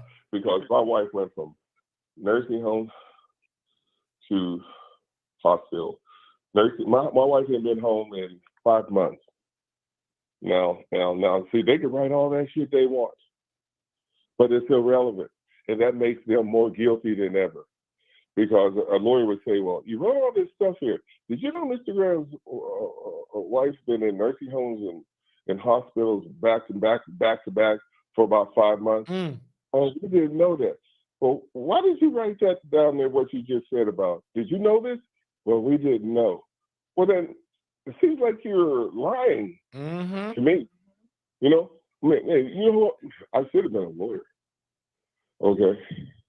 That's why these people hate me. Did they hate you? Because we woke. We exposing the evil. And what would you was going to Go ahead, sir. And the lady that you talking to, fuck her. Yes, fuck her. She incompetent. I mean, we on the phone. I feel it in my spirit. They on the speakerphone. So what happened? My supervisor called. Ma'am, this is all a setup. I said then, I got a small window because I'm seeing stuff. Everybody coming in the room, everybody watching. I said they watching me hard. I'm being spied on, probably my phone, whatever. But something is weird. And I saw it. At this, not at Hillcrest, baby, they incompetent. They didn't even know that. But this other place in Plano, they up there cleaning. At Hillcrest, at Hillcrest. Let's talk about Hillcrest because they were doing it too. Outside picking up trash. When y'all start picking up trash outside, they never did. You know what though? I started being a broom and a dustpan up there. Yeah, it'd be filthy in that building. Nasty. Yeah. Soon as they come cleaning, we get invisible bags, invisible linen. Overnight, no linen. You have to go dig in the resident room, find a piece of linen to put it together. They just got used to workers working. Whoever doing this, they hate white people. And his wife, they do. That man that's on the phone, his O'Neal, his wife Elizabeth, she white. It's like they treat white people, though. Whoever own these facilities, they hate white people. Whoever own it, they can't stand them because they treat them the worst. His wife, I couldn't believe it. I thought that this was like a roommate. He accidentally went into the Hillcrest and he was standing there. They said, no, be careful because he record. They were telling me that this man record. I didn't care because if you do your job right, you're going to be recorded. You ain't got to worry about the camera being on. Who said that record? Everybody in the staff at Hillcrest. I don't know the name. Them Africans is all they're telling the truth. They're telling the truth. I know you was recording, but what I'm saying is Why y'all worried about he recording? You still ain't going there every 2 hours. You're still not changing her. You're still not checking her blood sugar. You're still not checking her blood pressure. The nurse still not doing a head-to-toe assessment. They saying she all right. Okay. You don't even go and look and do. Listen, me and on Neil was saying, I said something. I said, food, a good cooked meal. They say if you cook a meal, if you way to a man's heart is to his stomach. Your wife, yeah, you did say that. She started laughing and said, I didn't know. She was happy. Why? Because she see a good worker. These incompetent Africans, they are evil. They are evil devils. Thank you. They've been indoctrinated with stubbornness and evil, because you can control Africans. Because if they don't do right, you can threaten them that you can ship them back. You ain't got to threaten them. Trump, get elected, ship them back. They need to go back. I'm talking about some evil, y'all. Them nurses so disrespectful and bold. They will say no. That nurse would laugh. And then I was challenged her. I said, you are incompetent. Don't you talk about me like that. Then you get these house niggas. Then they up there trying to record me. Y'all, I've been 5 steps. Actually, I got years of experience. She trying to record me. So you worked at Heritage Gardens and Carrollton at the scheduler? Yes. That place is evil. Let me tell you about that place. I'm getting paid $15 an hour to be scheduler. Let me tell you how evil they are. And they ain't got no workers. The administrator said, don't give agency, but don't do premium unless you call me. You got to call me to do premium. Okay, no staff. You got to call. Nurses call off, and it was a certain ring that vexed my soul. Ring. Like right now, it'll be call off 3:30, and then close call off. Oh, no shows. And if you don't do it, you get a lashing. That administrator at Heritage Garden, she lashed me. I looked at her and I walked out. I said, ma'am, you're trying to say something that don't exist.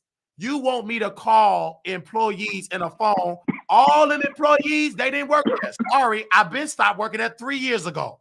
You got 3-year people, all of it. When I deleted all them numbers, it was down to 3 people.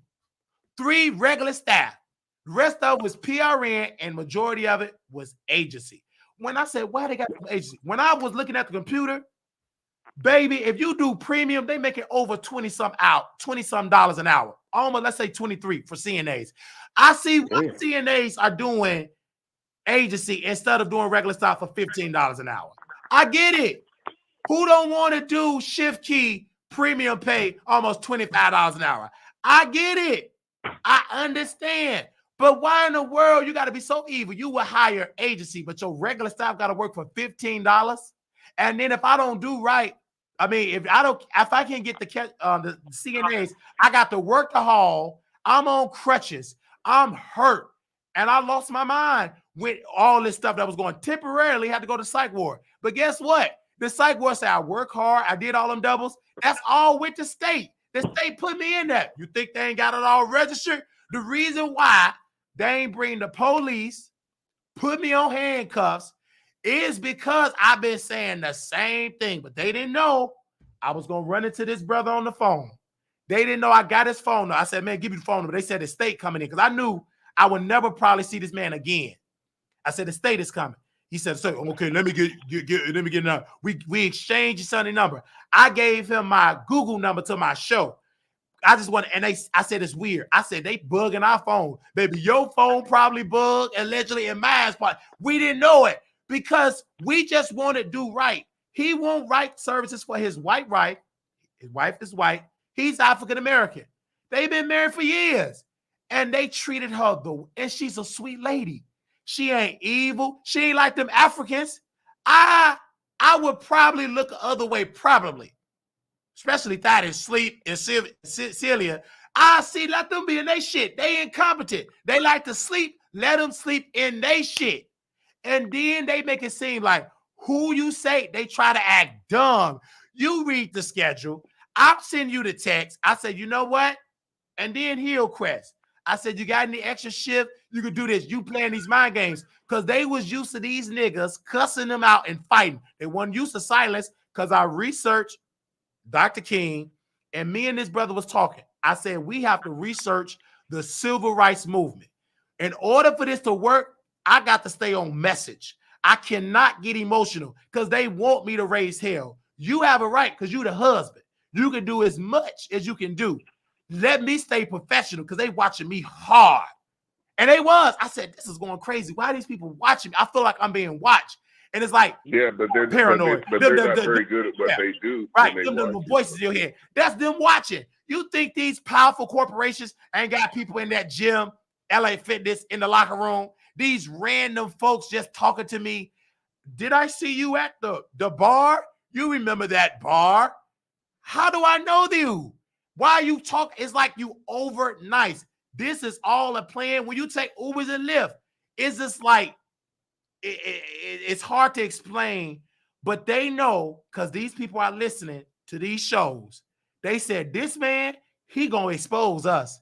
It's just about a win. When I sat in Hillcrest, I was preparing for war. I was at Hillcrest in that meeting in the conference room. O'Neal in the hospital with his wife with a UTI. I'm in the conference room demanding respect. I took over the conference room. They laughing, but they knew when they had that meeting, baby, they summons corporate. They summons corporate, the power, the real bosses that you don't see there. All right, how can we discredit them? He got the lead. Can you get him to cuss out? Can you come this day? Because he too smart. Man, the nigga was so, baby, they got it. Baby, that conference room was buzzed because the way they was shaking. The way that white lady, I know her name. See, he don't know that I got the call. The big heavy set. I'm talking about the payroll. And then Derek, let's get into the administrator and Jen. Baby, they was in there shaking. I says, I'm looking at this, and it was they shaking their head. And the way he was organized, that conference room was bugged because they was wanting me to be ignorant. They thought I was gonna come in there. This is for Emmett Till. This is for Sandra Bland. You ain't gonna get that. I learned from that. It didn't work. You got to tell these crackers that you got to stay on message. You got to tell these coons, these ignorant Africans, and these incontinent evil whites, Miss Peggy. You got to stay on message. And once I saw that, and Miss Maggie looked like that, they looked at the boss. And once I left that, they know they fucked up. I left there and I sat in the lobby because I know the camera's on. I sat in the lobby. The president of the resident council, he sat there. Is everything all right? Some told me, yeah, get up, go outside. You being watched. I didn't know it. Baby, whoever I believe is the Elijah Muhammad. It had to be Elijah because it's a voice that was guiding me. I don't have the skill set. I was in special ed. How in the world can I think like this? Go outside. I get up, I'm outside. Whew. Baby, it looked like I'm being watched. It looked like it's like I feel like paranoid, but it ain't paranoid. Baby, you trying to expose a power structure that is but you got to say it, but I didn't know it then. So I'm out there and I'm seeing all this clean. I said, okay. Now, before that, hold on, y'all. I got to tell this. Before I exit the door, the front desk, she give me a thumbs up. I said that phone is bugged. They knew I called it. They knew they watching this show, and they probably got my house bugged. You won't believe it, but y'all was acting too weird. When that place, I got to tell you this on there because you don't know it. When that place, God is my witness. When that director was kept out be free food overnight. Do you want this? Are you sure? I said, this house nigga Mexican. You ain't even smart enough. You at the bottom of the barrel. I know your spirit because I know you're going to be in that office. Boom, boom, boom, boom. Pretend like you working. You don't know nothing about that. You couldn't update them facts. You're incompetent. DEI. Fire him immediately. But he was on my tail. The black woman was in there. Baby, they was watching to see was I going to go in there. He coming in the laundry room. That wasn't nothing but Elijah Muhammad. I don't give a damn what you say. Baby, that was Elijah. Muhammad guiding me. I'm in there. That white man, he Mexican. I'm going to patch up the wall, the hole. Ooh, look what I'm doing. I'm like, this place is filthy, falling apart, water gushing out of the washing dryer. You patching up a wall? Hey, the ice machine it never is filled up with ice. Right. It never feels, and you talk about that place, it's like, and then you see the housekeepers, overly nice. The Spirit said, be careful, but don't change against them. Take their food, but don't take that manager's food. He might try to poison you. Because when you follow me to the dumpster, you never follow me to the dumpster since I've been there. Do you want some free food? I will not eat it. Never, you queen. You the devil. Get away from me. You spying. And this is what I said. I said, thank you, Elijah Muhammad. Baby, the nation of Islam was guiding me. And I'm not even part of the nation. I said, you being watched. You being watched. And it looked like the Honorable Elijah Muhammad took my voice. You ain't gonna speak. Out of nowhere, I ain't talking. Baby, my voice is gone. Hold on, Neil. Let me say this, Neil, and I'm gonna land the plane. Land the plane. My voice is gone. He lost his voice. He's manic. And then when we went to that hospital room, and then Elijah, the Honorable Elijah Muhammad, put it on this brother mine to go outside the room. He bringing coffee. He said, do you want some sugars? I said, I know, I drink it black. I need something black. I mean, Elijah won that African, that 130, Cecilia, that 130th, that was the Honorable Elijah Muhammad. And I thought I was crazy. That man was guiding me. I said, I'm hearing Elijah. But if I say it, these white people think I'm crazy. But I said, that's Elijah. But this time, you're going to move in silence. You ain't going to say nothing. I want you, Elijah Muhammad, the Honorable Elijah Muhammad, I want you to uplift Lil' Kim. Uplift Lil' Kim. Make it seem like you work for Lil' Kim. Confuse the enemy. But they know you moving because you didn't change your character. You want to stun Lil' Kim or Nikki. Then Elijah. Okay, go ahead, O'Neal. I got 300-some-thousand. Let O'Neal finish talking because I'll go ahead, O'Neal. No, you're good to go. But let's cut to the chase. What you could have done, and I'm gonna tell you the truth. This is bad, man. Really, this is not a. When this happens at a place, that means when they stole Liz's pads, I wasn't there. Liz was in the room. Now Liz has Alzheimer's. She doesn't know what's going on. So those pads actually belong to Liz. I paid for those out of my own pocket for her. They stole those pads while my wife was in the room. And that is what you call elder abuse. Plain and simple. Taking advantage of an Alzheimer's person, stealing their possessions. Am I right or wrong? And let me say this. This ain't nothing but the Honorable. And that's on the record. Right, and that's on the record. But let me say this on the record too, brother. I got to say this. When I went outside and I made that video talking about Lil' Kim, that video got 300 and some odd thousand. You think that evil power structure from this company wasn't watching? I'm visualizing in my mind. They watching it from a big screen TV. Just watching. I said, you're we got to right. expose us, but we got to hold on, we got to get them fired. Right. Let them be ignorant. Let's provoke them. This man was bringing his hot, stinking breath. It was a black woman that worked in caregiver. She saw the hurt. It traveled. Because you know, house niggas, they go to the slave line. He looked like he said he put it 2 weeks ago. But legally, you just can't fire me. Because if you fire me and call the cops, it will go more viral. But they couldn't do that because the Spirit said, no, you did that already. And niggas didn't believe it. Them niggas didn't believe that, the library. They believe you did the viral to go live on YouTube. So again, let's wait. Then it go viral about Kim. I go inside the facility. It looked like when the state come, the state is there. Maybe Wednesday, Thursday, or Friday. I didn't even know the state was there. I didn't even hold on, let me say this. Yeah. I didn't even know the state was there at this place. But the Spirit, Elijah said, you ain't gonna know it.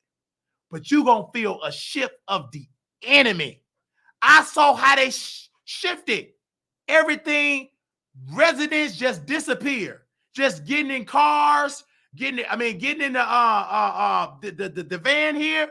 I said, when y'all start taking these people on the drive, Y'all trying to erase that from her. So then it looked like the Honorable Elijah Muhammad. If you go to that facility, it looked like I was walking close to the art room. They looking.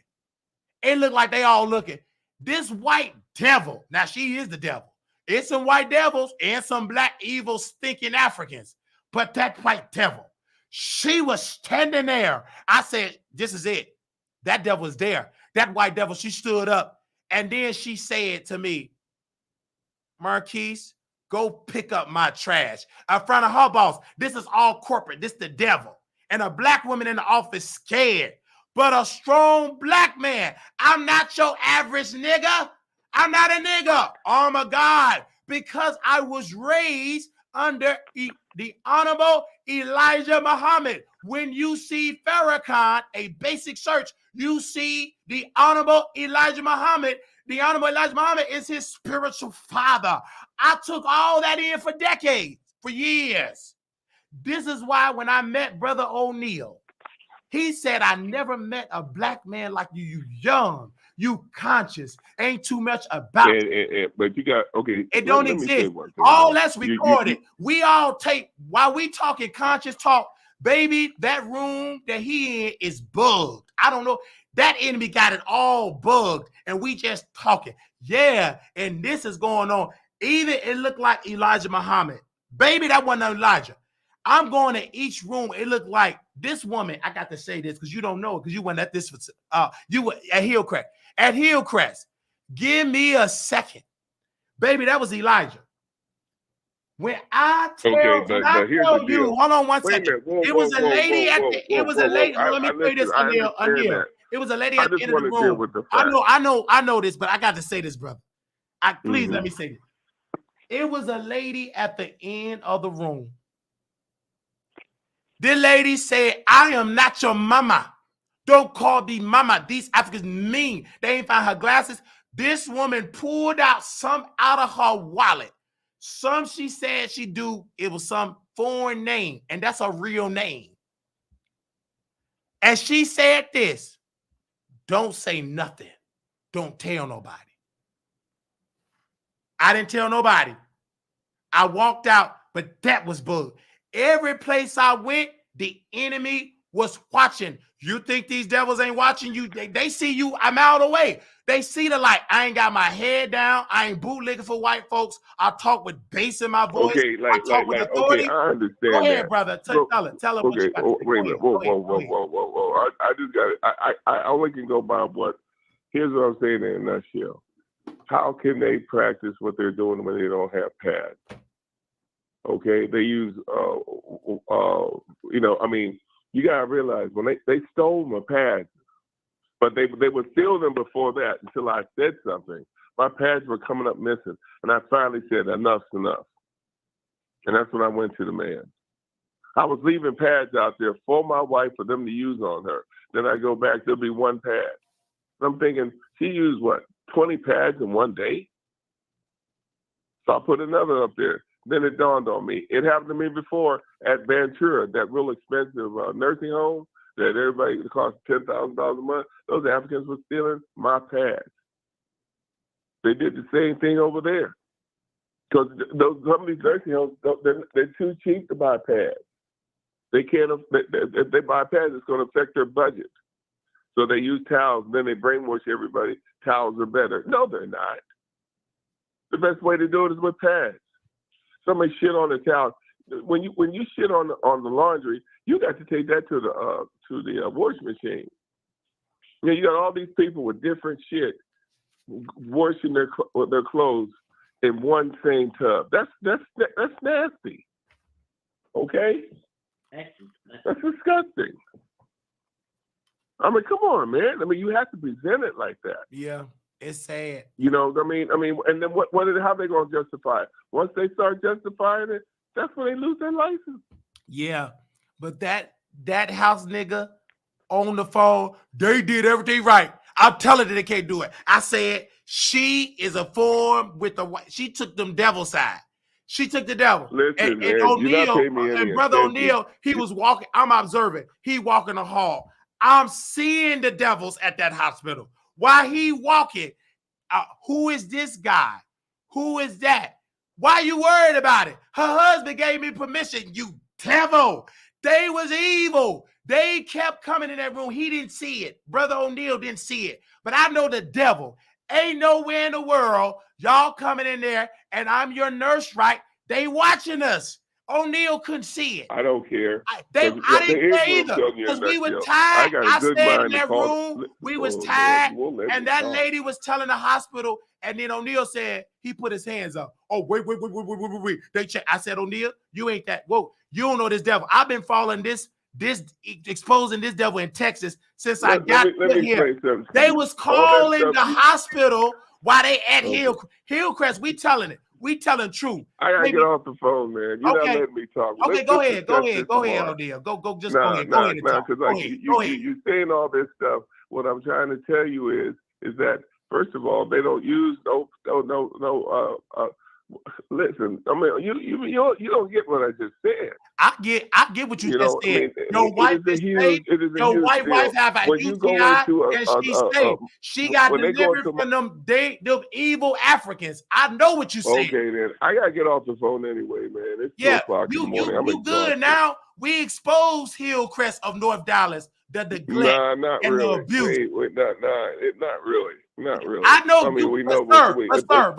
but sir, you're gonna have to tell your story to somebody white, and they gonna need to see them video. That's where your help gonna come in. You done. You ain't gotta say no more. No, I'm the not next done. thing you need to do, and I pray, CNN, PBS. Hold on, sir. PBS, y'all call this man because his wife is connected to Jerry Jones of the Dallas Cowboys. She just not no white woman poor. You can just mistreat with dementia. Let me tell you something right now. Please don't bring up my wife to nobody.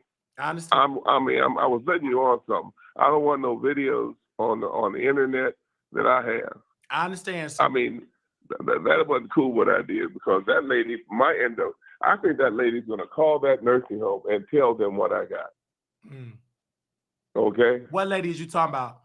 The one you talked to on the telephone. I don't trust her. Yeah, that was the state. That was the investigator of the state. Yeah, well, she could call them and say, "Listen, I got some videos from O'Neal saying you did this and you did that," and then because here's the deal: everybody is in cahoots. The doctors in cahoots with the nurses. The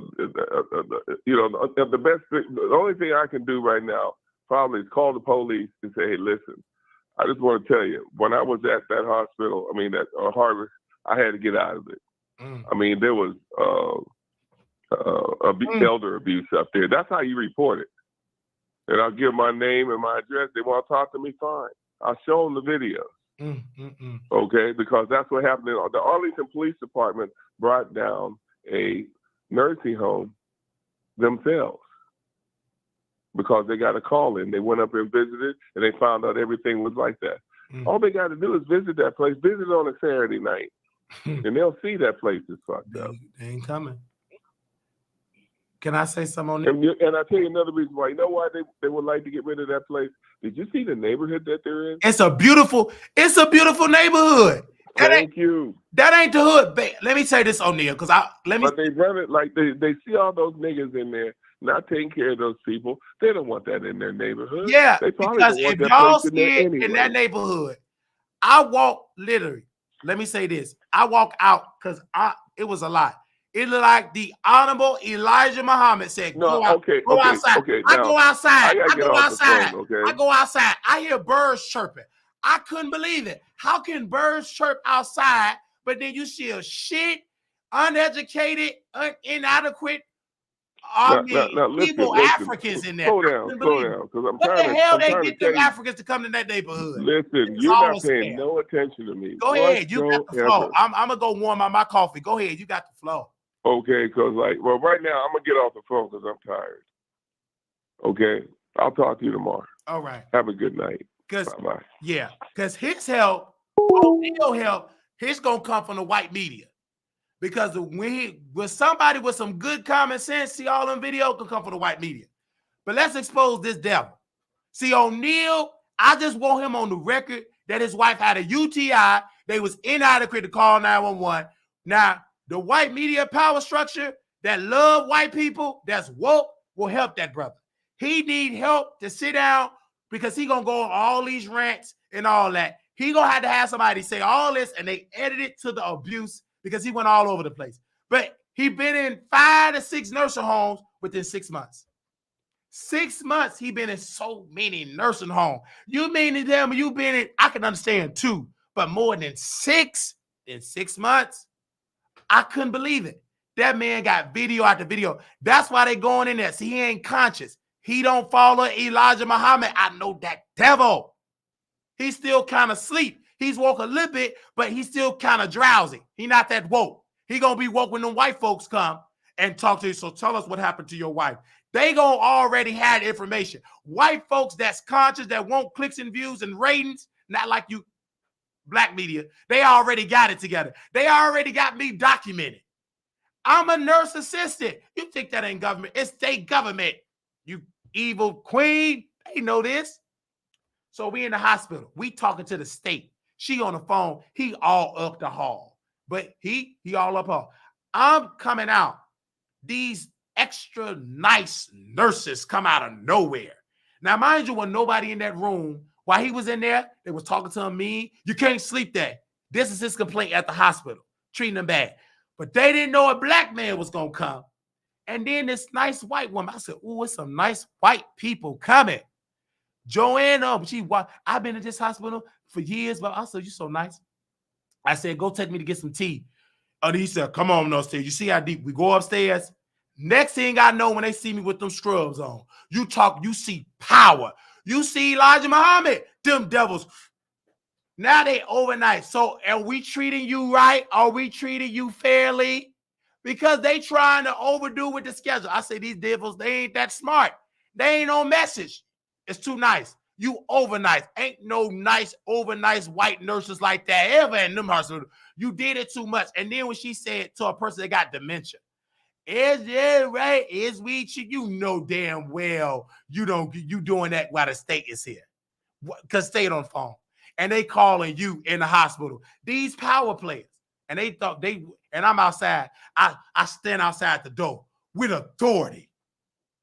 So who is that man? She don't know. She got dementia. You devil, shut up and get out of that room so we can go back and expose you. But I knew then, because Anil, he couldn't handle it. He going all way left. I said, white folks going to help him because you got a white wife.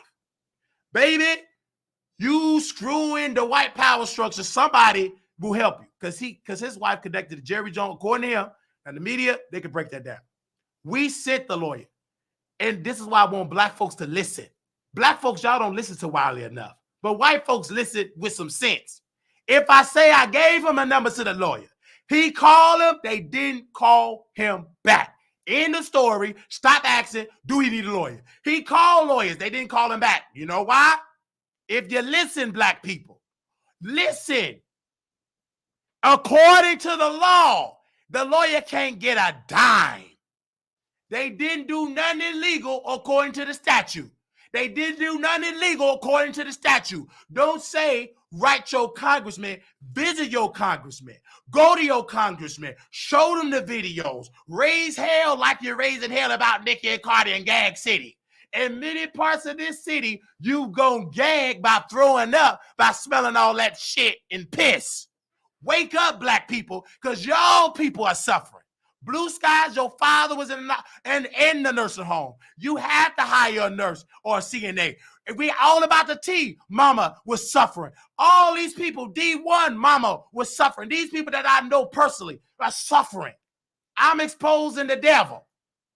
I'm exposing the devil in the nursing homes. And you hate your mama and daddy if you put them there. You hate them. You can't say you love them. You don't love nothing. You devil.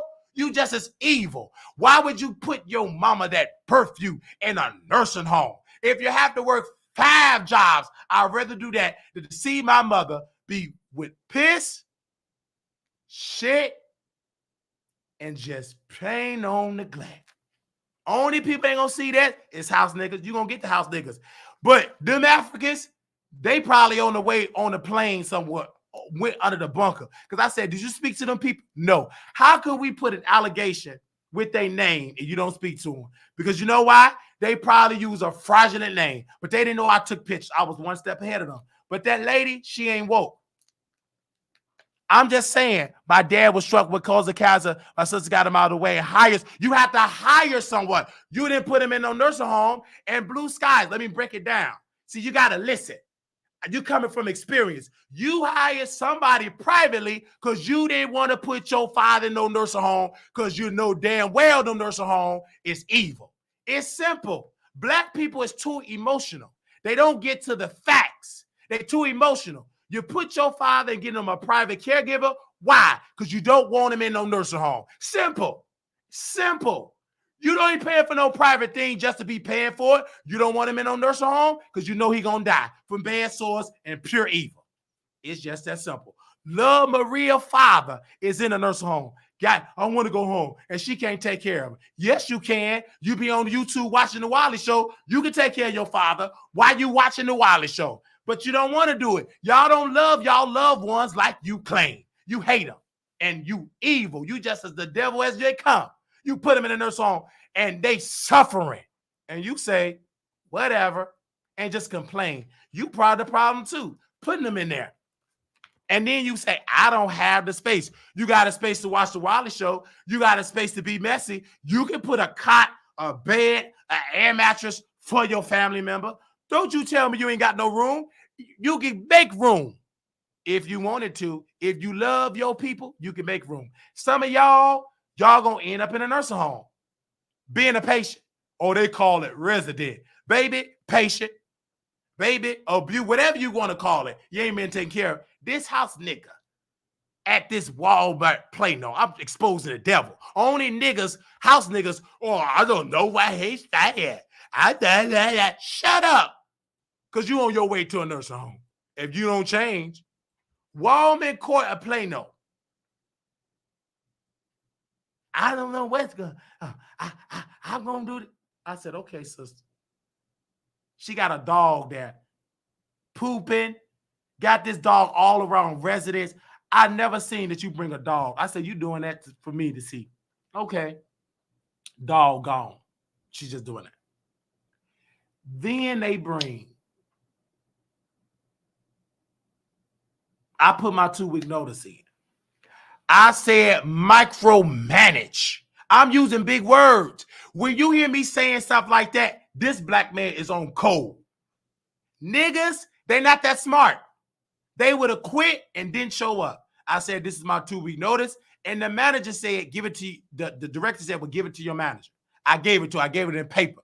2-week notice. And it spread it like wildfire. And I walked in there like authority. House niggas, scared, afraid, niggas, nervous. I walk with authority. When I step in that building, I'm noticeable. Whew, with authority. And I can't record it because you can't trust them devils. You better record. They knew it. The devil knew it. We about to get exposed. And it looked like Elijah Muhammad had me in every space with all the abuse. Yeah, did you hear when that twin went and got pneumonia? She didn't have on no mask. What if I get it if I'm pregnant? Why they ain't tell us? She said, girl, they sent her out and the family came with masks and the facility didn't say nothing. That's evil. I hate it all. And then what they say, it's a violation of HIPAA. People need to know people are sick with pneumonia. They need to know that because it's contagious. Talking about wild, wily voice. You got all type of viruses in that place. They covered up. You have another brother that's in there. He's talking about the skin. Baby, he got a sore and he white. Sore bleeding. Band-Aid. God is my witness. It's a couple on that second floor. You get off that elevator on Walman Court. You make a left, then another left. Keep walking, then turn right. At the end of that room. But they're going to move them tomorrow. They're going to be doing a lot of bait and switch tomorrow. But I got it on tape.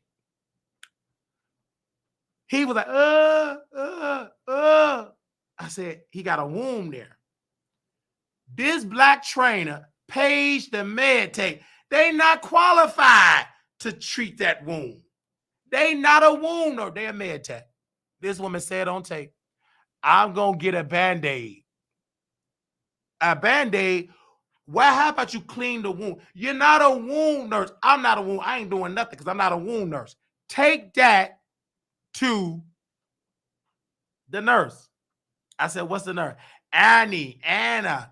She African, another African. She not as ghetto, but you incompetent. I've been watching your spirit day one. Incompetent. Your sole job, get these white people in here so you can abuse them. That's it. We gonna do a head to toe. This is the meeting. This is what got me. She said, we don't bring anybody at this assisted living. And then one woman said that I helped her with this man in the gardens. It's their memory care. They get bougie work. Baby, that's memory care lock unit. It's a prison getting abused. This man in 104, he so heavy in 104, heavy. That black woman, African, she's one of the good ones. One of the good ones. She said, get it. I'm like, oh my gosh, my back. God is my witness. In that meeting, she said, is it anything y'all can do for all the lifting because of my back? Can we get a Hoyer lift? And the sister said, the lady said, this is assisted living. This is a violation of our list that we can't do that. And we will never have nobody in that we can't care. Now, wait a minute. How in the world are y'all having somebody that can't do for himself? He ain't no assisted living. Baby, they got people in there that's long-term care calling it assisted living. You're not qualified. That's incompetent. But they had a man that had Illinois, and the devil knew it. They knew it. The power structure knew it. So this nigga is certified in Illinois. He's certified in Texas. That nigga is smart. I talk smart. When you smart, you can't turn it off. But I can't. I'm smart. Turn that nigga. I can turn the smartness off and be a nigga. Ignorant. They say he's too smart. He can play different roles. He got some of our people confused. Because the lady in the kitchen, baby, she was so mean at first, but I put my 2-week notice in. And then she in the kitchen, she was over there.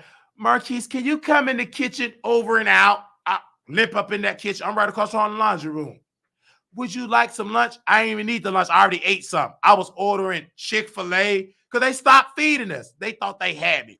I go to Chick-fil-A where I can eat some good chicken. The food wasn't that great anyway, and they got to pay $10. If the resident don't come downstairs and we deliver it to them, they got to pay $10 a tray. $10 a tray, we deliver it, but we don't get the $10 nor a tip. But that facility get everything. I said, this is criminal. Go upstairs. I'm downstairs. And she said, oh, qualified. And if anything with housekeeping, if it smell like urine, let us know because we can put them out. That's cap. You didn't know I ain't saying none in the meeting. And then a house Mexican nigga. She said, say something. Say something about I said, I ain't saying nothing. Shut up, you incompetent nigga. You can't even speak English. You don't even know. And then this is the thing. This place is so incompetent. Baby, they got you filling out papers, housekeeping. What is abuse? What is they ain't no caregiver. This place, I don't know how, but most of them people, families don't come. It's some that I noticed, no family. I can count on my hand how many family members, especially in memory care, maybe about one person. The rest of them people, one lady, they dumped her, I believe, in 118, dumped her. Last time I seen her, she said, can I get a roll of tissue? Gave it to her. That was the last time I seen that family. This woman just said, where my family? Where am I? I felt bad. She wasn't really that bad to be in memory care. She could be at home. They dumped her. And them Africans beating on her. Baby, that unit is so evil. And they put the Africans, it's racism. They put them Africans right over there in the lock unit. Whoever owned this place is Indian. They hate white people because they whooping them in that place. And they got a white woman to lead the place. And she said, is anything on new? They going to make fraudulent paperwork. Devil, they going to make the fraudulent paperwork. They going to make fraudulent receipts about Raleigh. They going to discredit Raleigh. But I've been discredited on YouTube forever. My thing is, if you don't believe me, media, go to that place. Media, go to Hillcrest. Don't take my word for it. Y'all do the work. Y'all got research. But you don't want to do it because you know it's the truth. Y'all ain't ready to expose them people. But I had to do it because it was evil. Baby, them people were so incompetent. I mean, incompetent to a level it's hard to kind of deconstruct because it was just that evil. You couldn't, it was pure evil. Now I understand what Farrakhan and Dr. King, when you go against evil forces, they're going to label you crazy. They're going to label you weird, you manic. They're going to put all them white words on you that they just learned, because some of them didn't graduate from high school, but now you know the word manic. Sit down, you queen. You didn't even know the word manic.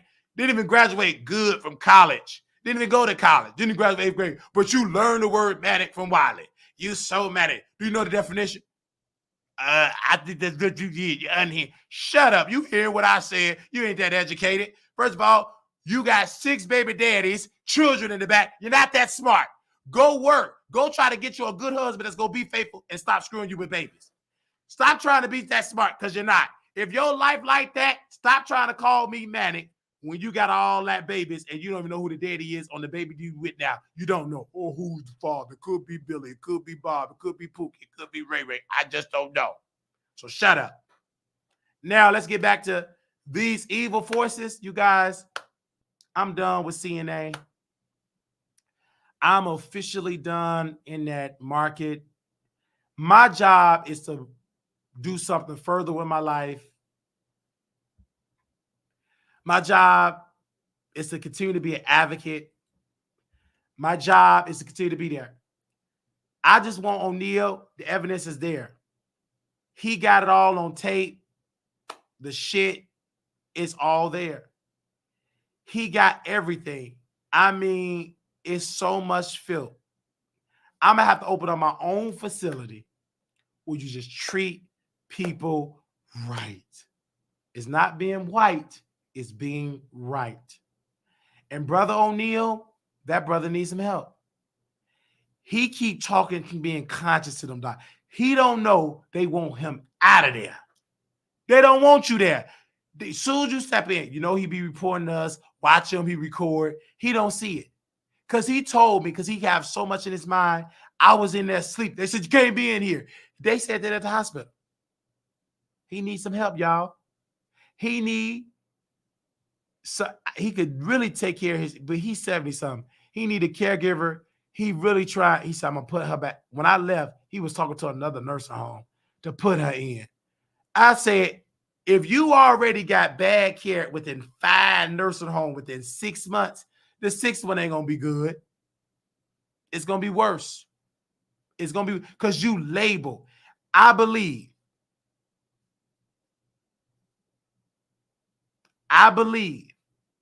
that when you expose these people, they put you in a group chat with power players, power structures like, don't trust Wiley. He's on the blacklist. Watch him. He ain't no house nigga. He Farrakhan. That's all they know. He Farrakhan. I feel it in the spirit. They see me coming in, and when I'm hearing this stuff, she said, this is at Walmart. The housekeeper said, the other housekeeper said, you don't talk to nobody. You just quiet. Of course I'm quiet. Talk to you for what? For you can go and gossip in Spanish about me? They calling me puto. Bitches. Why? I'm in the laundry room. Disrespectful in Spanish. But the Marquis of puto. They saying puto. I know puto is bitch. I got that much sense. Cussing me out in Spanish. Baby, if you go to that raggedy laundry room, his office is right there. They cussing me out in Spanish. Trying to provoke me. I stayed in there, act like I didn't exist. Doing laundry. Coming to the door. I say, I know I ain't hearing things. I'm in there with the state in the bathroom. They coming to the, now you got to come in. You trying to spy. You can't hide. I'm exposing that devil. I done already recorded. They ain't that smart. When they allow me to work as PRN, I knew that was my last day. Got to record. I said, let me email it to these people. Because these people are evil. Baby, they so evil at that place, at that Walmart place. Baby, it's evil because it kind of confused you. But it didn't confuse me because I started at the low level. I started watching. Then I started thinking about Dr. King when the butler's son said, my father ain't nothing but the butler. And Dr. King said, your father, what your father is doing is bringing down white supremacy because they see you. And it dropped in my spirit just in this broadcast that I'm not that smart. Somebody more smarter than me is giving me this knowledge. I got to give the credit to Elijah Muhammad. I'm in this patient room. She just got to Walmart, Poland, that beautiful name they give, but it's evil. I just got there. This white woman said, "You did jazz?" "Yes, in Chicago." I said, "That picture looked like it's from Italy." She said, "Oh, yes, I'm into art." I was being so deep. That white woman said, "Yeah, back 20-some years ago, that club," I don't know what club she was talking about, but she was recorded in Italy. I said, "Wow." That one number, Elijah. Then I saw the mistreatment. Lady, she in bed with her purse, said she give her own self medicine. How can she do that? Then you see the fat woman that's training me. She digging in the trash, putting it in the black garbage bag and putting the trash back in. That is a violation of infection control. How would you put a filthy bag in the bag? I'm so used to doing right. Oh no, don't put. She got scared. I'm gonna find a new bag. They ain't giving these people bags for the trash can. I said, and once I get it now. Thank you, Elijah. Oh, thank you, the Honorable Elijah Muhammad. When that woman started banning tissue, more tissue out of nowhere, I said they changed it in their spirit. Because this man wasn't ban no tissue at all. When I didn't know that these people wearing secret wires. The enemy said these folks wearing secret wire to see if you're going to say something weird. I said, "Lady, do you want to go to the movies?" "Yeah, the movies up the street. The movies." "No. I said, they being over nice. I ain't crazy, but you're too nice. You sure you?" And then the housekeeper, this new housekeeper bringing me McDonald's. I said, "Y'all don't like me." Who bring people food when they about to quit? I ain't no manager. I'm just a black man doing laundry housekeeper, doing 2 jobs for $13. I'm not a housekeeper. I mean, I'm not a manager. I'm not even a housekeeper to clean the rooms. I'm cleaning common areas and laundry. That was a lot of work. And I told that woman, I said, "This is a lot of work." She told her boss. And then when I came and returned them keys, her boss was sitting there and she was. I said, "Y'all have a good weekend." And that manager said, "Knock on wood, I never got a complaint about your laundry, about you doing laundry. I did my job and I put my 2-week notice in. I completed my 2 week." But that manager gonna say, "Yes." And she's, devils talk. Just because you talk nice, you still a devil. Nothing different when the serpent was at the Adam and Eve. "I should not surely die." He said it calm, but it was the devil. She said, "Well," I said, "What about the pay rate?" "Well, when the pay period ends on Saturday, you still gonna get paid housekeeping and laundry, but I'm not doing housekeeping and laundry. Y'all want me to quit." Oh, they used up, but you couldn't do it. Once you start talking about black men money and you change up on the food, we gonna notice that. You change up on food, you giving us free food, and then you stop it. Then you playing with my money. But Elijah always gonna send, the Honorable Elijah Muhammad gonna send somebody to know you ain't crazy, brother. Keep staying on that path. So the sister said in housekeeping, her husband quit out of the kitchen because the lady at the front desk, you think she's sweet? She evil. She go in that kitchen because her mama is the housekeeping manager. She dictate to them people, tell them what to do, tell them to wash the dishes fast. But you think she's sweet? She never tried it with me because she know you got one time, woman, and I will rebuke you. You will leave there with no edges from tears of this lethal rebuke. Because I eat people like you for lunch on this show. That spirit. You made that good worker quit. And then the wife said, "My husband quit and they didn't pay." And then she kept talking. See, me, when you shut up and you listen, first you go to work, you can hear what the enemy doing. I'm in the break room. And she said, "Marquise, my husband, when he got paid, do you know Walmart court, since he quit and did a no call, no show, They paid him $7.25. I said, what now? She said, when my husband quit, and because he did a no call, no show, they paid him the Texas minimum wage. I said, you got to be kidding me. All that working in the kitchen, all that stuff. And they said it's in the employee handbook because they know they prey on y'all not reading. Not just black folks don't read. It's a lot of Mexican people. When y'all get that employee handbook, you better read it. You better read it. I'm telling you, you devils. I'm exposing you. I think, and they can't keep nobody. They talk about my husband so bad. That lady at the front desk trying to tell her husband, but I felt the mama spirit. The mama is the older version of the daughter, and the daughter is the younger version of the mama. She got mad because I'm in housekeeping washing the laundry. I put the napkins up top. She upset. It's cross-contamination. Cross-contamination. I don't want, ma'am, every wash machine and dryer is raggedy. They gonna get some new dryers and wash machines tomorrow. It's all of it is raggedy. And then I told the manager, I don't know what she talking about, but every wash machine and dryer belong to these residents at this place. It belonged to them.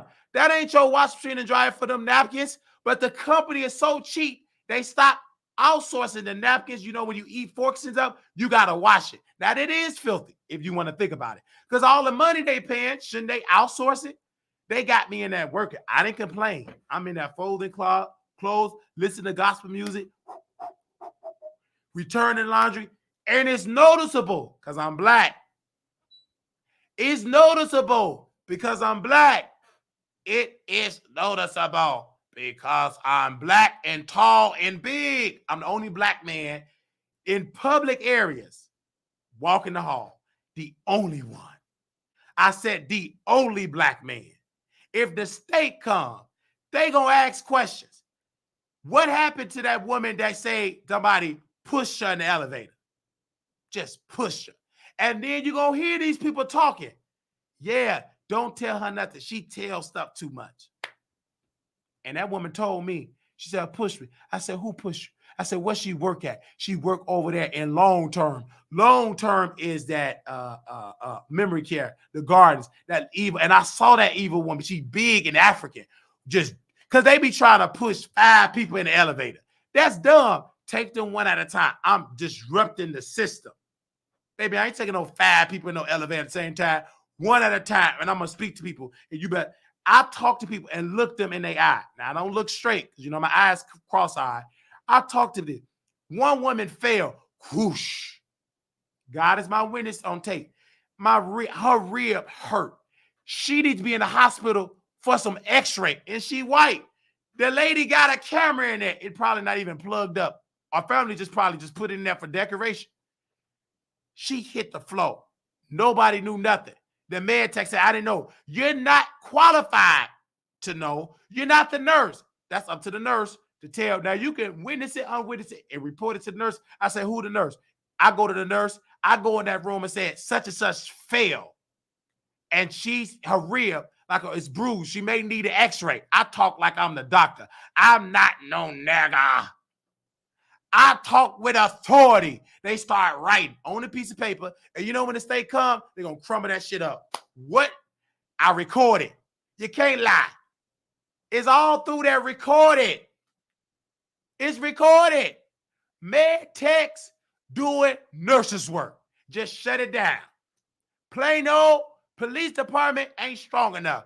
They just need the news to temporarily take over that place because they all incompetent. You got med techs acting as nurses, assessing, doing blood pressures, doing medicine. They talking about, one person said morphine. And this, so I'm going to talk to the med tech. She's not qualified. And then when the manager said, well, the med tech could take a class for 2 hours.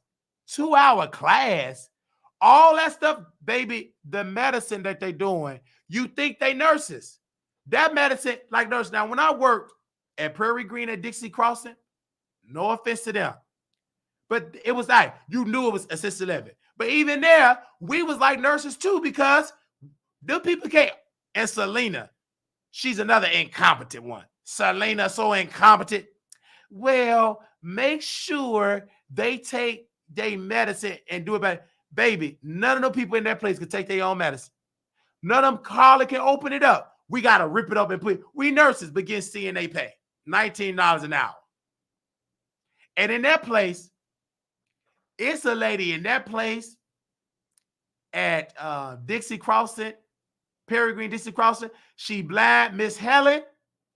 She said, "Hi, baby. What is your name, Marquise? What school you went to?" I went to I forgot what school she said she. Oh yeah, Phillips High School. Are you with Chicago? I said, okay, baby. Her room so shitty. She got shit balls all on the carpet, and she blind. She only got her friend at shit balls everywhere.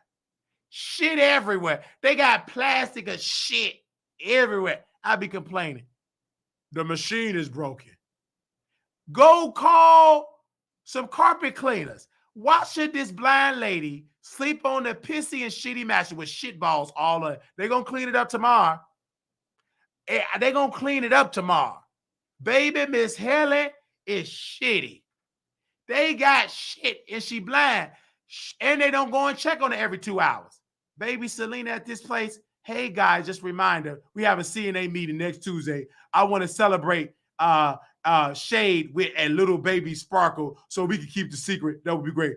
The Sparkle should be doing your damn job. Getting out of that office being messy. You messy. Being people's friend, covering up residents getting neglected. And you trying to cover it. Baby Selena be in that office with stacks of books. You supposed to chart? Because they do paper there too to cover up the scam. She just be in there putting her initial. How can you put your initials, Selena? You weren't there none of them days. A simple Google search. A simple just history search. Knowing you weren't there and did all that. How can you sign for medicine you didn't physically see? Woo. Sorry, Selena. You're going to go to jail because that's in clear violation. And they had you doing it. That white woman, let me scroll down to these group chat with Selena. Because this ain't Walmer Hill. Baby, this Dixie Crossing. We got to talk about Dixie Crossing. The place I worked at in Chicago. I don't care if they watch it. They need to be exposed. Baby, these families, I don't know if y'all got these families, y'all bet. Because I'm going to put the name on here. Because I know, I don't care. Baby, what more can you do to me? You already caused me emotional distress. You caused me manic. You caused me depression. Because look at the stuff I'm about to tell you that they're doing at these places that y'all don't see. Give me a second. I know the devil don't like it, but somebody have been praying for this. Somebody, and I believe it's been a lot of prayers, but somebody prayers have been answered. This is this place.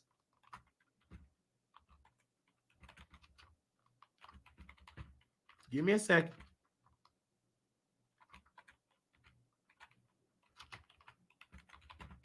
This place is Chicago Heights. Perry Green at Dixie Cross. Baby, they said all the tea in the group chat. I personally think you shouldn't even do a group chat like that. But that's so common. Baby, they be arguing in the group chat, being messy in the group chat. Talking about CPR card. They be talking about happy birthday, begging for shit. It's so much mess. I could do that another episode. But one of the kicker about that place, baby, them CNAs be sleep, don't be working. It was 2 CNAs that work at DC Crossing. I couldn't believe it. They was working at that place. They found a way to clock in and clock out at home. Or come there. No, they clocked in and out at home. Leave a facility or don't show up. They was getting all these hours and one there. The only reason why them 2 employees got caught up is because the paramedics called. It said when we've been coming there for a while, we never could get in. For months, them people had stole thousands upon thousands of dollars of this place, Dixie, Prairie Green at Dixie Crossing. I said, what? They working overnight. Still in time. Somebody told me, Marquise, wasn't nobody in the building. They was at home. The resident was guarding themselves. Selena just cover up stuff. But Selena, you gonna be the one they throw under the bus. All that. Now she just signing. You shouldn't do that. Have them people at that place, medicine everywhere. They ain't getting their medicine. You can find it on the floor, the carpet, baby. Tomorrow at Prairie Green, Dixie Crossing, baby, they gonna be in there ripping and running. Baby, the maintenance guy gonna be breaking his back to shampoo hell and carpet. It's just sad. I can go on and on and on. And Kathy, I got her a text message. The medicine. They had some agency people left and just say, Marquise, you giving the medicine. If he's a nurse give, what they mean? Nurse give. I said, I ain't giving that medicine. I call Kathy. Kathy put it at the table there. He said, I don't know what to do. I'm supposed to be a nurse, got hard to swallow. He just went on there. And he didn't choke, thank God. Because them agency nurses they be hiring, because they can't find no workers doing. There's another thing.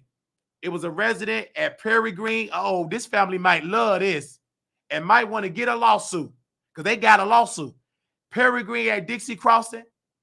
The nurse, that's supposed to be the DON, she hit this patient.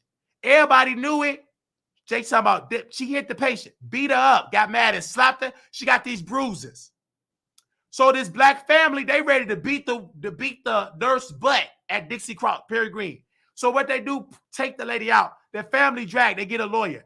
So Kathy in the meeting, she said, this is why documentation. But I'm saying, man, but I heard that she did get whooped by the nurse that disappeared. She said, I got COVID, she disappeared.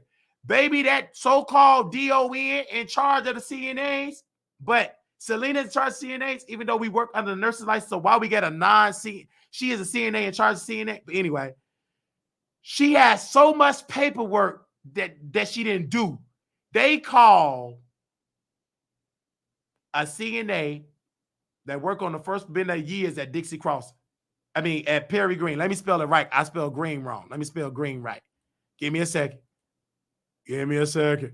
Let me spell green right. We got media watch.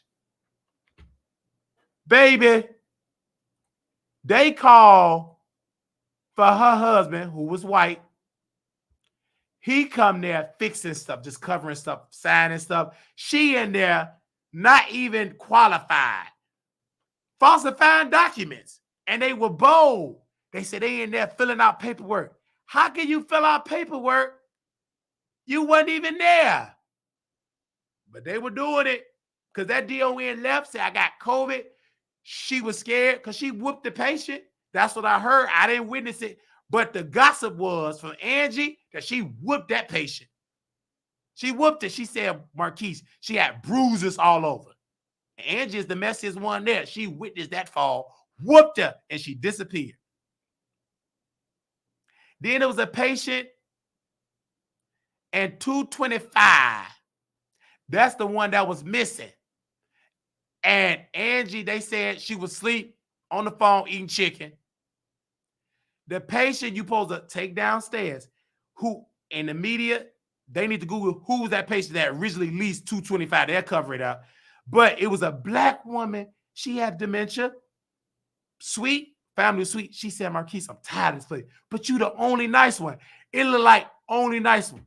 I just want you as a CNA. She would request me. I would have to come from upstairs to just do her because I would take her downstairs, do my job, take her upstairs, take her to the toilet, let her go, take her to bed. Baby, when Angie take over, every man for himself, she disappeared. Ain't doing nothing, no laundry, don't pull nothing, don't do it. She forgot. That lady left the dining room, went up to the third floor, went to 325, instead of 225, and she was confused and she couldn't get out the door. And she slept on the carpet the entire day. She slept from after dinner. They didn't find her to the next day.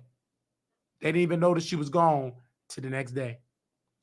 That is the evil and the horrors behind nursing homes. Thank you so very much.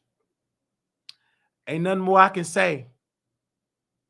We can open up the phone lines and we can allow you as the public, anybody want to call in, you can call in 972-674-9462. Now it's the time. And that's another form why the enemy didn't like it. Because I gave O'Neal this number. This is my show number. It's connected to my show. That number, the enemy didn't like it. I don't think nobody gonna call in. They frightened. But y'all committing crimes, beating residents up. And the facilities, they okay. They're gonna cover it up. They already know. They got people that know that law from the back to the top, middle, and end. And then you go be an advocate, but they already got you. They think they 3 steps ahead. But they never met a man with a platform that can expose them. That's why I caught the most hell. Because you're not a nigga, or let's just say you a smart nigga with a platform, with an LLC. I was under so much stress. I'm going to Chicago get Medicare. I'm sick. I need help. I needed help. I was so depressed. It looked like I was trying to get, to see a therapist. It looked like that place didn't even want me to get the therapist. I said, can I talk to a therapist? That man said, I need to talk to, I get what O'Neal talking about. I need to talk to somebody. This is a lot. I witnessed a lot of trauma. And I said, that's a part of the quote unquote, you ain't mentally ill. It's just because you saw a lot. And shout out to Natasha. She said it's PTSD. You was at a war and it's triggering you. Evil, abuse, neglect, incompetent nurses, incompetent politicians. They all incompetent. Because guess what? They ain't got the experience. But I pray that you never, ever, ever have to lose your strength and go to a nursing home. We thank y'all so very much for tuning in. Ain't nothing more I can say. I have said it all. For those that want to contribute to our show, because it looks like y'all really going to have to donate to Wiley's show, because they ain't letting me step foot not in a nursing home, not in Augusta. I had to call it out. $ Marquise Wiley 28, Zelle WileyShow@gmail.com. I had to tell it because you all was telling me, you manic. Monica from All About the Tea, she called. Oh, Wiley, what's going on? Baby, it's stress. I got to tell it. I was provoked. I had to tell it. Once I saw that black man pacing the floor, he all in the hall. I said, we got to go to the media. He said, we got to go to PBS. And sometimes go downstairs. I'm downstairs. I can't even stop talking. I ain't tell his full story yet. Go downstairs. I said, I picked my bags up. I said, I'm going to go. He on the phone. Open the door. I'm gone. They all looked at me. It's that way. I said, okay, with authority. Like I'm the doctor. You don't know who I am. I get downstairs in the lobby on the phone with Monica. I said, Monica, I'm going through this. I got it. She said, well, don't do it because it's stress. I said, Monica, I got to do it. I've been want to get this out since the library situation. Before the library, the inaccurate care at the evil forced me to the library. I said, I got to say it. It is a scripture. It said, The truth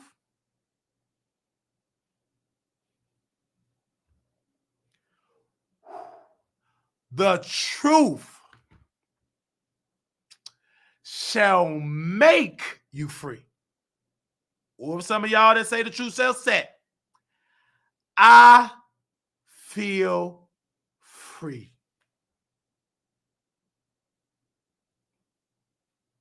I had to tell it.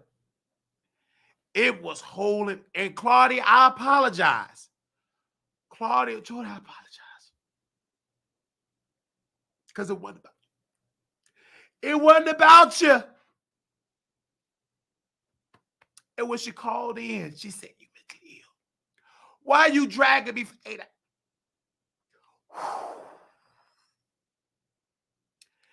It wasn't about you, Claudia.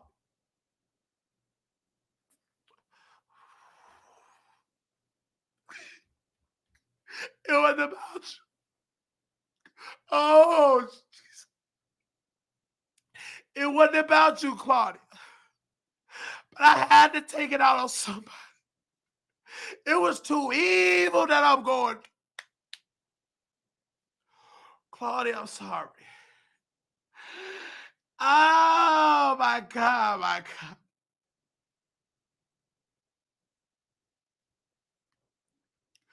It was evil. I'm going through so much with that stuff I've seen. Oh my God. Oh, Jesus. Oh my God. Ooh, it's a lot. Oh, it's a lot.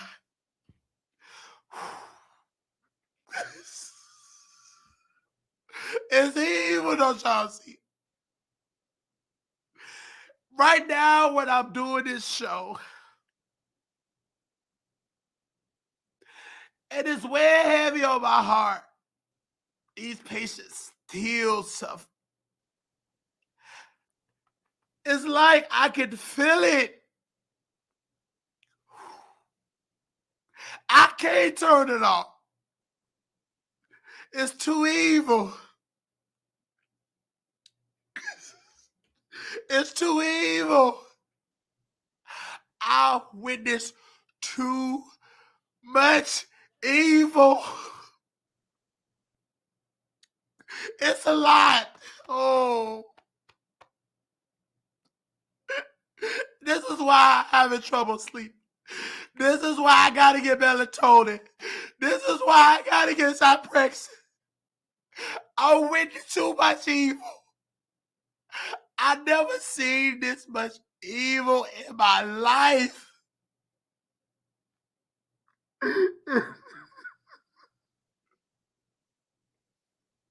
Oh my God. Oh my God. Oh my God. Oh my God. Oh my God. It's evil.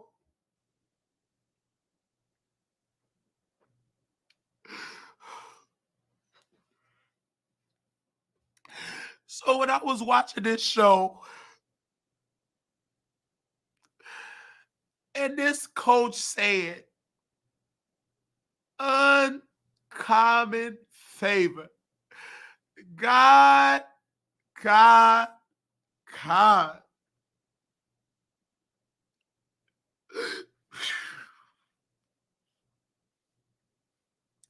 Oh, see, every time if you think it's bad, it's because of the evil. When you see patients get beat on, spit on, walked on.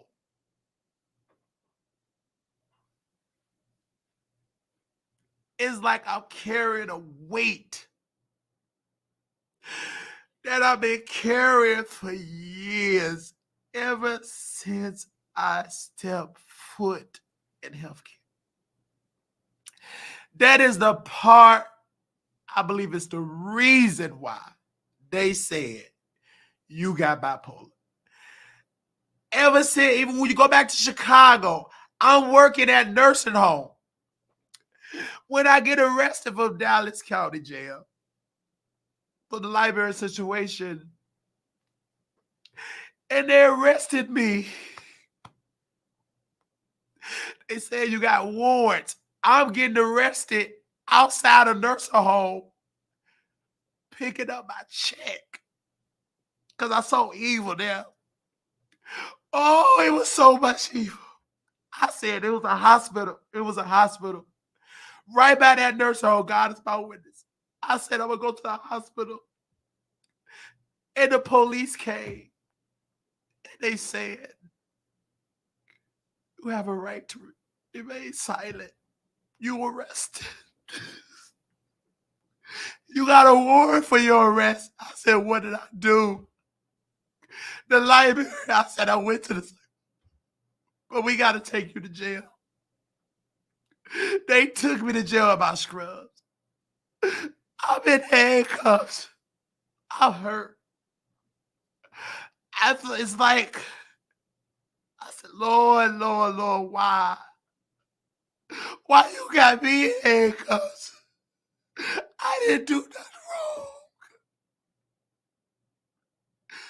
So, I'm in Dallas County Jail in my scrubs.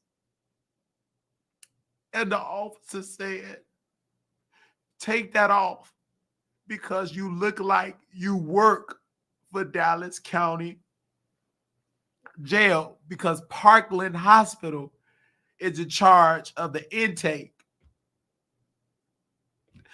And I talked to that white woman. And I told her, I said, my mind, I got bipolar. They put me in a cycle.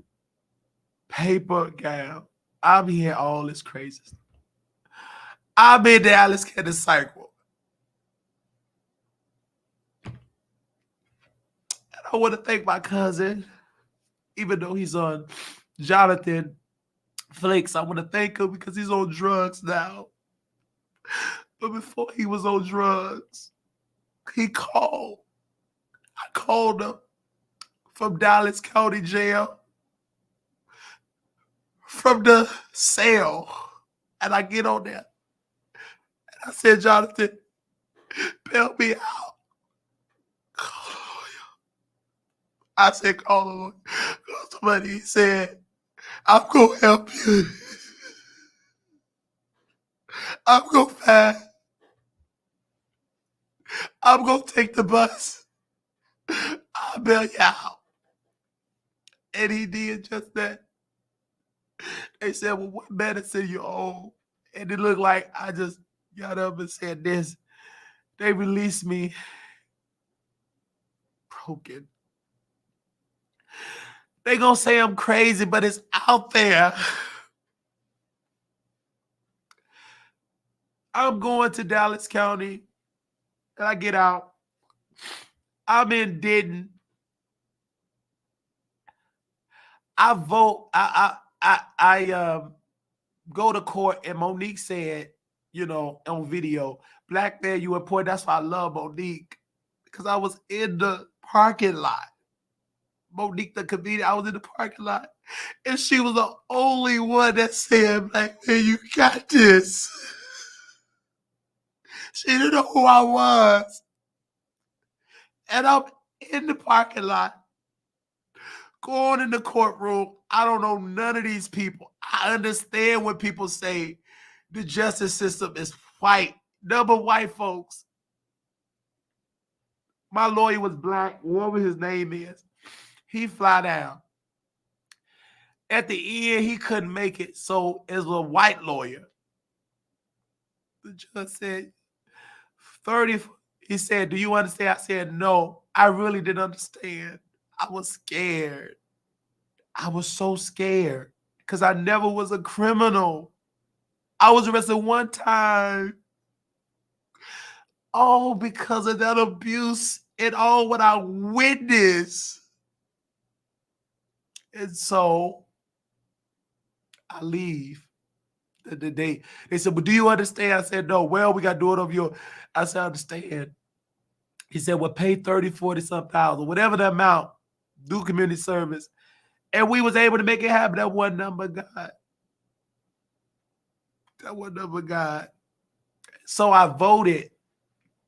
And so I thought if you vote on the probation that I was on, I'm going to go to jail. Because it was a woman that got arrested because she voted while she was on parole or probation.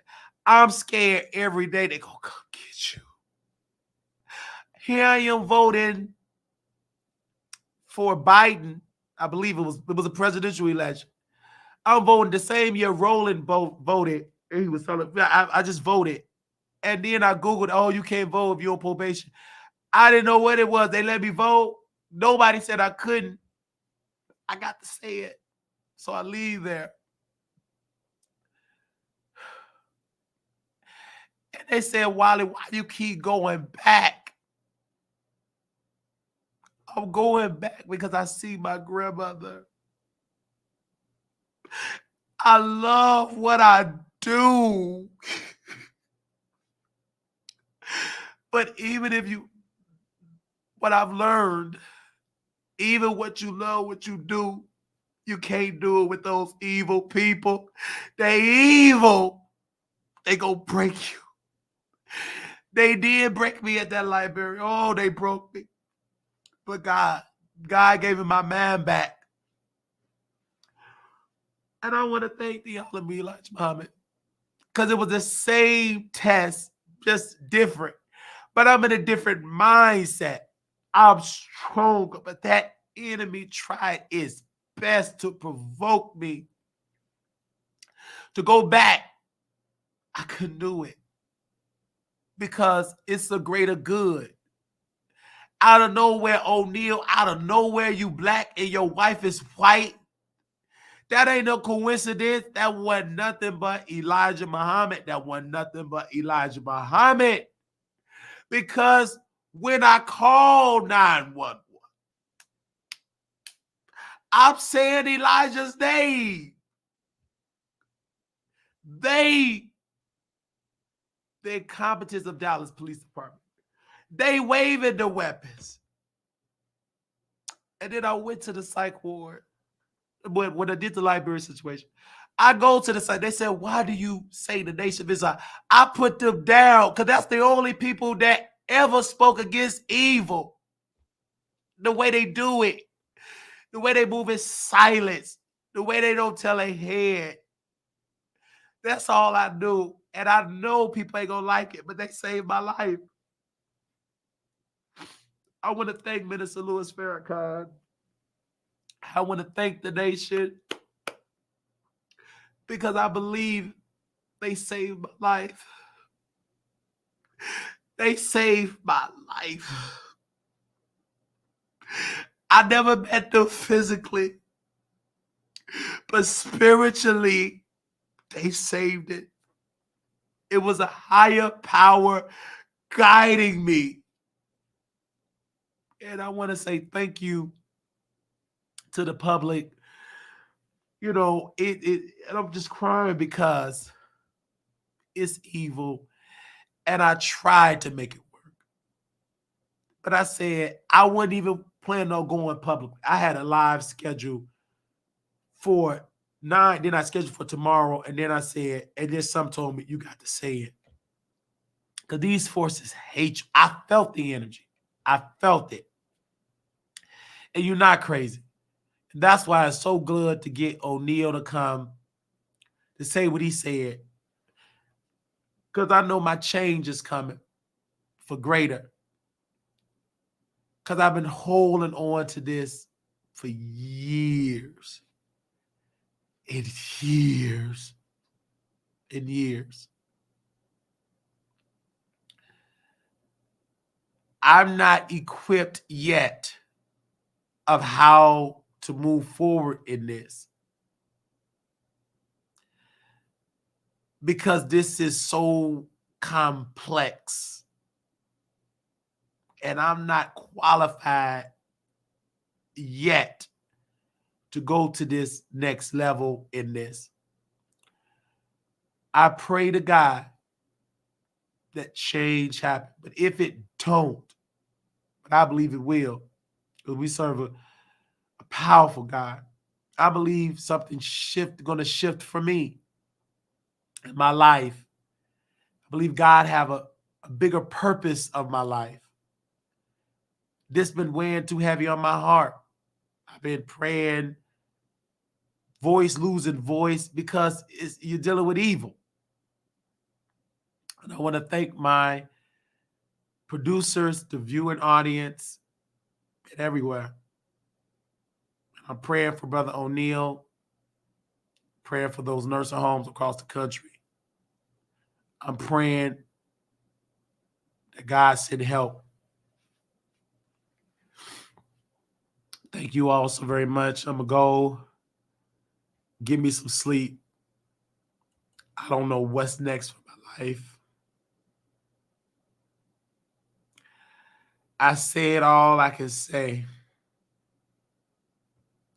I personally had to do is let God know. I had to tell it. It was a heavy burden. The audience knew it, but they didn't know what was what. But I told Monica, my friend from All About the Tea, I tried to talk to the neighborhood, talk about it. But I said they gossip blogs. They're not qualified. No, they're not, that's not their area of expertise. So they don't know.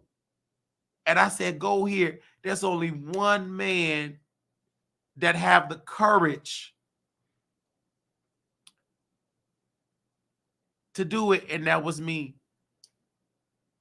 I never seen nobody ever expose the truth of nursing homes and assisted living facilities like Wiley. I'm not rich. I'm barely making it. How can you be rich and you barely making finances as a CNA? How? When you don't even want to afford to give the people therapy. You don't want the people to get therapy. At least you could give them free therapy.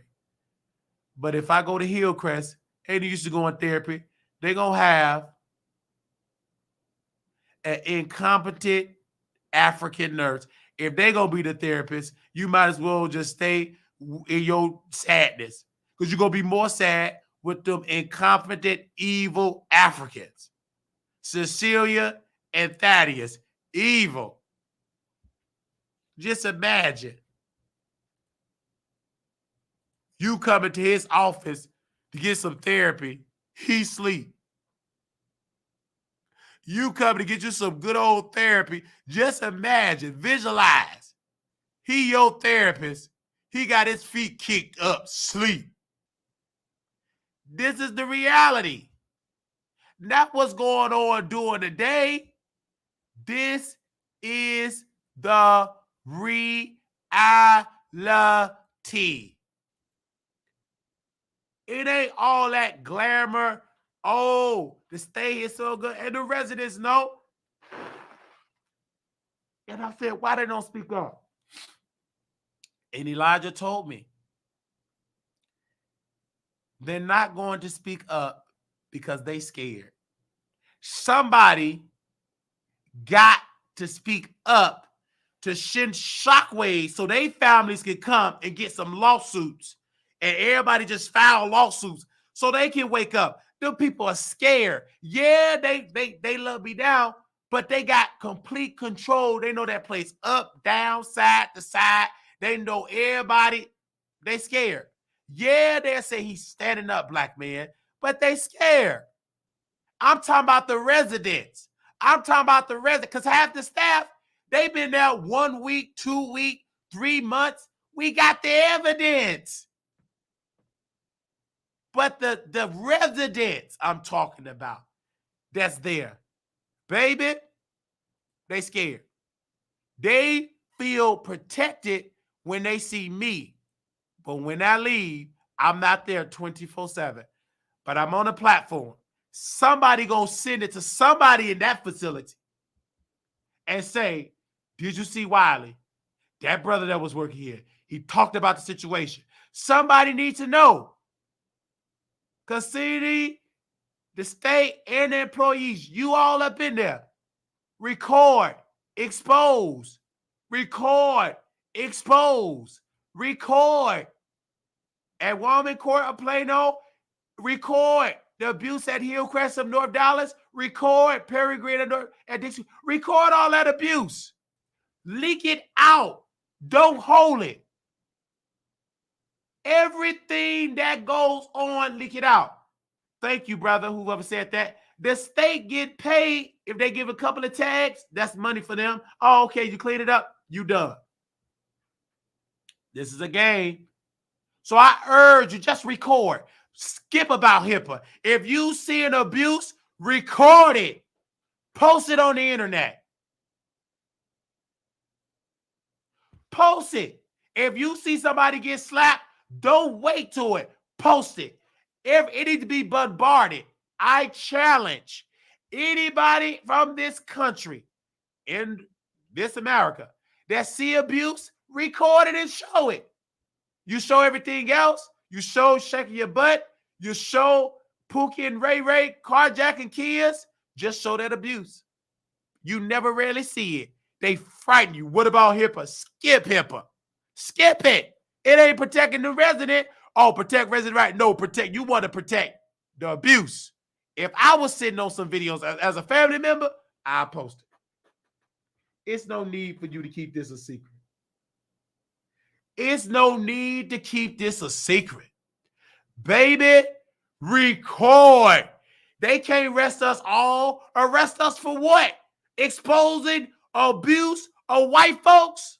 They the one that's and it's a lot of black people. If white people is going through this pure hell, what the hell do you think these black folks are going through? If white people is going through hell in these nursing homes, what do you think people that look like you and I, they're going through even worse? But again, it's not about race. It's about class. The reason why I like the Nation of Islam is because you train to be a boss. Think for self. Don't walk with your head down. Walk with strength.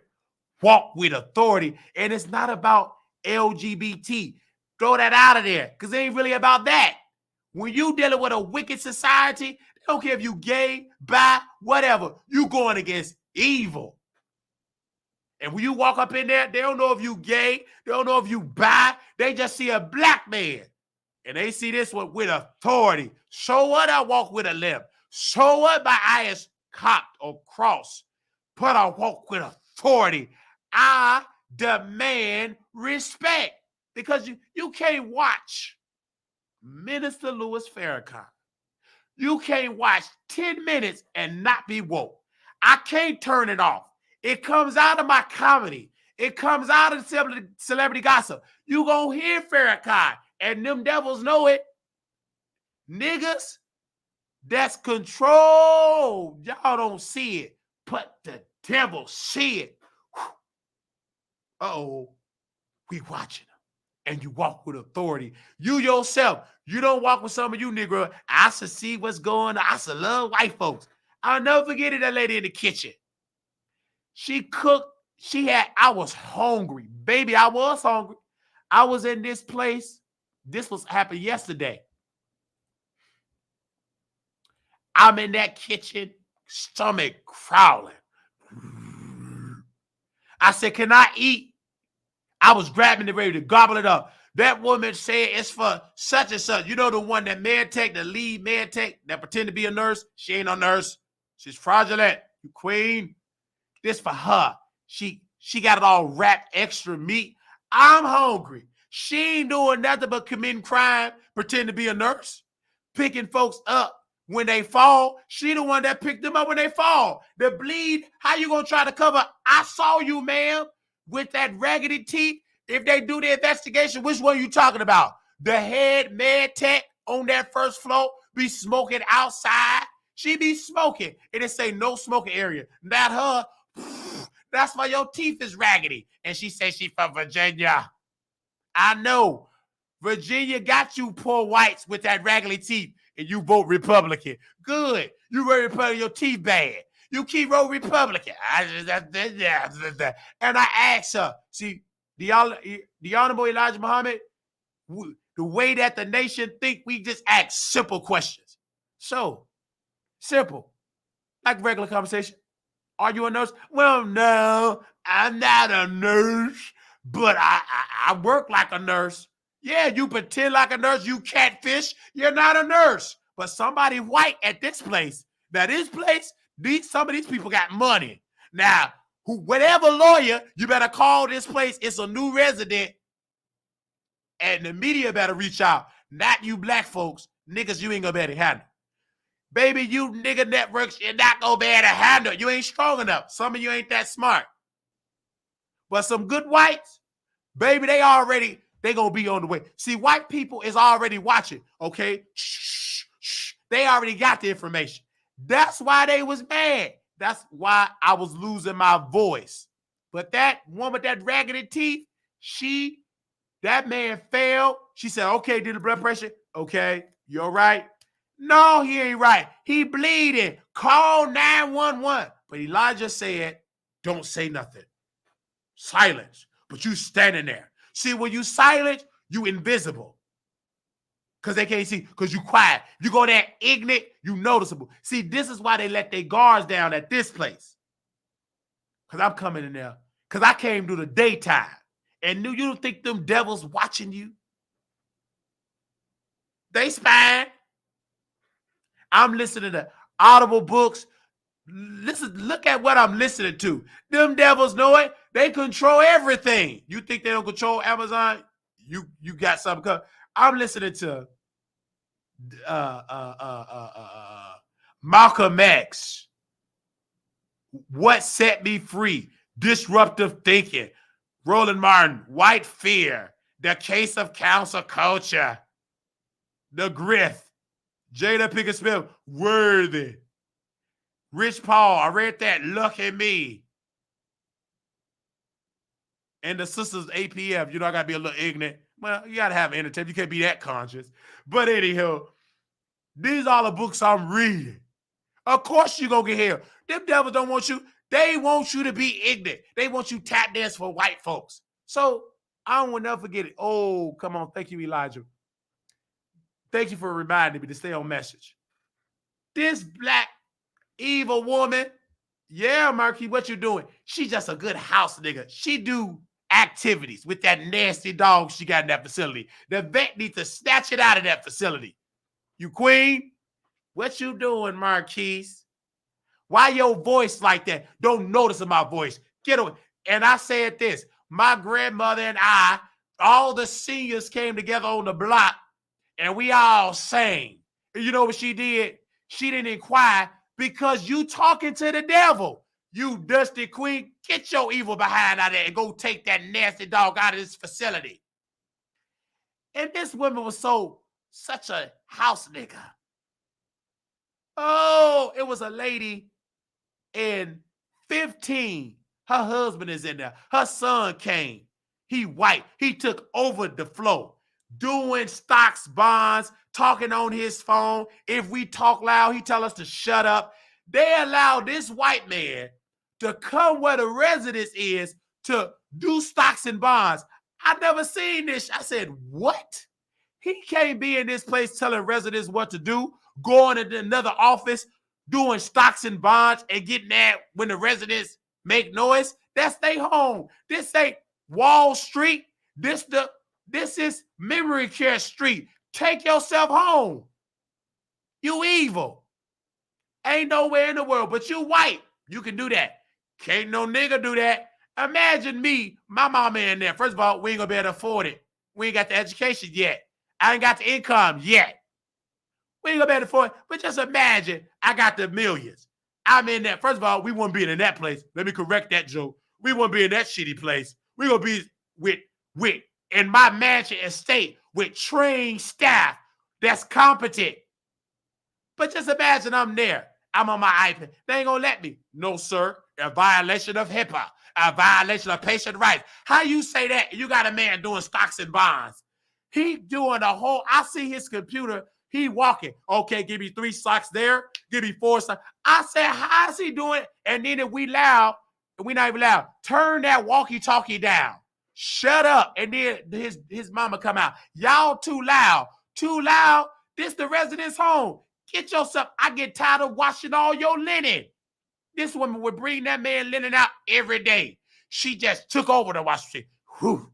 Baby, that devil, whew, I'm bringing more linen. Whew. And that raggedy laundry basket she got, it falls apart. And whoosh, she just bring it every day. She used to sleep there. They said, ma'am, you can't bring your clothes there, but you white. And you could tell. But I said I had to go. I knew I was leaving there because it was too powerful. I was going to expose the devil, but he's exposed. Thank you all. I will see y'all later.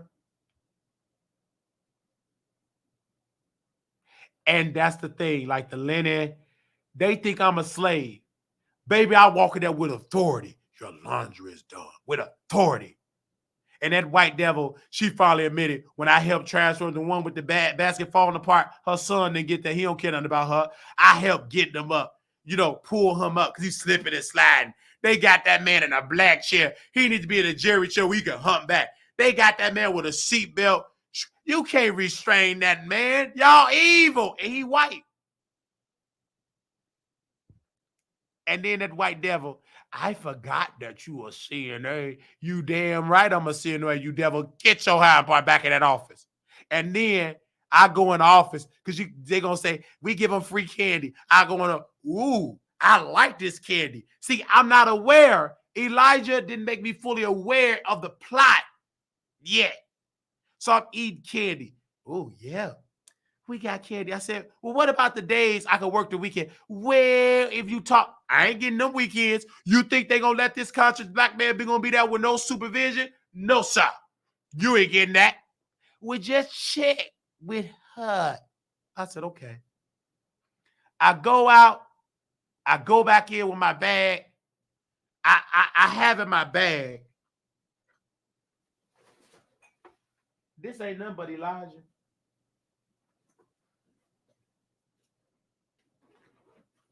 I go into my bag.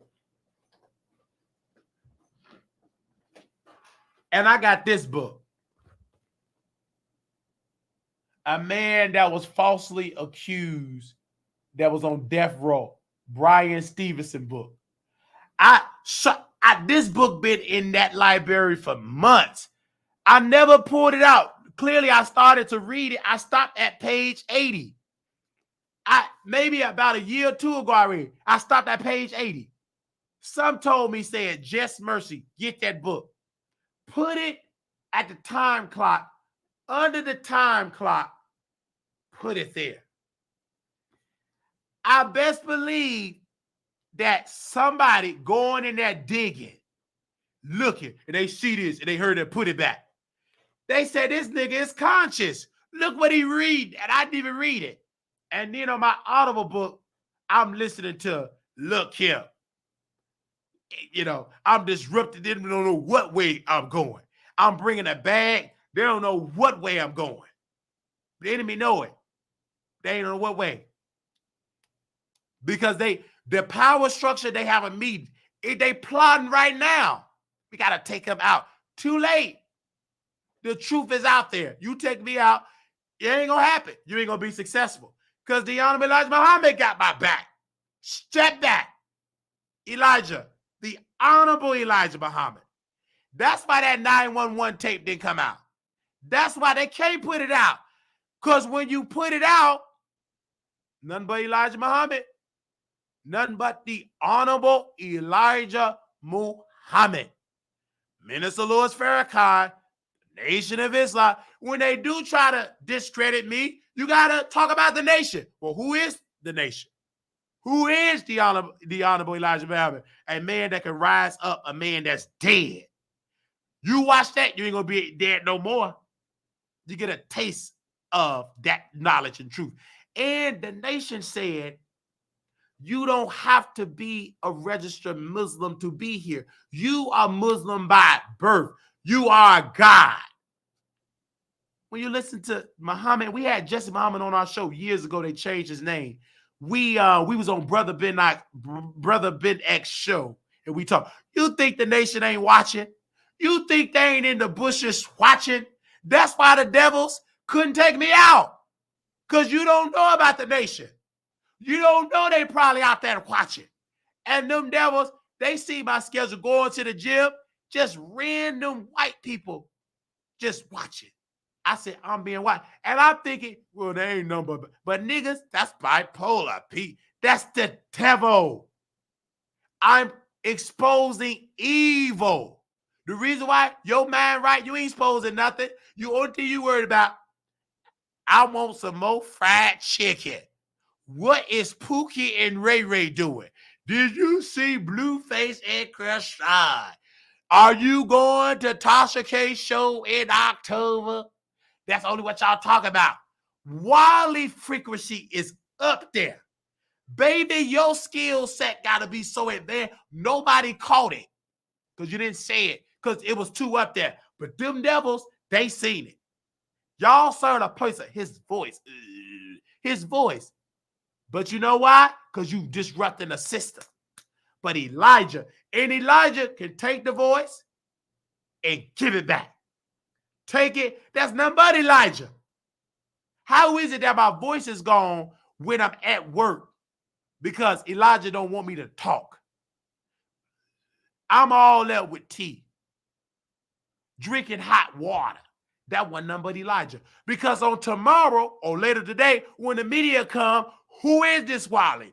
What is going on? They gonna discredit me. You know the devil, you read a basic history book. They sold y'all recredit. He owed taxes. The library. But it's a reason by it. But you ain't gonna fall for it. It don't make sense. It's all tied to the evil empire of these nursing homes. Because never I exposed them. I would just write letters and it gonna work. Because if you listen to the nation, you sending it to they media, to they folks. They ain't gonna do that. I said, you got to tell that story. But you got to be funny and tell it. And once it's out there, somebody gonna do some investigation. Because I did what I had to do, and I felt the weight being lifted off of me because it was burning me down. But through it all, because I serve a mighty good God, the Honorable Elijah Muhammad, I never seen that the more hell I was going through, the more beautiful, the more I was walking into my manhood. Beard was growing in, losing weight, looking good and chocolate. They said, damn, this nigga. It confused the enemy. They somewhere scratching their head. Ugh, we ain't used to this. I mean, they was just whooping me. And I'm coming in from the gym. You think that devil, that manager, that housekeeper, you think he wasn't digging in my bag? He was. Let's see if he got weapons. No weapons. Because the Bible said no weapons formed against me shall prosper. Baby, the weapons was formed. Let me break it down. At the end of, before that man went, before my two, he said, well, let me get the keys. This Mexican devil, let me look at the keys. This man was looking at the keys. I gave you some more keys. I said, sir, no, you didn't.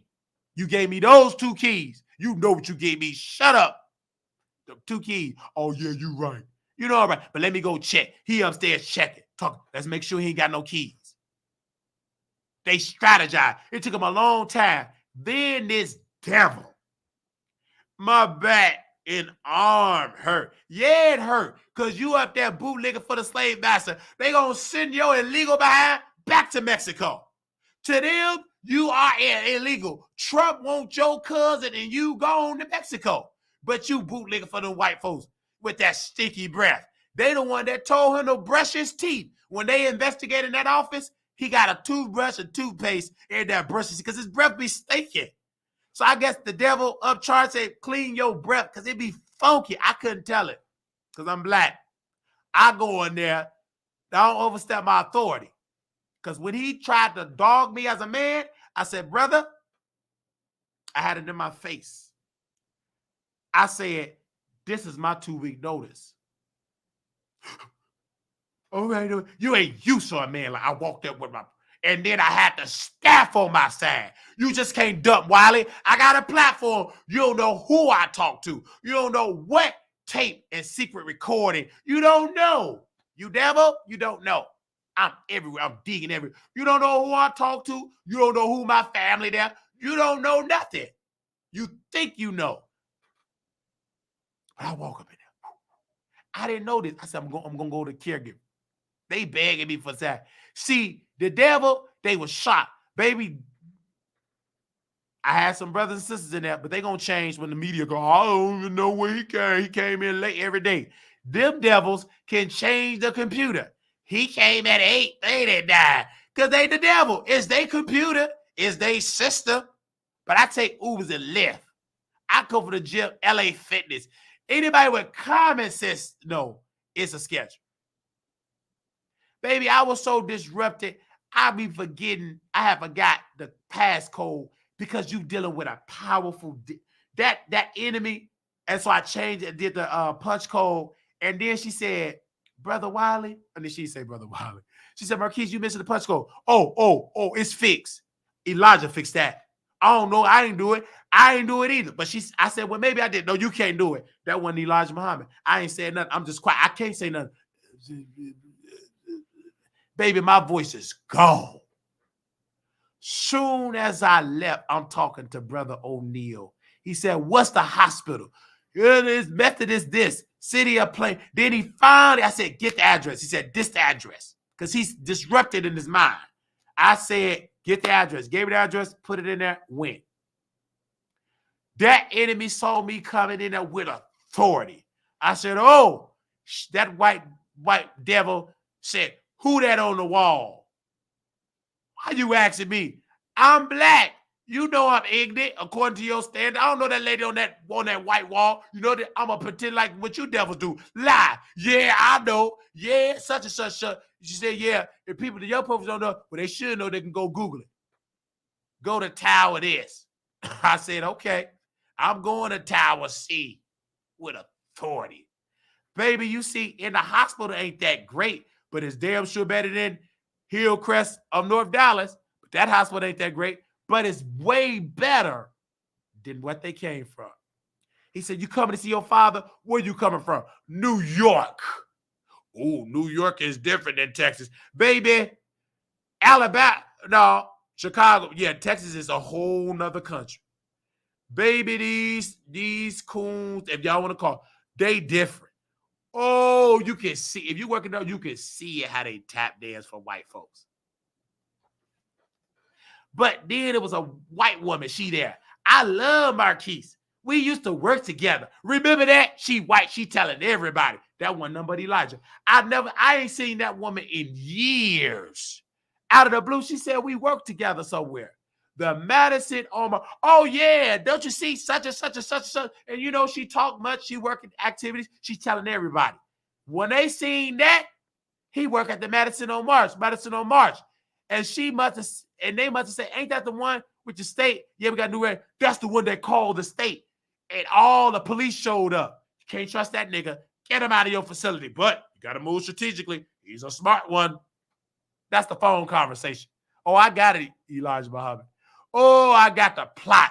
They was plotting on me, and I didn't know it did. But I had to leave that environment. See Brother O'Neill and see this. I said, they got it. Because when you put that application down, they got the record. They got that you a certified nurse. No abuse, no nothing.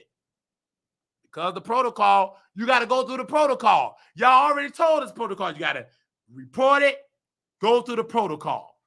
And they still plot. This people is evil. But you can plot till you plot out. The Honorable Elijah Muhammad, nation got my back because the truth, I was willing to put my life on the line for this. And I'm doing that because you're exposing these devils. And I'm not afraid. I went to the library, wasn't afraid because somebody need to hear the truth. And I kept telling Monica, I said, Dr. King stood up. If somebody didn't take the step, we'd have still been in the back of the bus. Wish we should have just stayed and had our own bus company. But, you know, Roland Martin type of Negroes, well, we fought for this one and we did that and we got the... Well, technically, if you look at it, we just fought to be in the front. We didn't fight to own the bus. We didn't fight to have Rosa Parks charter Gray Line bus.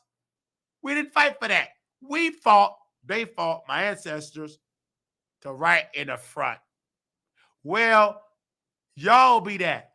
I'm fighting for to own and operate my business and let it be profitable. It's going to happen because I expose these devils. Somebody going to go in there, and they already in there right now. They already in there right now. Because that's like, you got your people that's plotting, we got ours too. You don't know who in that facility. Somebody going to wake up. Somebody got something you can't do because I got more residents on my side. Because all that hell. Ain't nobody going to keep in with you. Somebody going to say, did you hear what Wiley said? Blah, blah, blah. They been watching my show. My name is Marquise Wiley. If you don't think none of the residents watch the Wiley show, you must be sadly mistaken. That's why I got it. That's why they was acting like that. That's why I was so strange. But you couldn't overstep the authority of them residents. I was too good. My light shined when I walked in that room because it was so incompetent. Thaddeus, Cecilia, baby, you saw me. It was a woman that said, don't call me mama. Don't call me mama. I am not your mama. Did your mama fuck my daddy? Don't call me mama. You in Chicago? And then she kept saying, don't call me mama. I kept going to the restroom because this woman was funny. I'm laughing. They probably got me on recording. This nigga laughing. He ignorant. Don't call me mama. And I'm in the bathroom. Went there and relieved myself because they bathrooms you can't get in. It's poop everywhere. It's sad that some of the residents' bathroom, the one that was clean and they just a new admit, their restroom is cleaner. So I'm using the restroom to get relieve myself because if you go out in the hall, them nurses dog you out. They would tell you they the nurse and they just say you gotta listen. So she pulled out a card. And she pulled out a card. She said, people doesn't owe. And my son was this, and South Africa, and the Congo. This woman was spilling. They didn't know this woman was powerful. That she did translation. She pulled out a card. She said, take a picture and don't tell nobody, Chicago. And then I said, okay, thank you, mama. Oh, no, Chicago, you down. But because you're a good worker, she dropped that. I got the glasses. We stayed in that room for 45 minutes. They got to record it doing work because them incompetent nurses, they're incompetent. It's a camera, just show the hallway. It don't show this way to public. It just show the hallway. I see the camera. And you know, when they need to use it, it mysteriously worked. I've been there a long time. And then the light came on and answered. Then she went to sleep. She was asleep. She got great care. I took my time. She wanted certain medication, the powder, all that cream, because they tell us we could put cream on them. They said put the cream. She said barrier cream, all that. Got her glasses out the trash can. Her OT was tangled up in the trash can. Glasses in the trash can. I untangled that. Took my time. You got to be patient with elderly people. Did you see this? Is that? No, it's not that. Bring me my bag. I bring that woman her bag. Here you go. And you just say, I don't know what this lady put me in this place. You talking about the hospital. They gonna put you there. So she was clean. She went to sleep. Another lady went to sleep. The other lady, she woke up. She was hungry. Help called, and she called the cops. I believe that was 208A. Baby, 208A. What's her name? We got to expose her name.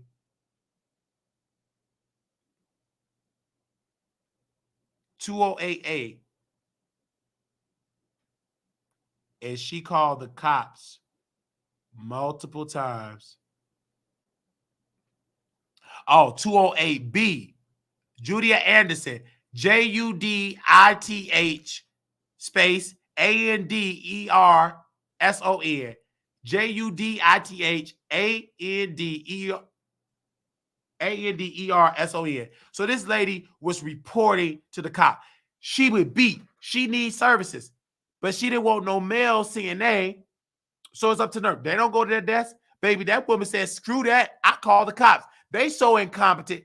They don't move when the cops come. Baby, I got my notes. Incompetent.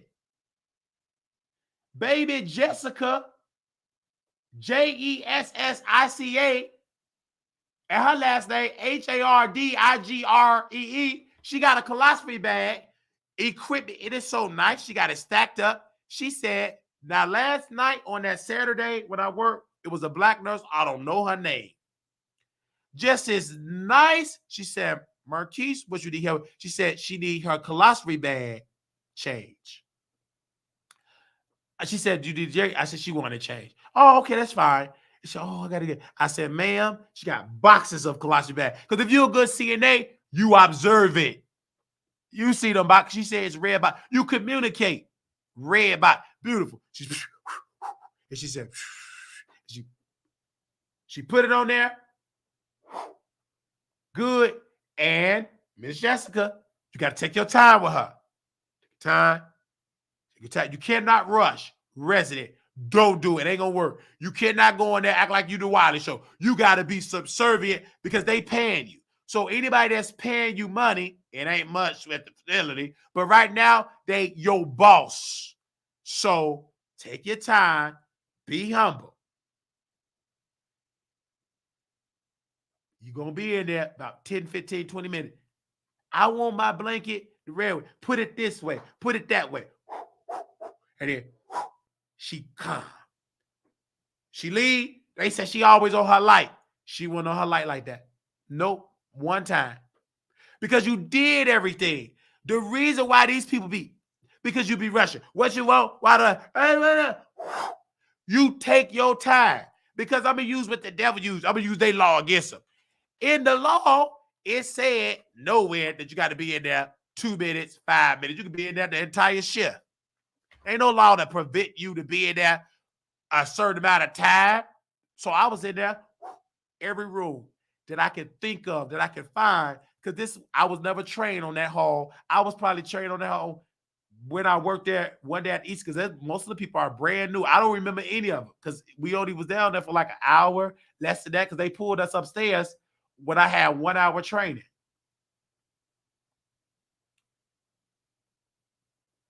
And I'm telling you, I got receipts. These devils, and this is the reason why I didn't learn this from Bishop T.D. Jakes. When I listened to The Nation,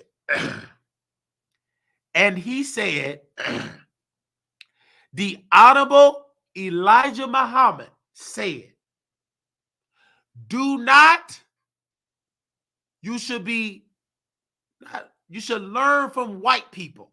He said it, study white people. Study white people. Study white people. He said study. And that's exactly what I did. I study white people behavior. It ain't hard to study. Some of them move, especially the power is different level. Not that raggedy white that was at that Plano was smoking. with people out, you outside, and we can smell the smoke on the hall. So this is how many residents we have. So give me a second.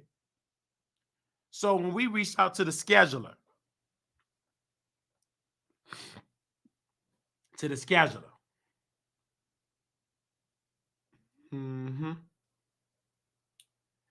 me a second. So this African, you take all these extra rooms. I said, no, ma'am.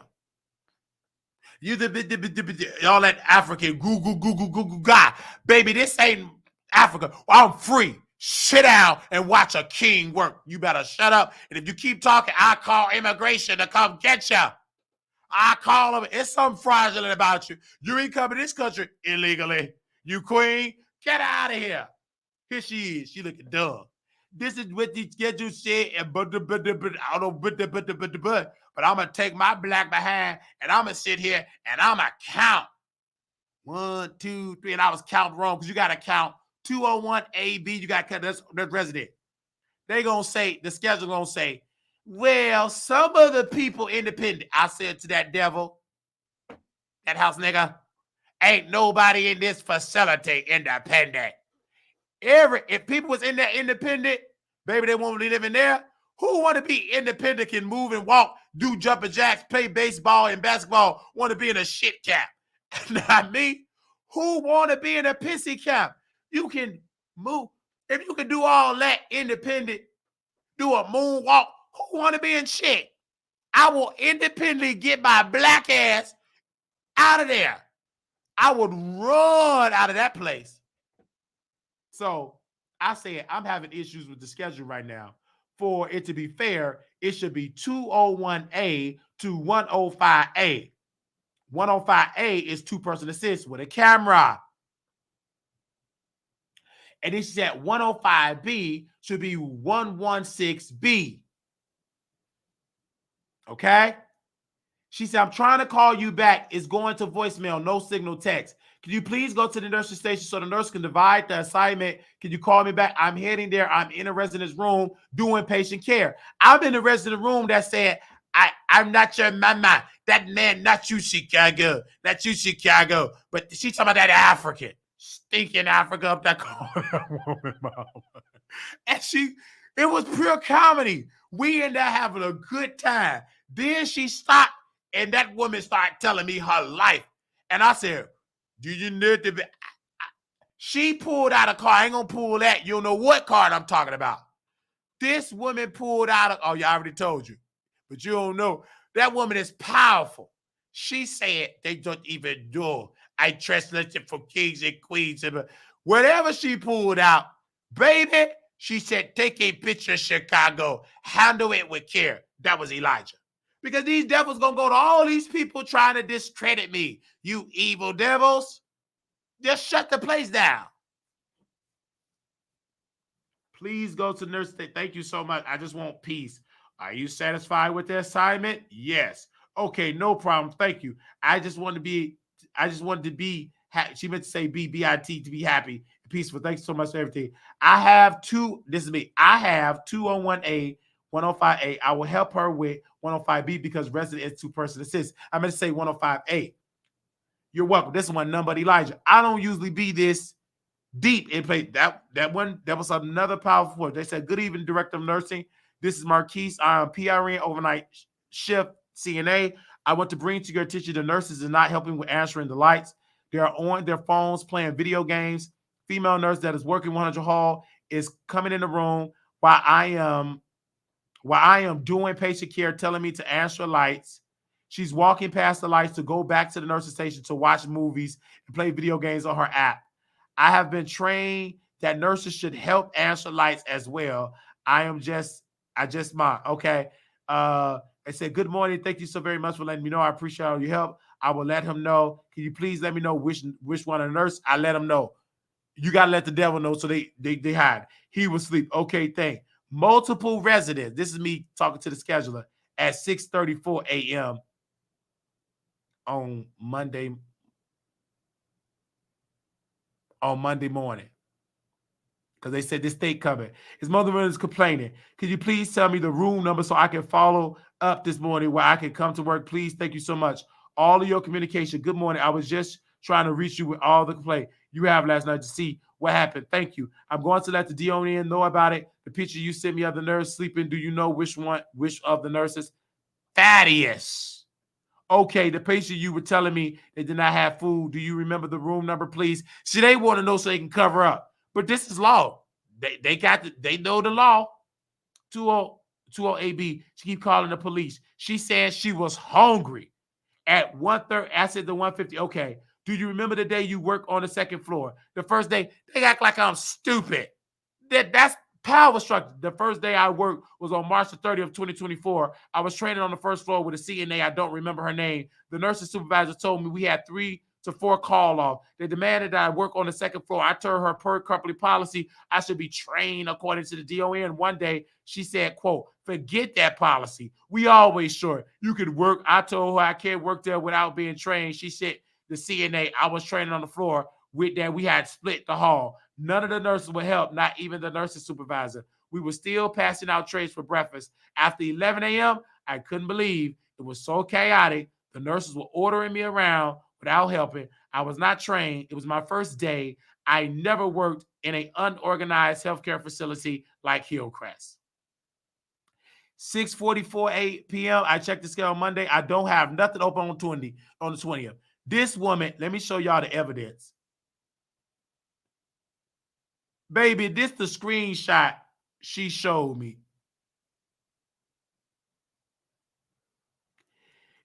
I got to show because you niggas ain't gonna believe me. Niggas, you gotta show pictures. They not that smart. Black folks, you ain't got to. But niggas, you gotta show pictures and talk slow.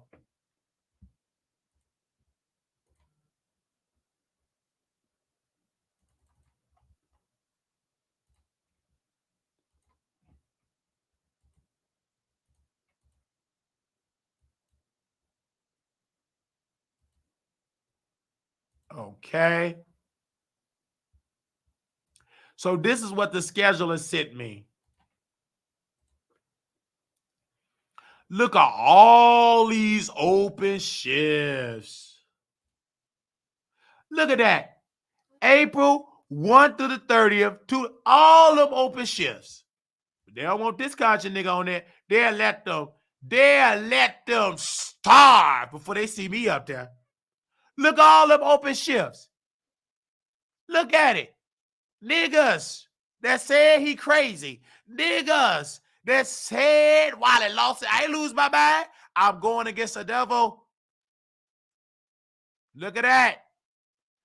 Turn that phone, twist it around. She sent me that. All them dates. Open. This was a hostile work environment. They need to be sued. Work style. This is a hostile work environment. Stress, depression, anxiety. I cried with that woman on the phone. This is plainly undue stress or they incompetence.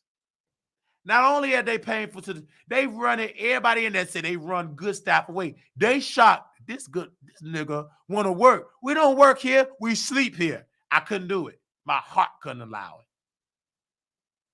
That's why they was watching me.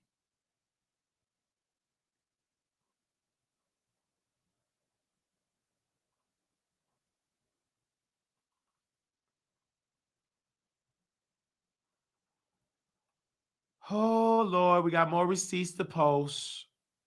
Okay. Give me a second. Now, this is the place. Remember I told you about the white woman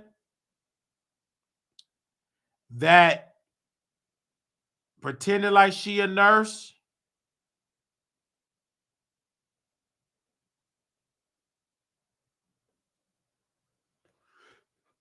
Look at this. Hold on.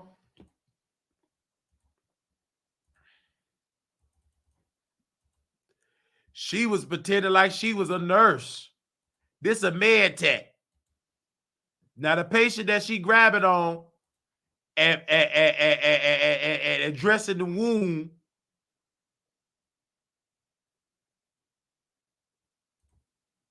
She ain't no nurse. That's a med tech. This man need a doctor. You're not a doctor. Yeah, the ambulance gonna be going there. She work at this place. The one with the raggedy teeth from Virginia. The head med tech. That's her. That man that she got arm frail, he ain't eating that much. He fell and was bleeding in the same room he fell in the living room. She skin tear. She picked him up and said, hey, they on the walkie-talkie. I'm thinking she a nurse because she white. If that was a nigga, then maybe, oh, she looked like a med tech, but she white. Okay, she the nurse. I said, now wait a minute. And I asked a woman, Elijah said, well, ask her, my brother, is she a nurse? Are you a nurse? Nah. Ugh. Them teeth, yuck. I wouldn't even if she was a nurse, I wouldn't want no nurse with them raggedy teeth to be my nurse. I'm already suffering. I look up at that teeth. I mean, and she do all the talking. Just leave. Ugh. You can't brush your teeth, and then she be violating protocol, smoking. But in that facility, ain't no cameras. The camera is just on the lobby. They ain't got no camera. These evil people, no cameras in the hallway. Just cameras in the lobby. You just see people come in and come out. But they may have some invisible recordings and cameras. Who knows?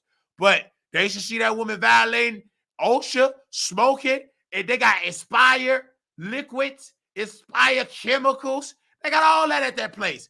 Baby, he be having me clean carpet with expired chemicals. She got that smoking. The rest, ooh, this thing. She's smoking. Ugh. That nasty woman. Pretending that she a nurse, telling them folks she a nurse. Them folks, they elderly. They think because you at the med tech, you're not a nurse. When I knew that they had a med cart, baby, they got med carts. State, police, they violating the code. And at that place, they be in there asleep. They ain't gonna be able to sleep tonight. Because, baby, them white folks that live here, somebody sent it to them. I feel in their spirit. Baby, they be smoking. They be getting it in the room, sleeping. And Polar, them think why I be here, because I hear the gossip. Not a good place. And you gonna hear a woman saying, Wiley, this is not a good place. Find somewhere else to work. She knew it. And then she said, Marquise, I got somewhere to go. I got an important phone call. And I said, well, what's your important to myself? I said, okay. What's your important phone call? To myself? When I get back into throwing out the trash, important phone call was this. So we're going to play all these receipts that we got from this facility. We're going to play it all right now because I don't want to wait till the morning. Baby, because the enemy is plotting in the morning. They think I'm about to show up. They're gonna have a SWAT team. You're going to see me there. You can forget it. You're going to see me at that place. Why would I have to go to SWAT? I already did my evidence. No, not that, JC. Not you, brother. This ain't no time to look at no photographer. But, there ain't no time me supporting black books. Hold on. Okay. Give me a second. Give me a second. Hold on. One. Okay.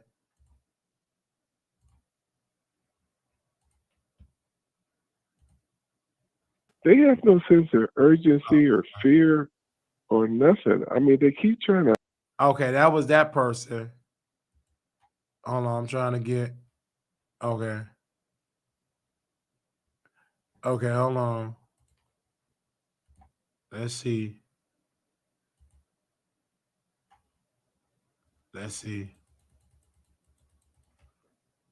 Well, I'll do this. So hold on, let me do this. Okay. Give me a second. Let me know if y'all can hear. Press 1 if you can hear. How is it today? So.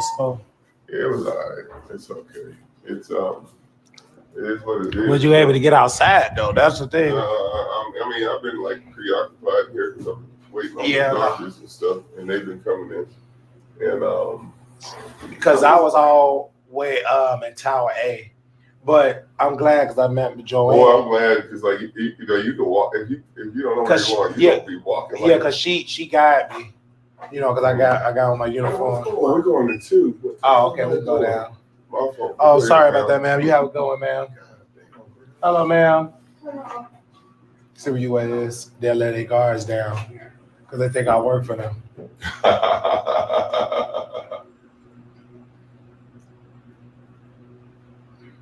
Because I told them, who you come to see? My father. See, when you say something like that, they're going to get nervous. Are you Oh, no. Well, yes. How you doing, ma'am? Oh, bless. Yeah, legally, PRN. They have to get me on shift. They can't fire me. Yeah, because that could mess up your No, not employment. They can't fire a whistleblower.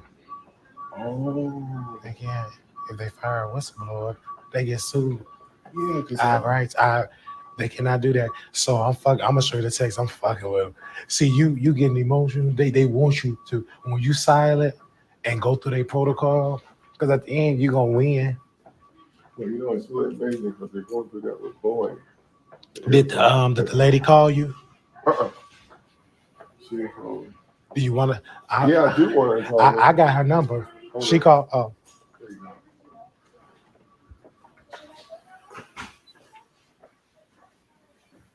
Hi. Hello, How you doing? I'm okay. Good. Yeah, I'm seeing. Relax. Yeah. So I got her number. Mm-hmm. And see, this is how you move. So I called them. Mm-hmm.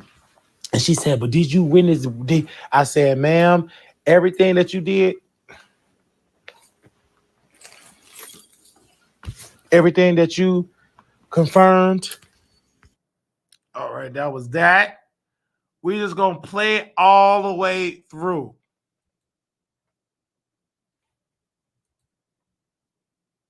Give me a second.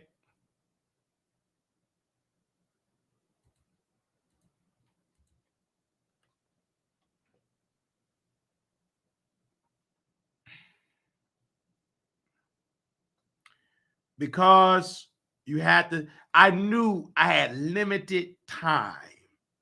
Because Elijah said, this is your last day. I felt it. I felt that they was recording me.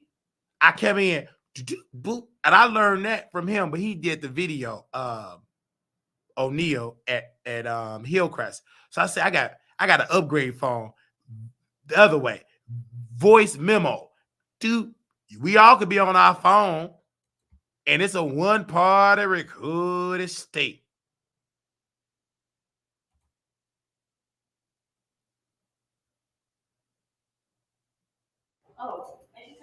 Okay.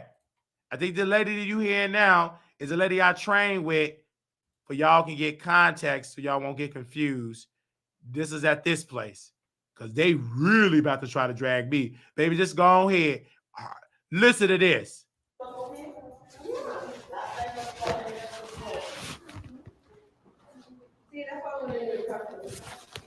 Whatever that happens for doing the fine.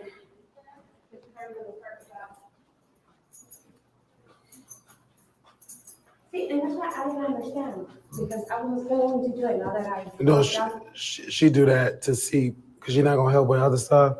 She just do that. It ain't even, she didn't already vacuum. It ain't even nothing down there. And she going to put the lip powder. Then you going to see her. So that's my thing. That's common area. That's what we're supposed to clean. Yeah, right? but she do that. You know, so she's not Yeah. sitting down in that break room. Uh-huh. She's trying to make herself look good. You know, That's what she Yeah, do. it's making me because apparently that's why we had hired this person. Mm-hmm. So I didn't know what he got because I know look at it, yes, I don't want to hear it later on that I wasn't doing it. Cause that's what she'll do. Oh, he didn't vacuum. You already vacuum. He don't bring it to me. I give him one look. And her, she don't say nothing. I don't say nothing to her. Cause why would you vacuum? Exactly. And then That's why she- I looked at her like, what are you doing? And then she gonna say, she didn't vacuum, but she already vacuum. Mm-hmm. Oh, no time for bullshit. We're so calm up here. Oh, yeah, it's always fun on this Out side. there waiting for you. That's in there. I look. Why are you here? Why are you doing all this? So then you can cry. Oh, I'm walking through this way. I'm walking up through the way. Oh, because I had to help Martina. Oh, I was like, no. I'm gonna fish it in the ass. You wanted your rooms and rooms only, you got it. Marquise, can you turn your drivers like this one real quick while I Mhm. take her trash? Cause I don't want nobody saying that, dirty and all that. You gotta come over here anyways, cause I need to get her garbage. From her room.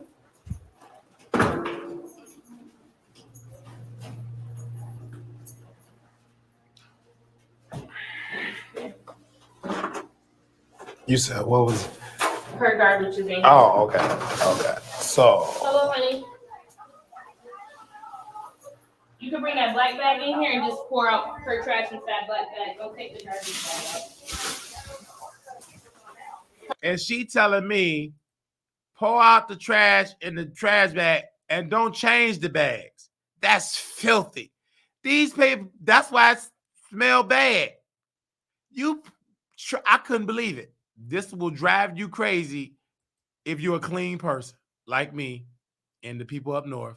Well, some of us, because there's some filthy ass nursing homes up north. But this place in the south, they don't give a fuck. Because we don't always have a lot of those clear bags, so it'd be hard to take those clear bags And out. whose responsibility by Who? the manager? I'll let her know. I tell her I said, I ain't scared of anything. What you talking about? Buy more bags. Cause you was gonna do that in front of that lady. You was gonna dump it in front of that lady. The people, No, I take I'm it sorry. outside the door. I know but they supposed to have bags. They know what they're supposed to do. Yeah, some of them we do have Because bags. they need to have like cases of it. I tell them, because at first, But some of them cases are Tony, so sometimes it'd be I know. hard for us to get. I'm talking about her, but I know how the system goes. Because I told her the last time, because before I came, he would count. And I told her, I said, we can't be doing that counting and preventing them. Because remember y'all was running out of tissue? Y'all not running out of tissue now. I did not know that. Because you ain't noticed the little bitty thing he would count and say it should last 2 months. No. Listen, I just get what are we given, and that's what all I take. But for me, you see, I forgot to get you a cup of ice, but this is pretty cold, so just drink it through the straw. You take it out. You don't gotta go to the bathroom, do you? Every little bit.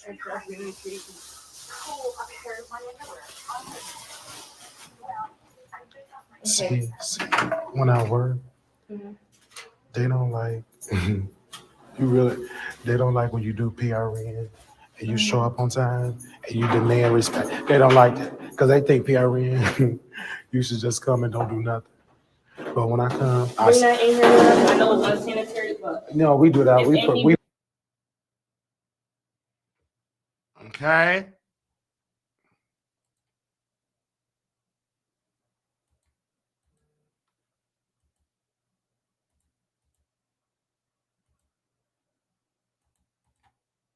All right.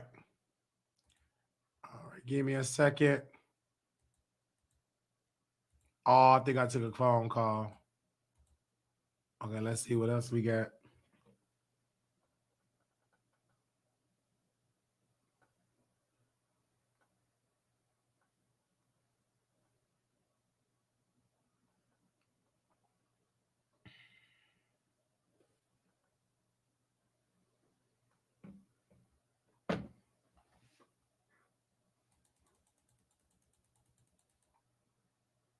All right. Okay. I'll wait some more receipts come.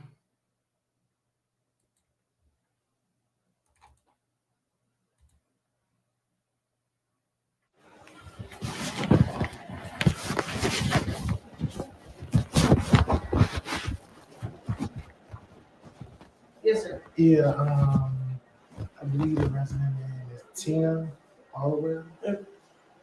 Upstairs? Yeah, she's right side. What? Upstairs? Yeah, on the second floor. 202. Tina Oliver. She said she fell last night.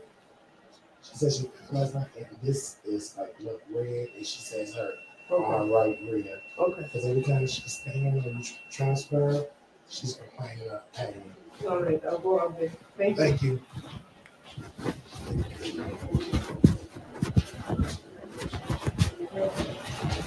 And I was talking about the resident upstairs, I think 202. She fell, bruised rib, look like, because every time you transfer, because she can't stand on home, you got to transfer. Baby, she fell. I didn't see no documentation.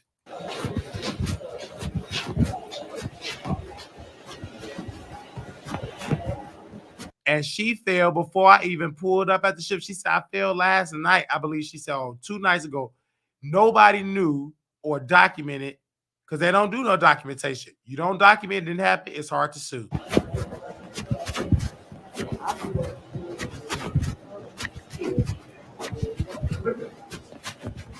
And so her 200 isn't getting your tray. She don't want nothing. I'm taking a sweet tea up there to her. What she asked for. And then 211 and 202. I wrote there what they want on there.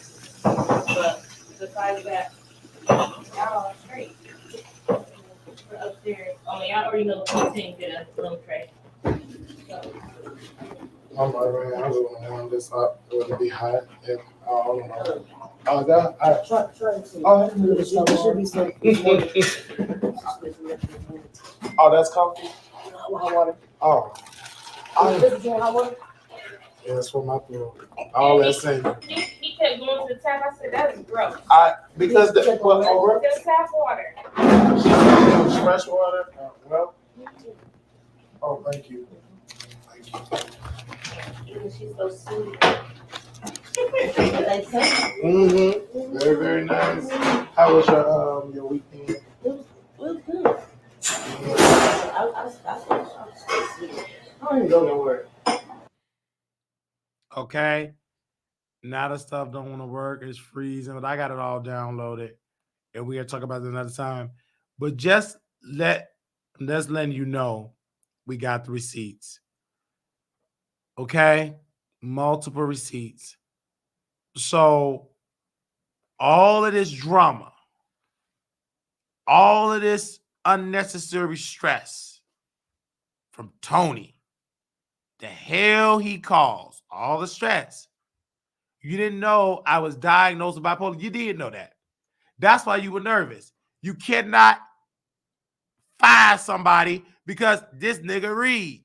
I know you fired me for my mental health. That's a violation of federal law. You dusty evil devil.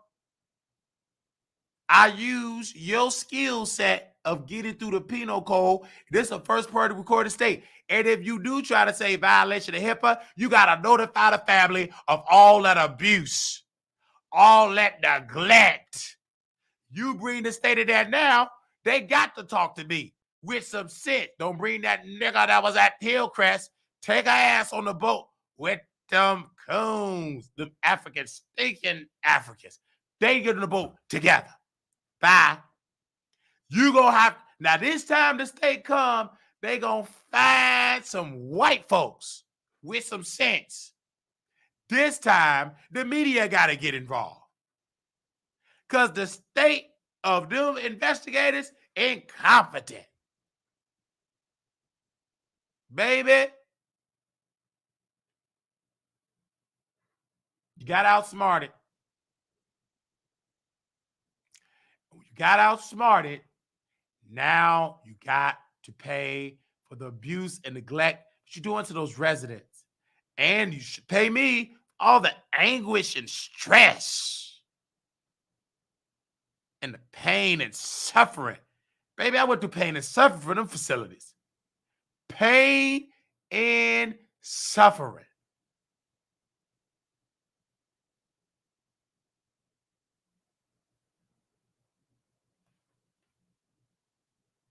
Pain and suffering.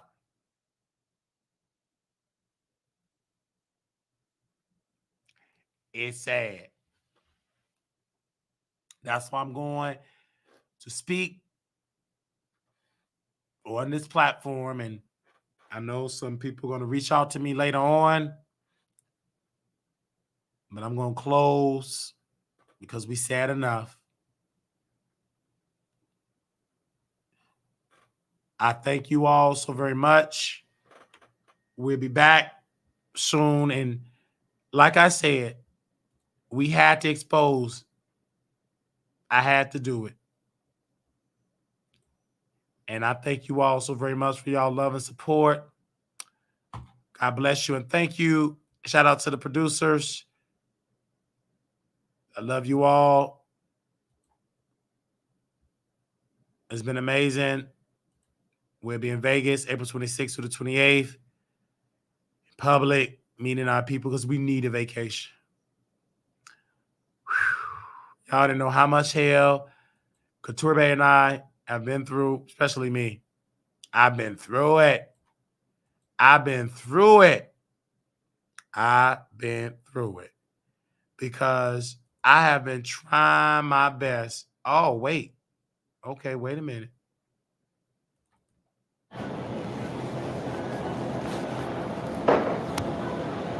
Hold on. You need a ride home? Okay. Oh no, sir. Okay. Now, this when I was leaving the hospital. Hold on. This when I was leaving the hospital with O'Neal. Oh, damn. Hold on, y'all. This when I was leaving the hospital with O'Neal. With his wife is in there.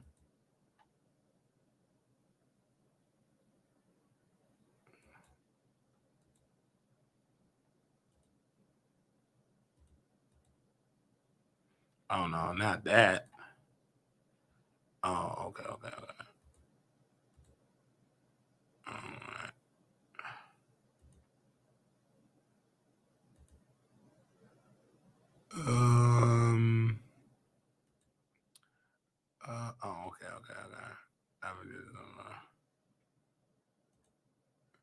Okay. I'm trying to find. Okay, I can't. I think I can download it like this. And again, no. Okay. All right. Okay, y'all ain't gonna be able to hear. I'm trying to. Y'all don't hear that. Because I was all way up. Okay, it ain't gonna let y'all hear that. Do.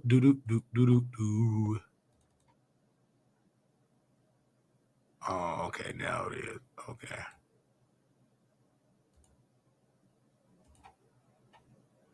Okay.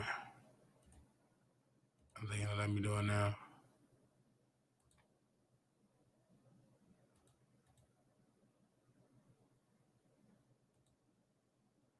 Oh no.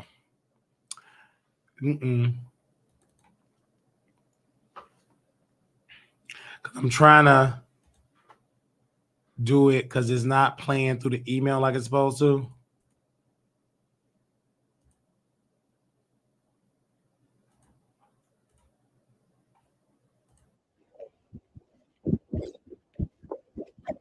Yeah, it's not.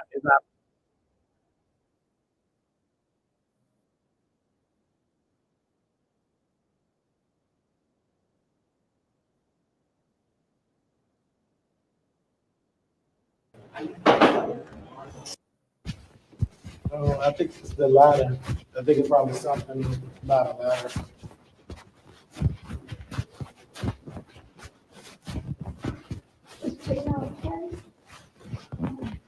You says, no, I'm drinking tea, Miss Gunny. My voice is out. So I have to drink this hot tea.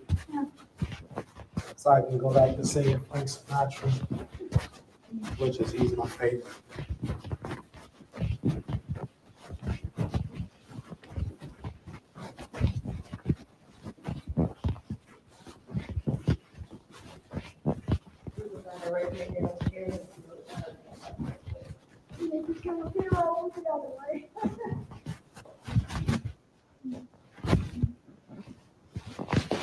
We're going to get We another. got some more to, Mike, Yes, Mike and Helen. huh? got residents of Real Beach right there.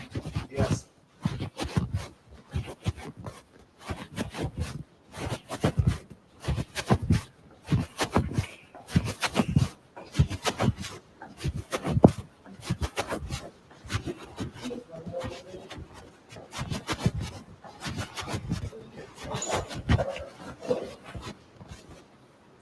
I would say T out here. Oh, yeah. I know that's one we got. My husband, Mr. Michael. And like morning shift at 6. Because by the time we're doing that, reference, lunch, last round, we done. Mr. Mike. Hello, Miss Helen. Hello. It's time for lunch. Are you ready? Let's go eat.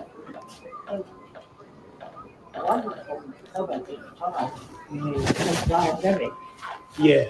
That's why I have to eat something. Yes, ma'am. I know. That's very important to eat. Hello. I got it. We're gonna set you up on the wheelchair.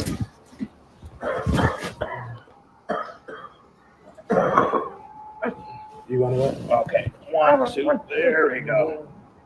Do you need to be changed? You need to go to the No, restroom? I'm all right. Oh, not right now. Wait, Oh, hold on. Hold on. I just want to sit you up, man. There you go. There you go, man. Come on, Mike. There you got it. You feel better? Yeah, the better. Okay. Thank you. What do we got? Dining room? Where do we go? We're going to eat lunch. You're going to eat lunch in a dining room. Yeah, Yes. you don't mind if I don't walk. I mean, No, ma'am. The chair. Come on, Miss Helen, you get in the chair. We're gonna take you down. yeah, I know. I just say I don't know what I made. I don't know. I don't know what You having a moment? Yeah. I can't. You want to hold on to that? There you go. Julie does it. Can you Oh. hold it? Go ahead. Oh, good shame. I'm feeling I can't get You it. could help her. Pull up her. Oh, that's great. You got it. A strong Mm-hmm. arm. Okay, let me turn. Okay. Is there shoes right there? The black ones? Yeah, can you hand them to me, please? Big? Okay.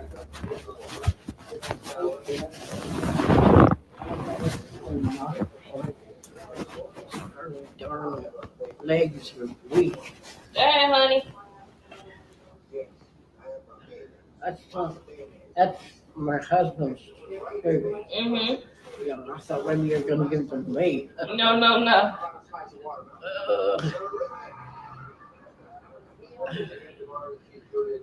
Okay.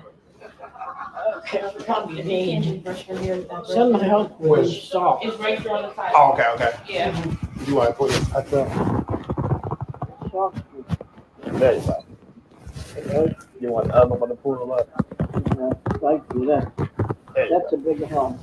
go. Okay. I'm going to get the brush to brush your hair. Huh? I'm going to brush your hair back so you can look nice in the dining room. What would you like? Okay. Okay.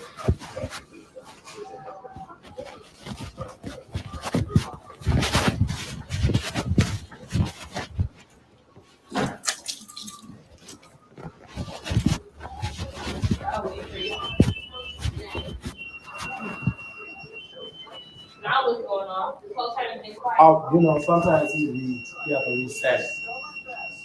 In that little closet there. No, this is a pager. Oh. Oh, I thought you said, okay.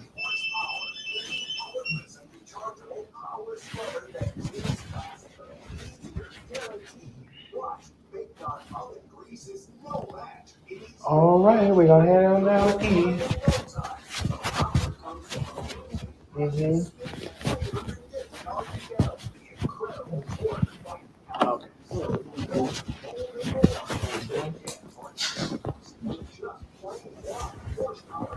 Eat up. I grabbed it.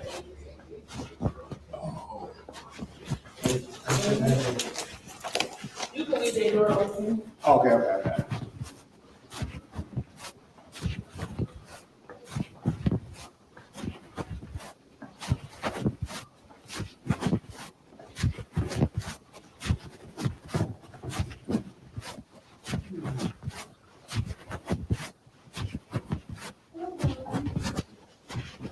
said my name. I didn't know you knew my name.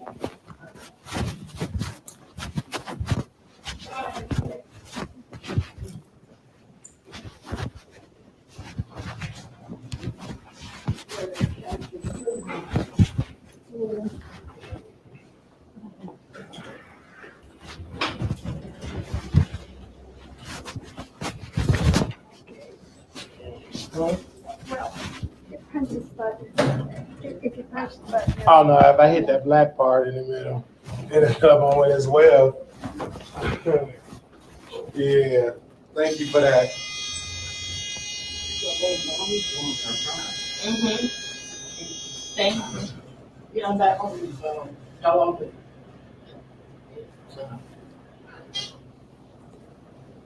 Dumb one.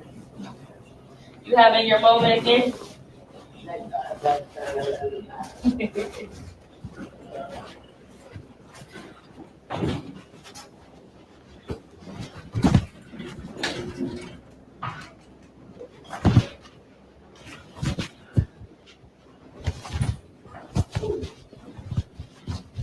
Big guy.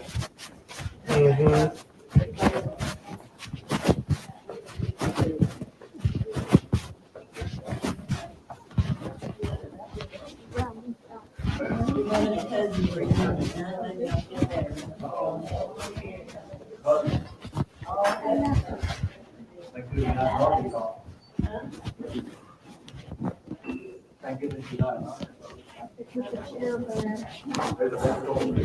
We gave you up. Yeah, if you're on the chair, There you go. at the table. You're welcome.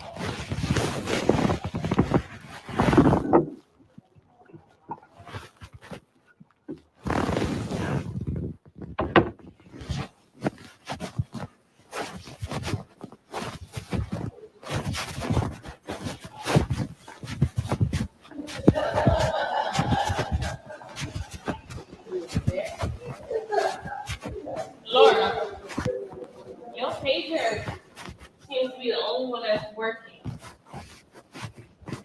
My green one isn't getting nothing. That red one isn't getting anything. And then it's only one pager working. So if a resident dealing with a crisis, only one pager is working. That's like all the time there. That ain't nothing normal. One pager. But they ain't gonna say that when the state there. When that state there, they're gonna have multiple pages. This is the real deal. This is what the state should be doing.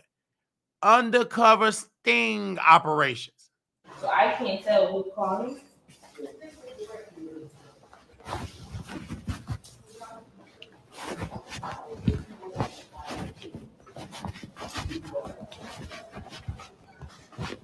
Yeah, well, everyone is right down there. And I don't know where the rest.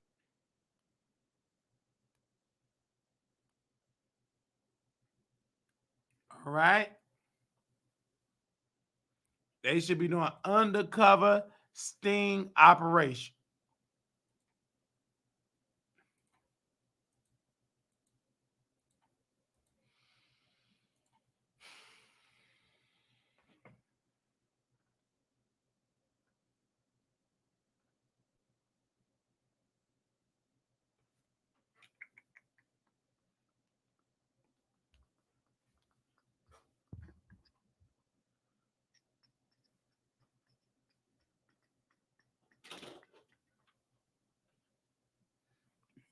Ooh, ooh, ooh, ooh, ooh, ooh, ooh, ooh.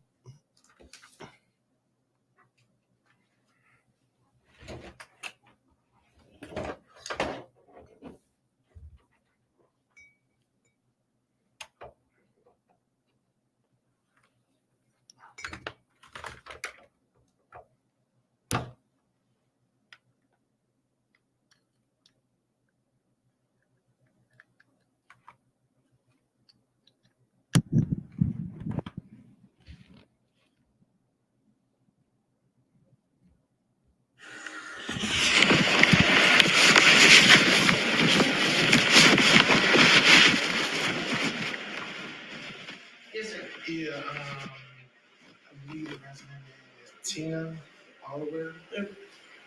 Upstairs? Yeah, she's right side. Upstairs? Yeah, on the second floor. She was with you? Tina Oliver, she said she there last night.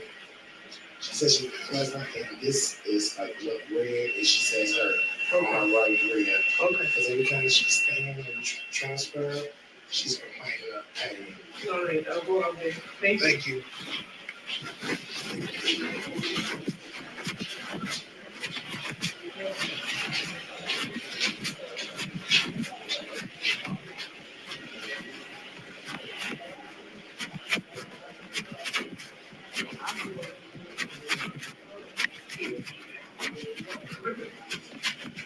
Okay, so her supervisor isn't getting your tray. She don't want nothing. I'm taking a sweet tea upstairs to her, what she asked for. And then 211 and 202, I wrote there what they want on there. But besides that, y'all are straight. For upstairs, y'all already know 210 get a little tray. So, Oh my God, I was on this up. It would be hot. And, I don't know. I was down. Try and see. Oh, It should be some. Oh, that's coffee? Hot water. Oh. Hot water? Yeah, that's for my throat. All that same. he kept going to the tap. I said, that is gross. Because the over. Just tap water. She's fresh water. Well. Oh, thank you. Thank you. She's so sweet. Very, very nice. How was your weekend? It was good. I didn't go nowhere. I've been tired too. That's why when I was reading, because I try to go to Barnes and Noble, Oh, okay.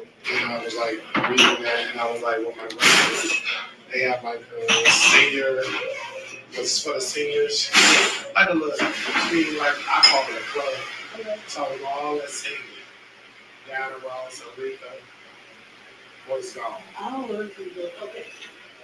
But I like to sing. Which How? Noble? Oh, you said, oh my gosh. A second and a half. My name is I understand how some cooks are being common, but Sure, tell me how cook her food. She put it in my microwave. now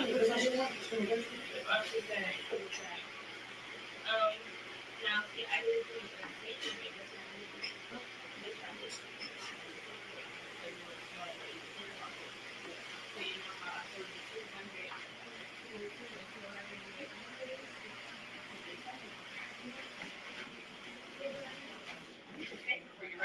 You're welcome.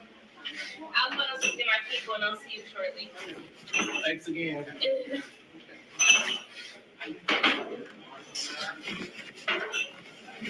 Oh, hey, ladies. How y'all doing today? This year.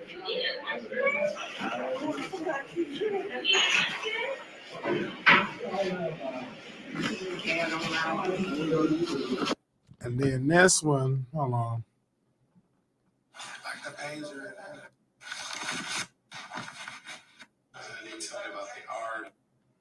Oh, okay. Like the pager. This is like the new resident family that moved in. I'm gonna even walk. Honey, yeah. But I have stuff like that. No, you keep this on. Because I used to me doing the laundry. Very sweet. They don't really allow us to use it because they have less of a time to come in here. I don't do it only because if somebody came in after you or they came in and got checked and they see that, they can get in trouble for it. Yeah, because we can't do that anyway. Yeah. That's how I was trained. Yeah, Don't so, breathe. that's why I said, Oh, they talk about double breeze. Yeah, sometimes they do that there. Oh, all right, honey, I'll see you in a few, okay? With honey. I don't care about ice tea. Okay, you just want. Put the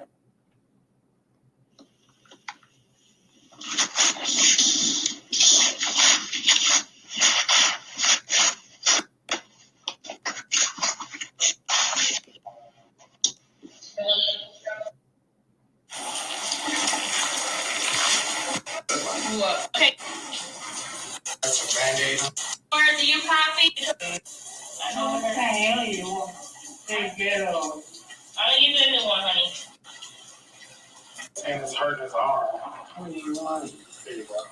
It's like it's stuck on there. Coke. Oh, okay, so this is the one with the resident. I can't take it off here over there. Can you come over there? What she's put that Band-Aid on. Oh, that's a sleepy nurse. Whoever put this on, they didn't put it on the right way. The sticky part is on the room. Honey, sit still.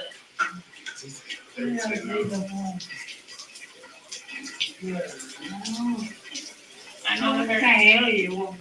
Take that off. I'm gonna give you a new one, honey. Ow! Oh, that's a Band-Aid on there?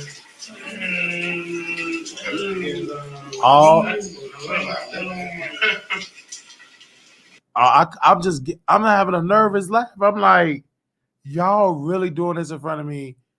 A sore, and then she's trying to put a regular. She's not a wound care nurse. You got to clean it for inspection. It's just crazy.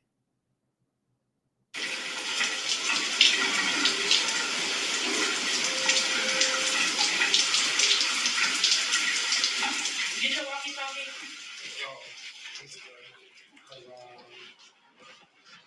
Yeah, because it's like, because he kept saying it's hurting his arm. What do you want? There you go. It's like it's stuck on there. Coco, Laura, do you copy? Need your pants off. You want to take his pants off? Oh, Okay, okay. go ahead. I gotta lock it. His thing locked. Come on, honey. Go ahead, come on, stand up. It's your good. Yes, you can. I'm gonna take his pants off. You can take your pants off. We can help you. Coco or Laura, do you hear me? And Coco and Lauren on the rock, they're not nurses. They med techs. And they don't have to be certified to be a caregiver, according to company policy, or you ain't got to be certified med tech. You can just at their facility, you can just do it. That's them. So I don't know how I saw on that desk med tech under RN designated license. That to me don't make no sense. This is crazy. Allegedly, this ain't allegedly. That is a med tech, not a nurse. Yes, I hear you. return to 222, please, with a Band-Aid, please. Okay, take them on. Okay, take them off. Thank you. You don't need no back. You need a wound care nurse. This is clear incompetence. This is crazy. And he failed. I witnessed that fall. We told the company on a piece of paper, you know that paper at? In the trash, in the garbage.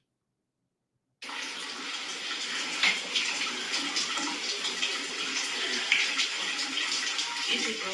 Okay, you can welcome into the shower on your request. It is very open, though.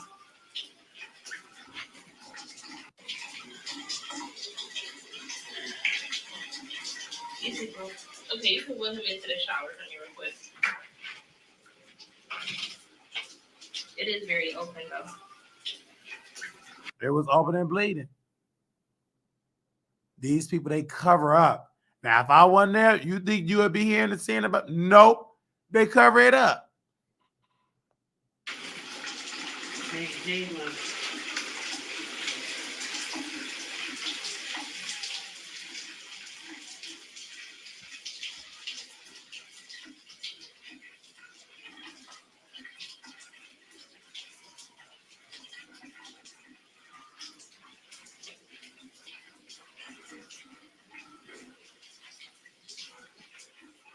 You can welcome into the shower. He is stand up for you. Just tell him to sit down.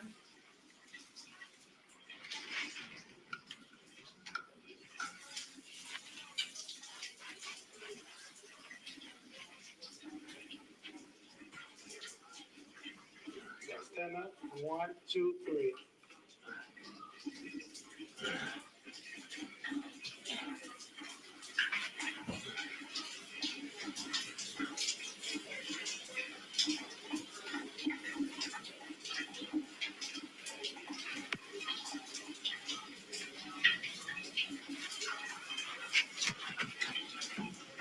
You get to bring his wheelchair outside the bathroom? I'm trying to wait till he's sick because you're not sitting. No, man, sit. Yes, please, Michael. Sit down on the seat.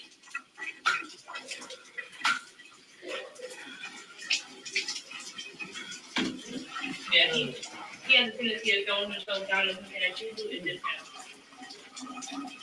You want to grab the shower head? He got soap. All he doing is I got soap right here, and just no, he won't do it himself. He has to wash it. I'll get up. Yeah. Okay. So if you want to wait his ear for me, I'll put some shampoo. Ooh, let's see what. Oh, somebody's turning it. Oh, Jesus. This right, Right. like this. Turn it the way where it's looser. Okay, that's enough. Okay. Hold on, don't put it back on there yet. Oh, that was cool. Hold on. You might have to fill it for him. Michael, fill the water. Yeah. Okay, that's good. Yeah, it's like nice and warm now. Mm-hmm. Yeah, but for the most part, he lets you do everything from his kids. Oh, okay. For the most part, he's very easy. He goes with the flow. He goes with the flow. He lets you do what you gotta do. He don't fight you for the most part. You can leave that in there for a minute, so his hair should be stinking. Okay. That's all right. I need you to wet this for me. Michael, sit up, please. Keep that water in the shower, because sometimes day floors get super wet. And we don't have no, let me see, excuse me. real quick. Oh, he don't have the thing in the shower, and he don't have the thing to grip his feet. A lot of them don't. All his family do that. If you want to put your arm in on the other side and hold. They'll be having stuff. That man was slipping, nothing to grip his feet. That's a safety concern. They don't care. Them things, yeah. Oh, what? So it don't get the floor wet, because sometimes these floors get super duper wet. No, some of they can't. So here, their families have to provide what they want their families to have. Oh, so they don't give them. So whatever they don't have is whatever their family did give them. Or didn't buy them. Sit up, Mike. I can't sit up. Yeah, 'cause he's Stand stuck up. his feet. I can't reach. No, I didn't want you to stand up. I said sit up. Can't reach. No, I said sit up straight. Thank you. That's enough.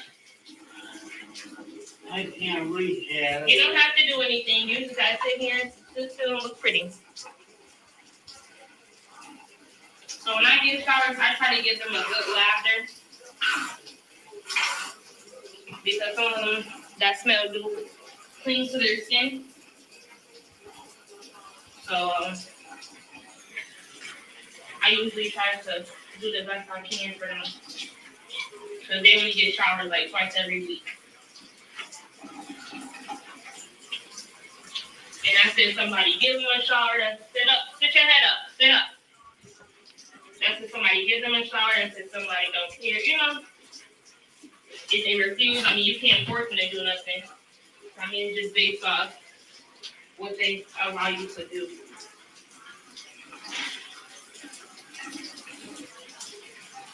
Let me see that hand. Okay. Look here.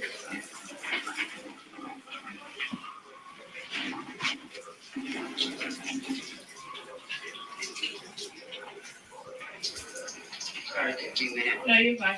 I'm about to take him out the shower. I want you to see something. Get the bag, leave it out. Bag. Whoever put this Band-Aid on didn't put it on correctly. And whatever scab it has, it's pulling the skin. I try to do it as gently as possible, but I only could do what he allowed me to do. If you want to bring his shirt back in here, Marquis, real quick, so he can sit on it, please. Hey, honey, how was that? How was that? Put your arm right here.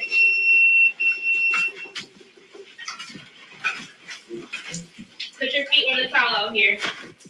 And stand up for me, please.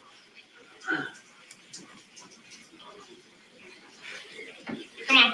1, 2. You got it? Just bring that chair. Chair right here. Right here. Sit down, Mike. It's-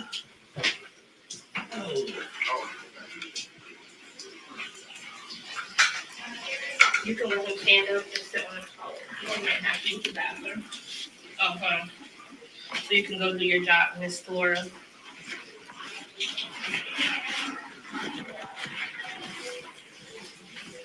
I can't even pull it no more. Take my tummy start looking at it. My tummy's too weak. But how his Band-Aid is on the other part of his scab, and he won't let you pull it off. Mike, let me see your arm, honey. No, this arm. Let me see it. I know it hurts.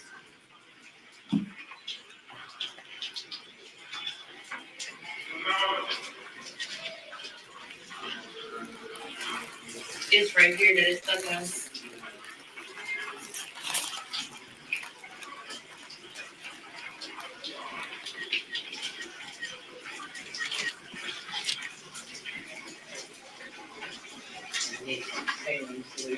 I'll have to get some, I got some room here.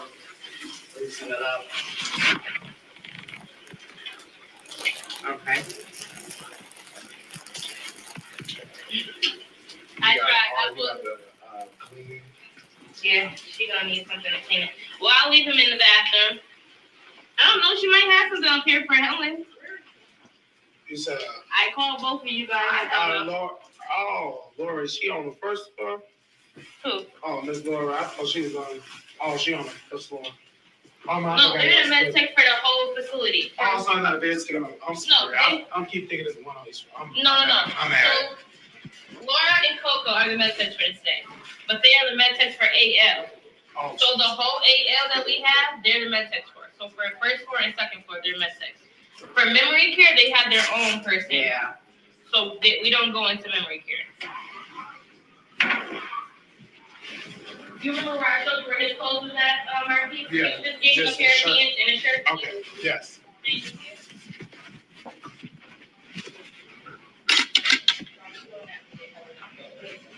Helen, honey.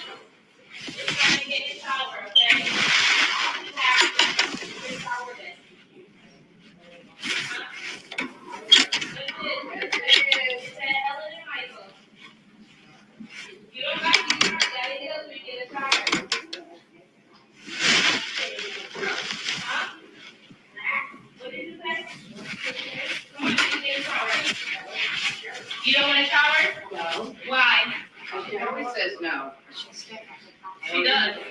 Helen, come on. For Helen, it's some love outside the hallway. What? Marquise, it's love in the hallway. The easiest way to dress him back up is if you put him on the toilet and let him use the toilet. You can put his shirt on, his pants on, while he's sitting on the toilet, and you can pull it all up. If you need me to help you, I will. I'm trying to get her to get it. No. So you want to do to change your clothes? Okay. And this is pants. Do you wear the underwear or the?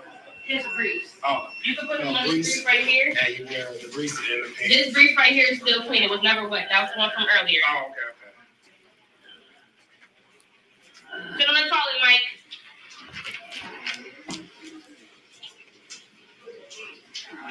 If you want to throw some of this on him for deodorant, you can. They don't have lotion, so I do the best that I can. Huh? You can dry him off if you need to.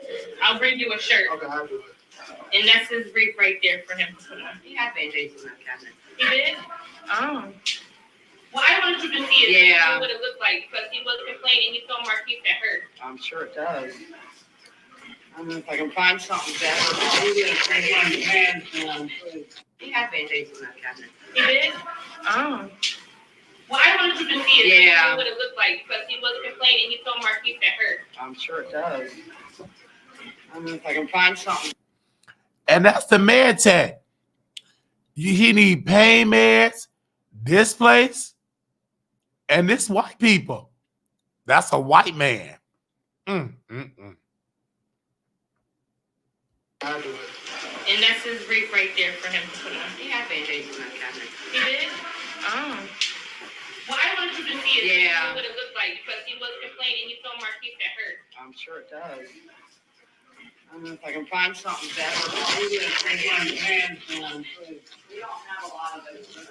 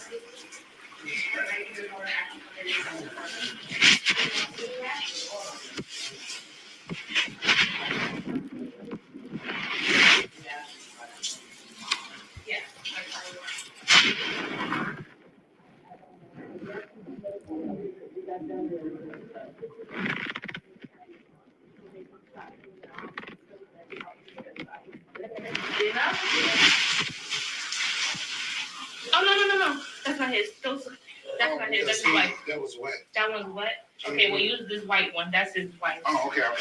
Sorry. I know it's wet. How did I wet the second? Don't you like actual dirt on it?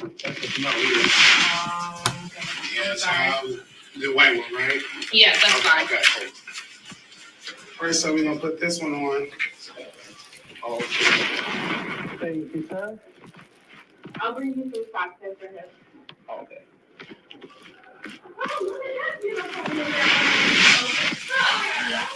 No.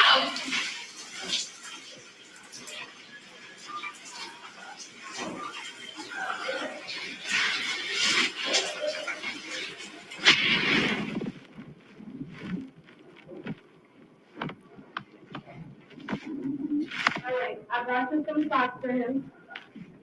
And I brought some t-shirts. He likes to put a white shirt over it before he puts the actual shirt on.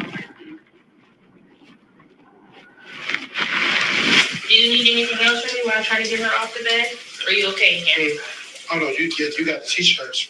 The t-shirts, it's a white one right here that you put on okay. first, and then And a then blue one. Yep, I got And it. then those are his socks. Yes. Thank you. Mm-hmm. I'm gonna try to get her in the shower, and she refuses again. I'm not gonna do it. I'll just write that she refused, and she wants to be left alone.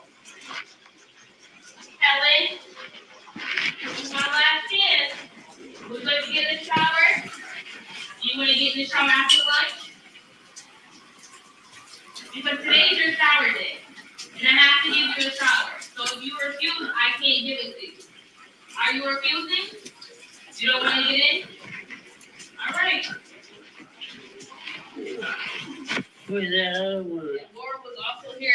She also seen that she refused because Laura even tried. And Laura said the same thing. We tried. That's all I can do. Thank you, my teacher, again.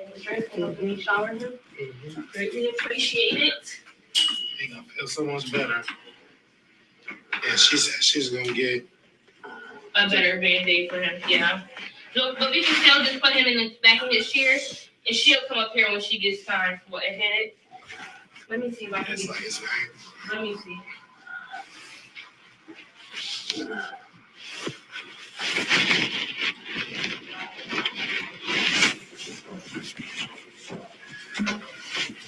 I'm gonna put the socks. To put one of his things on it, because he needs something on there. Let me see real quick. Get in here real quick. Wow, that's a Band-Aid. Let me see your hand, please, your arm. Let me see it.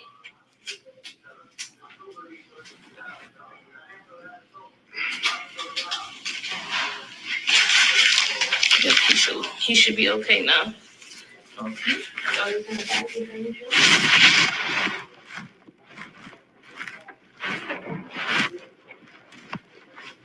But now you see why I said, let's put him in the shower first, because he won't give you no problem. He'll get in the shower and then you do what you gotta do. And you'll be done with him in no time.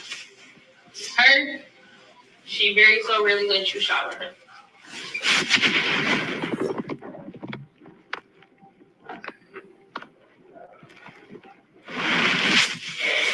I'm gonna put this back in there because it's dry. So. Okay, Mike, stand up for me, please.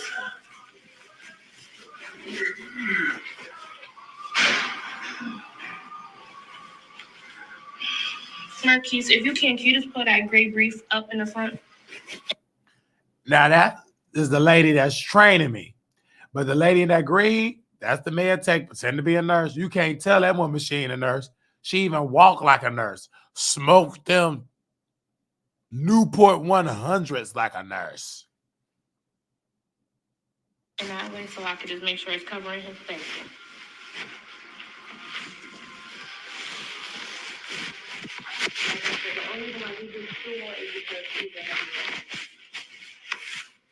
I mean, you're gonna do it how you want to when you get on the floor. This is just what I was shown to do, so.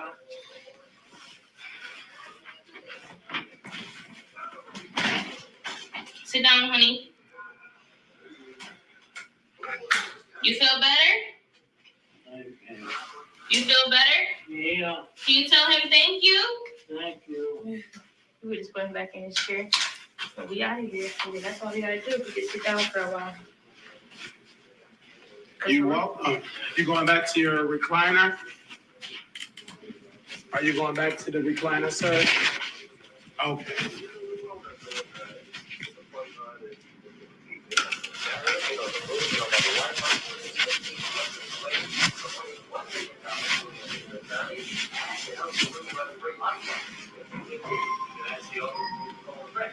So Darius, are you ready? Yeah, he's ready. Audience, are you ready? We're all ready.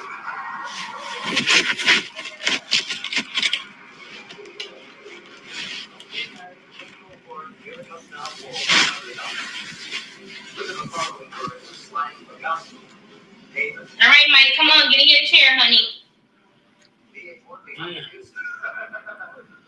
Helen, no shower? You not getting in? What? You don't want to get in the shower? No. I asked you multiple times, don't hit me. Help me out. The gas.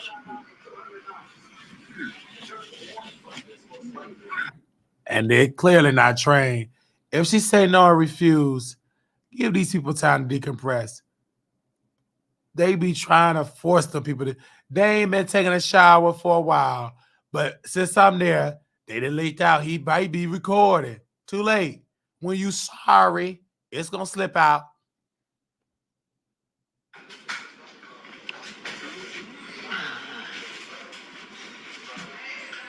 give him his blanket back. Throw it over him nicely. Addie! Addie! Addie!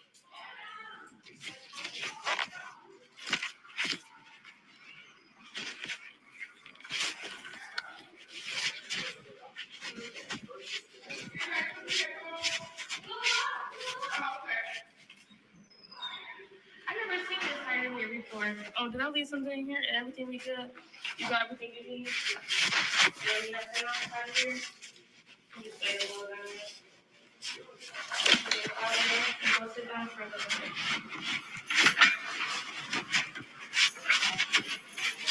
Who is Aggie? I got Addie one. is the lady that offered me right here. Oh, where is it? Here. Mm-hmm. Get to work. I just got double my work. Addie! Hello. Good morning.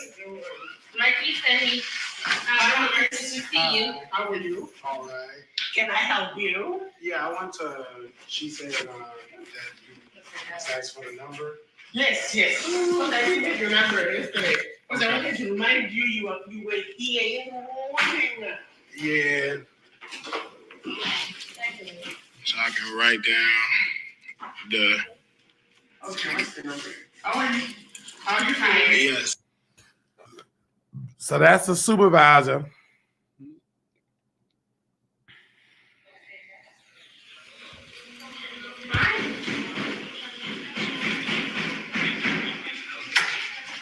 You want to pull her by the door?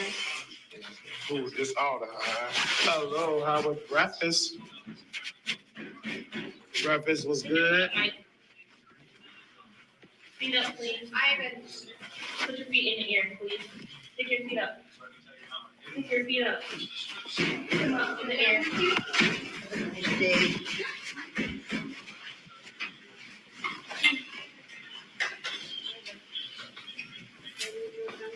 Oh, Della, she's coming now. She goes. She's coming.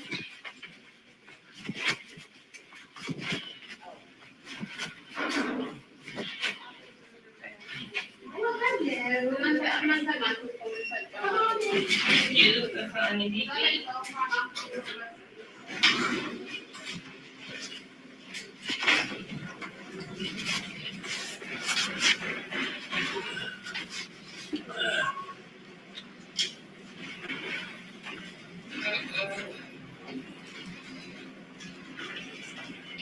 Hi. You feeling good today, Miss Vera? Feeling good? Better?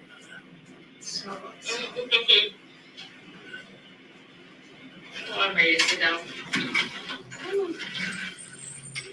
Everything they go down, mom said it's so good for you. And it's also tighter though. Did they mention that during pregnancy? They never do. Like, she's The friend mentioned some stuff a couple of times. yes. You see, there you go, my little work I put. No, for real. Laughing, sneezing, Mhm. all of that.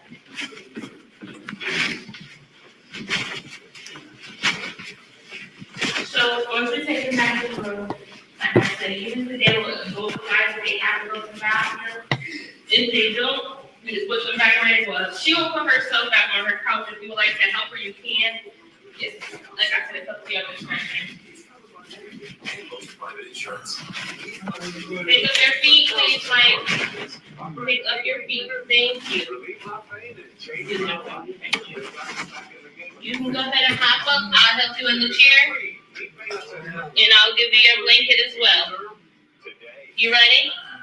Yeah. 1, 2, 3.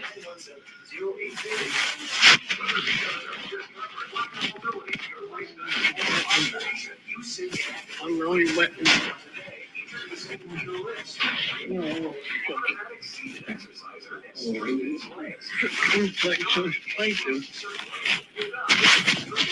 It is so quiet that a lot of my coworkers even not using it. Strengthen and tone your legs. Increase increase your mobility, flexibility, and balance. Plus, stimulate healthy circulation, like joints feel better, like knees feel better. The what? What? No, if you need to get up, hit this button.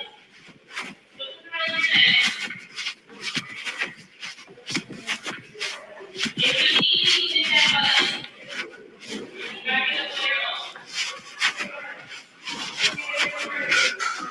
The only one that's on there all the time. Oh, you can let her wheelchair close to her. Oh, If she gotta go to the bathroom, she will. she'll go back. Okay, I'm sorry. Oh, no, you're fine. With him, I don't know, leave his wheelchair closed. Okay, because she'll use it. Okay. Nice to meet you, you all. Y'all have a good day. He is good for phone. If you're not paying attention, you'll come up here and you'll find me on the floor. But Helen, she will do it for herself, but if she do need your assistance, she will hit her button. Yeah, you do. Yeah, I'll just call over. Yeah, that's it. So we have downstairs is get the cards, so you can help pass out trays. And then I can go upstairs. Now usually what happens, sometimes we just take the trays that are ours upstairs, but I try to help out downstairs because they do have a lot of trays that do go out downstairs. It's like 1, 2, 3, 4, 5. It's 5 trays that go out downstairs. There's only 2 that go up there. And you'll let me know because I'm labor it. So. Yeah, the numbers are down there, so you'll just take it to whatever room it says on there. Like I said, it's all best on your discretion. If you want to help people out, Because again, if I'm standing, the family see me first. If I'm, yeah. you know, so you gonna. That's why when I was going to I'm always moving. Yeah. Because if you're standing, Something up. that's gonna bring attention. That is like common sense, especially if you're the only one. Yeah. So usually our food partners are here no problem. It depends So on the it was the black color that's Yes. up there. So that's the food. I'm gonna wash my hands.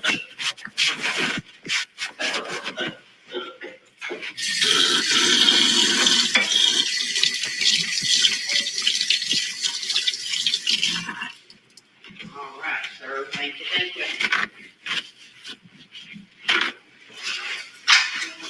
You got some. Oh, that was yours or you used it? What? No, that was somebody tea. I wanted a tea. Yeah, NECA, she said it's flavored, I don't know if she brought it. Somebody used that already. Chai. What's your name? Lorraine. Oh, that was like you over there. Down there. I'm just waiting on my blood pressure. Oh, do you need to get through here? Oh, no. Oh, I'm sorry. I'm just putting this in. I was washing my hands. Oh, okay. Nice to meet you, Lorraine. Thank you.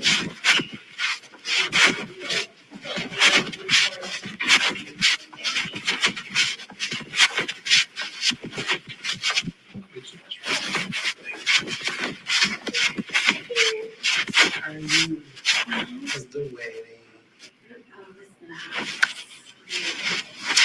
I heard that. Did you party a lot? And that's the one I don't be talking to the housekeeper. But that day, I was talking. I don't know why. I remember that lady had a son-in-law wedding. Wow. Oh, that's good.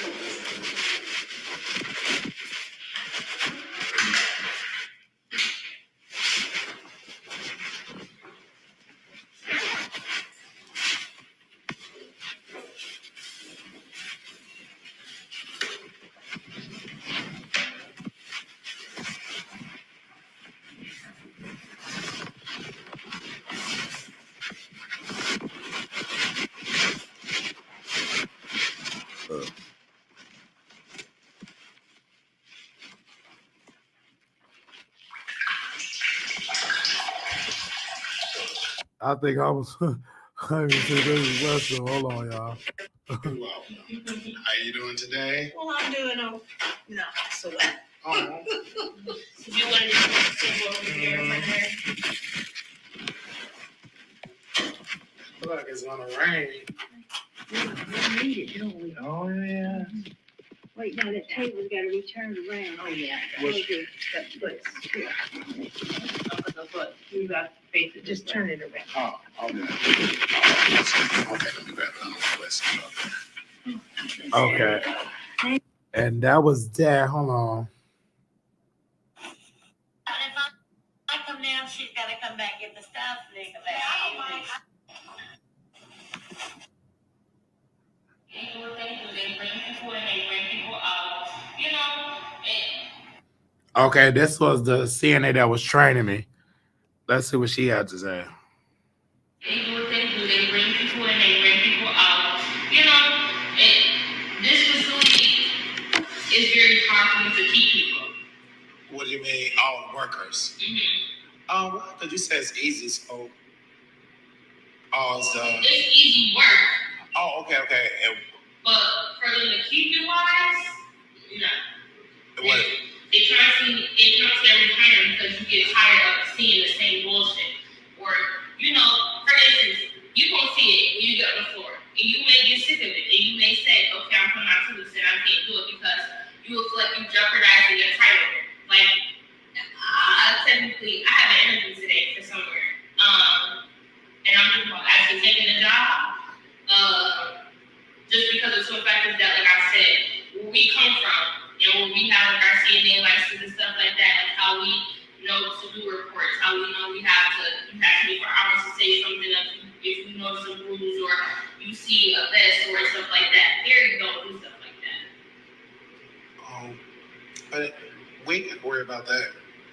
No, you don't have I'm to talking worry about in our section. In our section, I mean, the only person that you will have to like if anything, like if you see anything different on this person. And so that's the trainer. She said, and I'm trying to change something. Anything that's dealing with abuse, you cover it up. False, shut up, cover it up. It should be Walmingham Court of Cover Up. A new company bought it. It's just as evil. They said the other company was halfway decent. They said this new company that bought this, maybe they be covering up abuse. And then when the state come, they put them in vans. This is crazy. I'm a whistleblower. I am a whistleblower.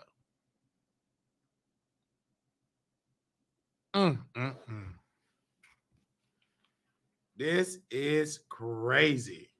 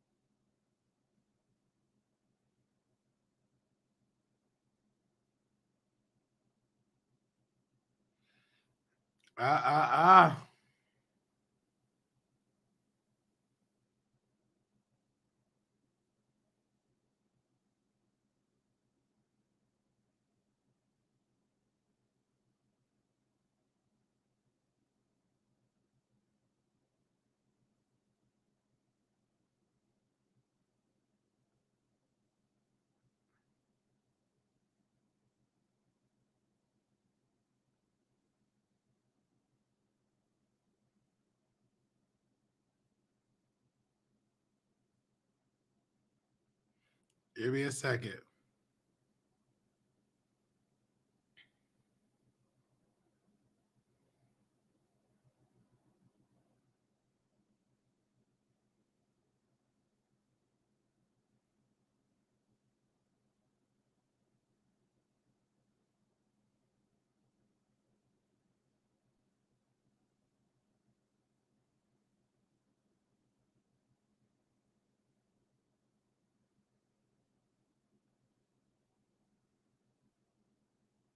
What y'all doing?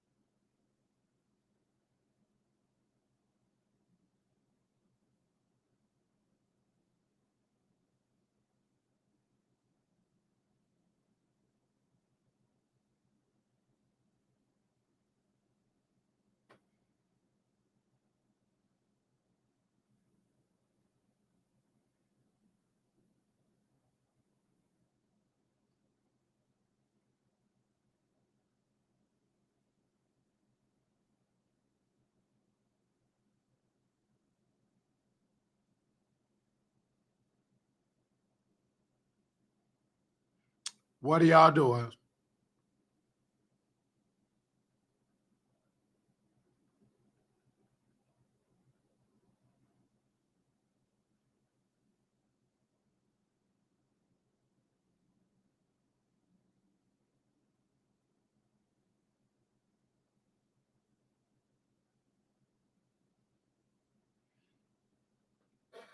Give me a second.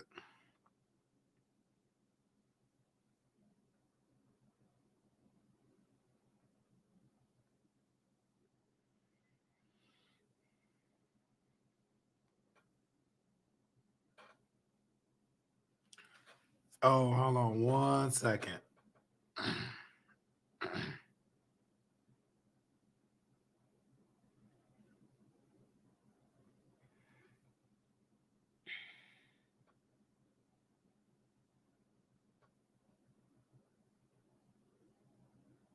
Okay.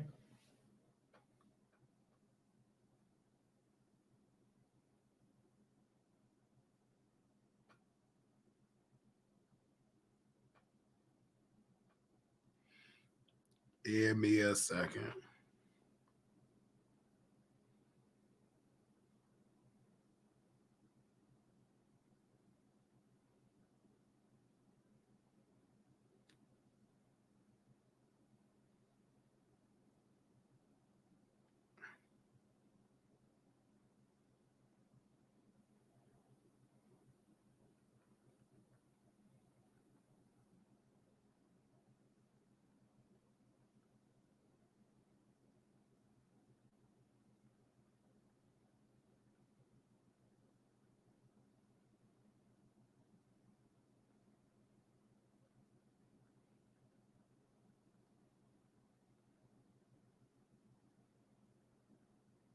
Hold on, y'all.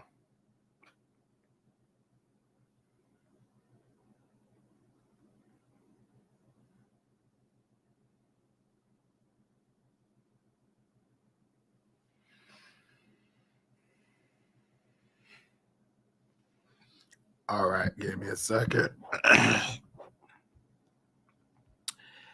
All right.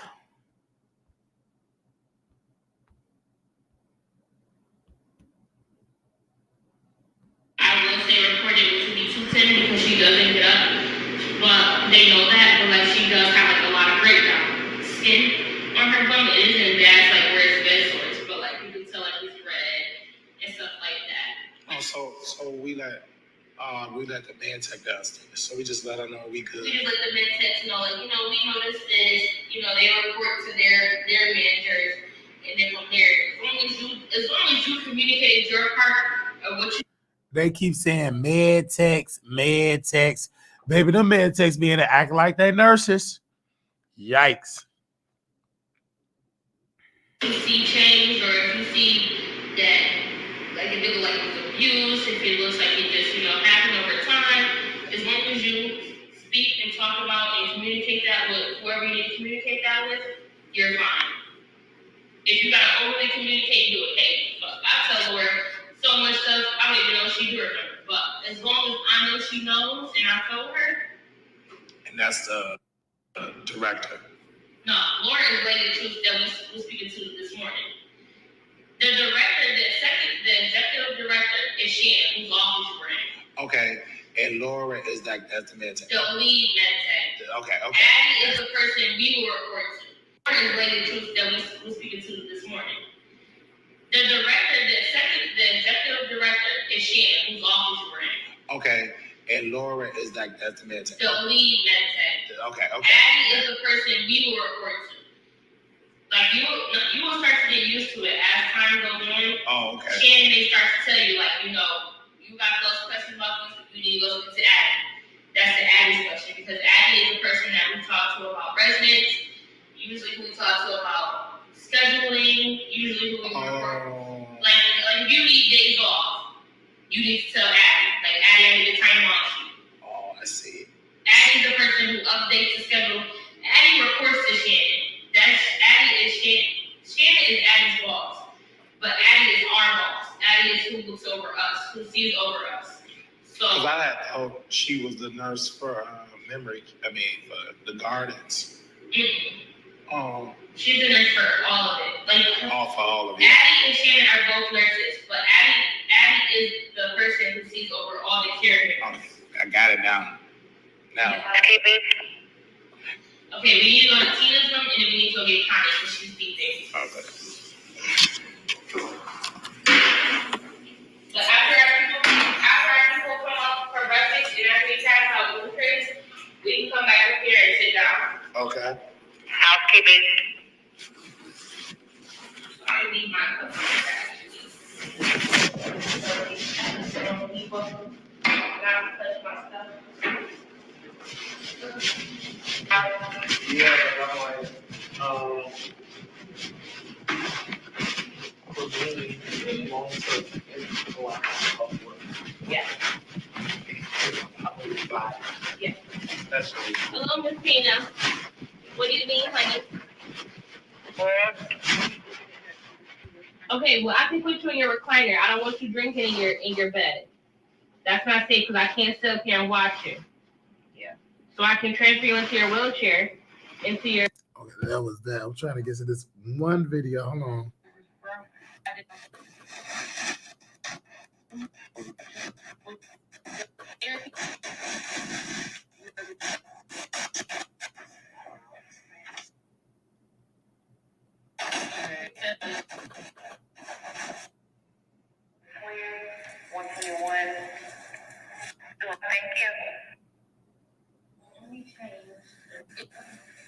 I don't know who she is. I just come in here and I think because you can only come in here. I try to. Hold on. Is Russell, but he does things for themselves. So that's not a break. I'm in for lunch. And the most that we would do is just sleeping in bed. So yeah, you can strip the sheets and put in more stuff in that laundry. I mean, not that bed here, but if you don't have to. Hold on. Oh, she might be. Because I see a computer that's Stay open everywhere. Just small pickups. Like if or they need to be changed, don't change them. Just pick up that I would. Yeah, so for breakfast, most people do it. The only person from what I've heard are assistants. Yeah, we must that you for the residents to do.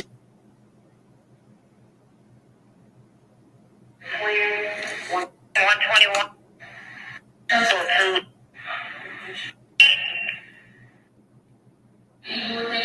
You put her. Okay, so we're still in there.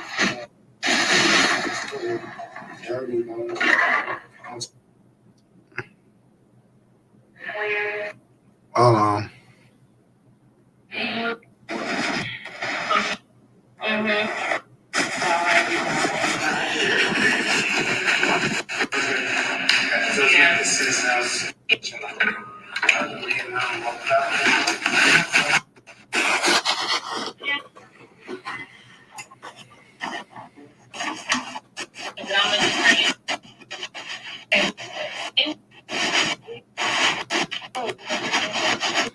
All right. So I got more. Okay, y'all. That's just what we have. We have more. But what I'm saying, man, this is crazy. Crazy. All right. I'll talk to y'all later. Little black boy, you beautiful. Little black girl, you're enough. When times get hard, always remember to put God first. Talk to y'all soon.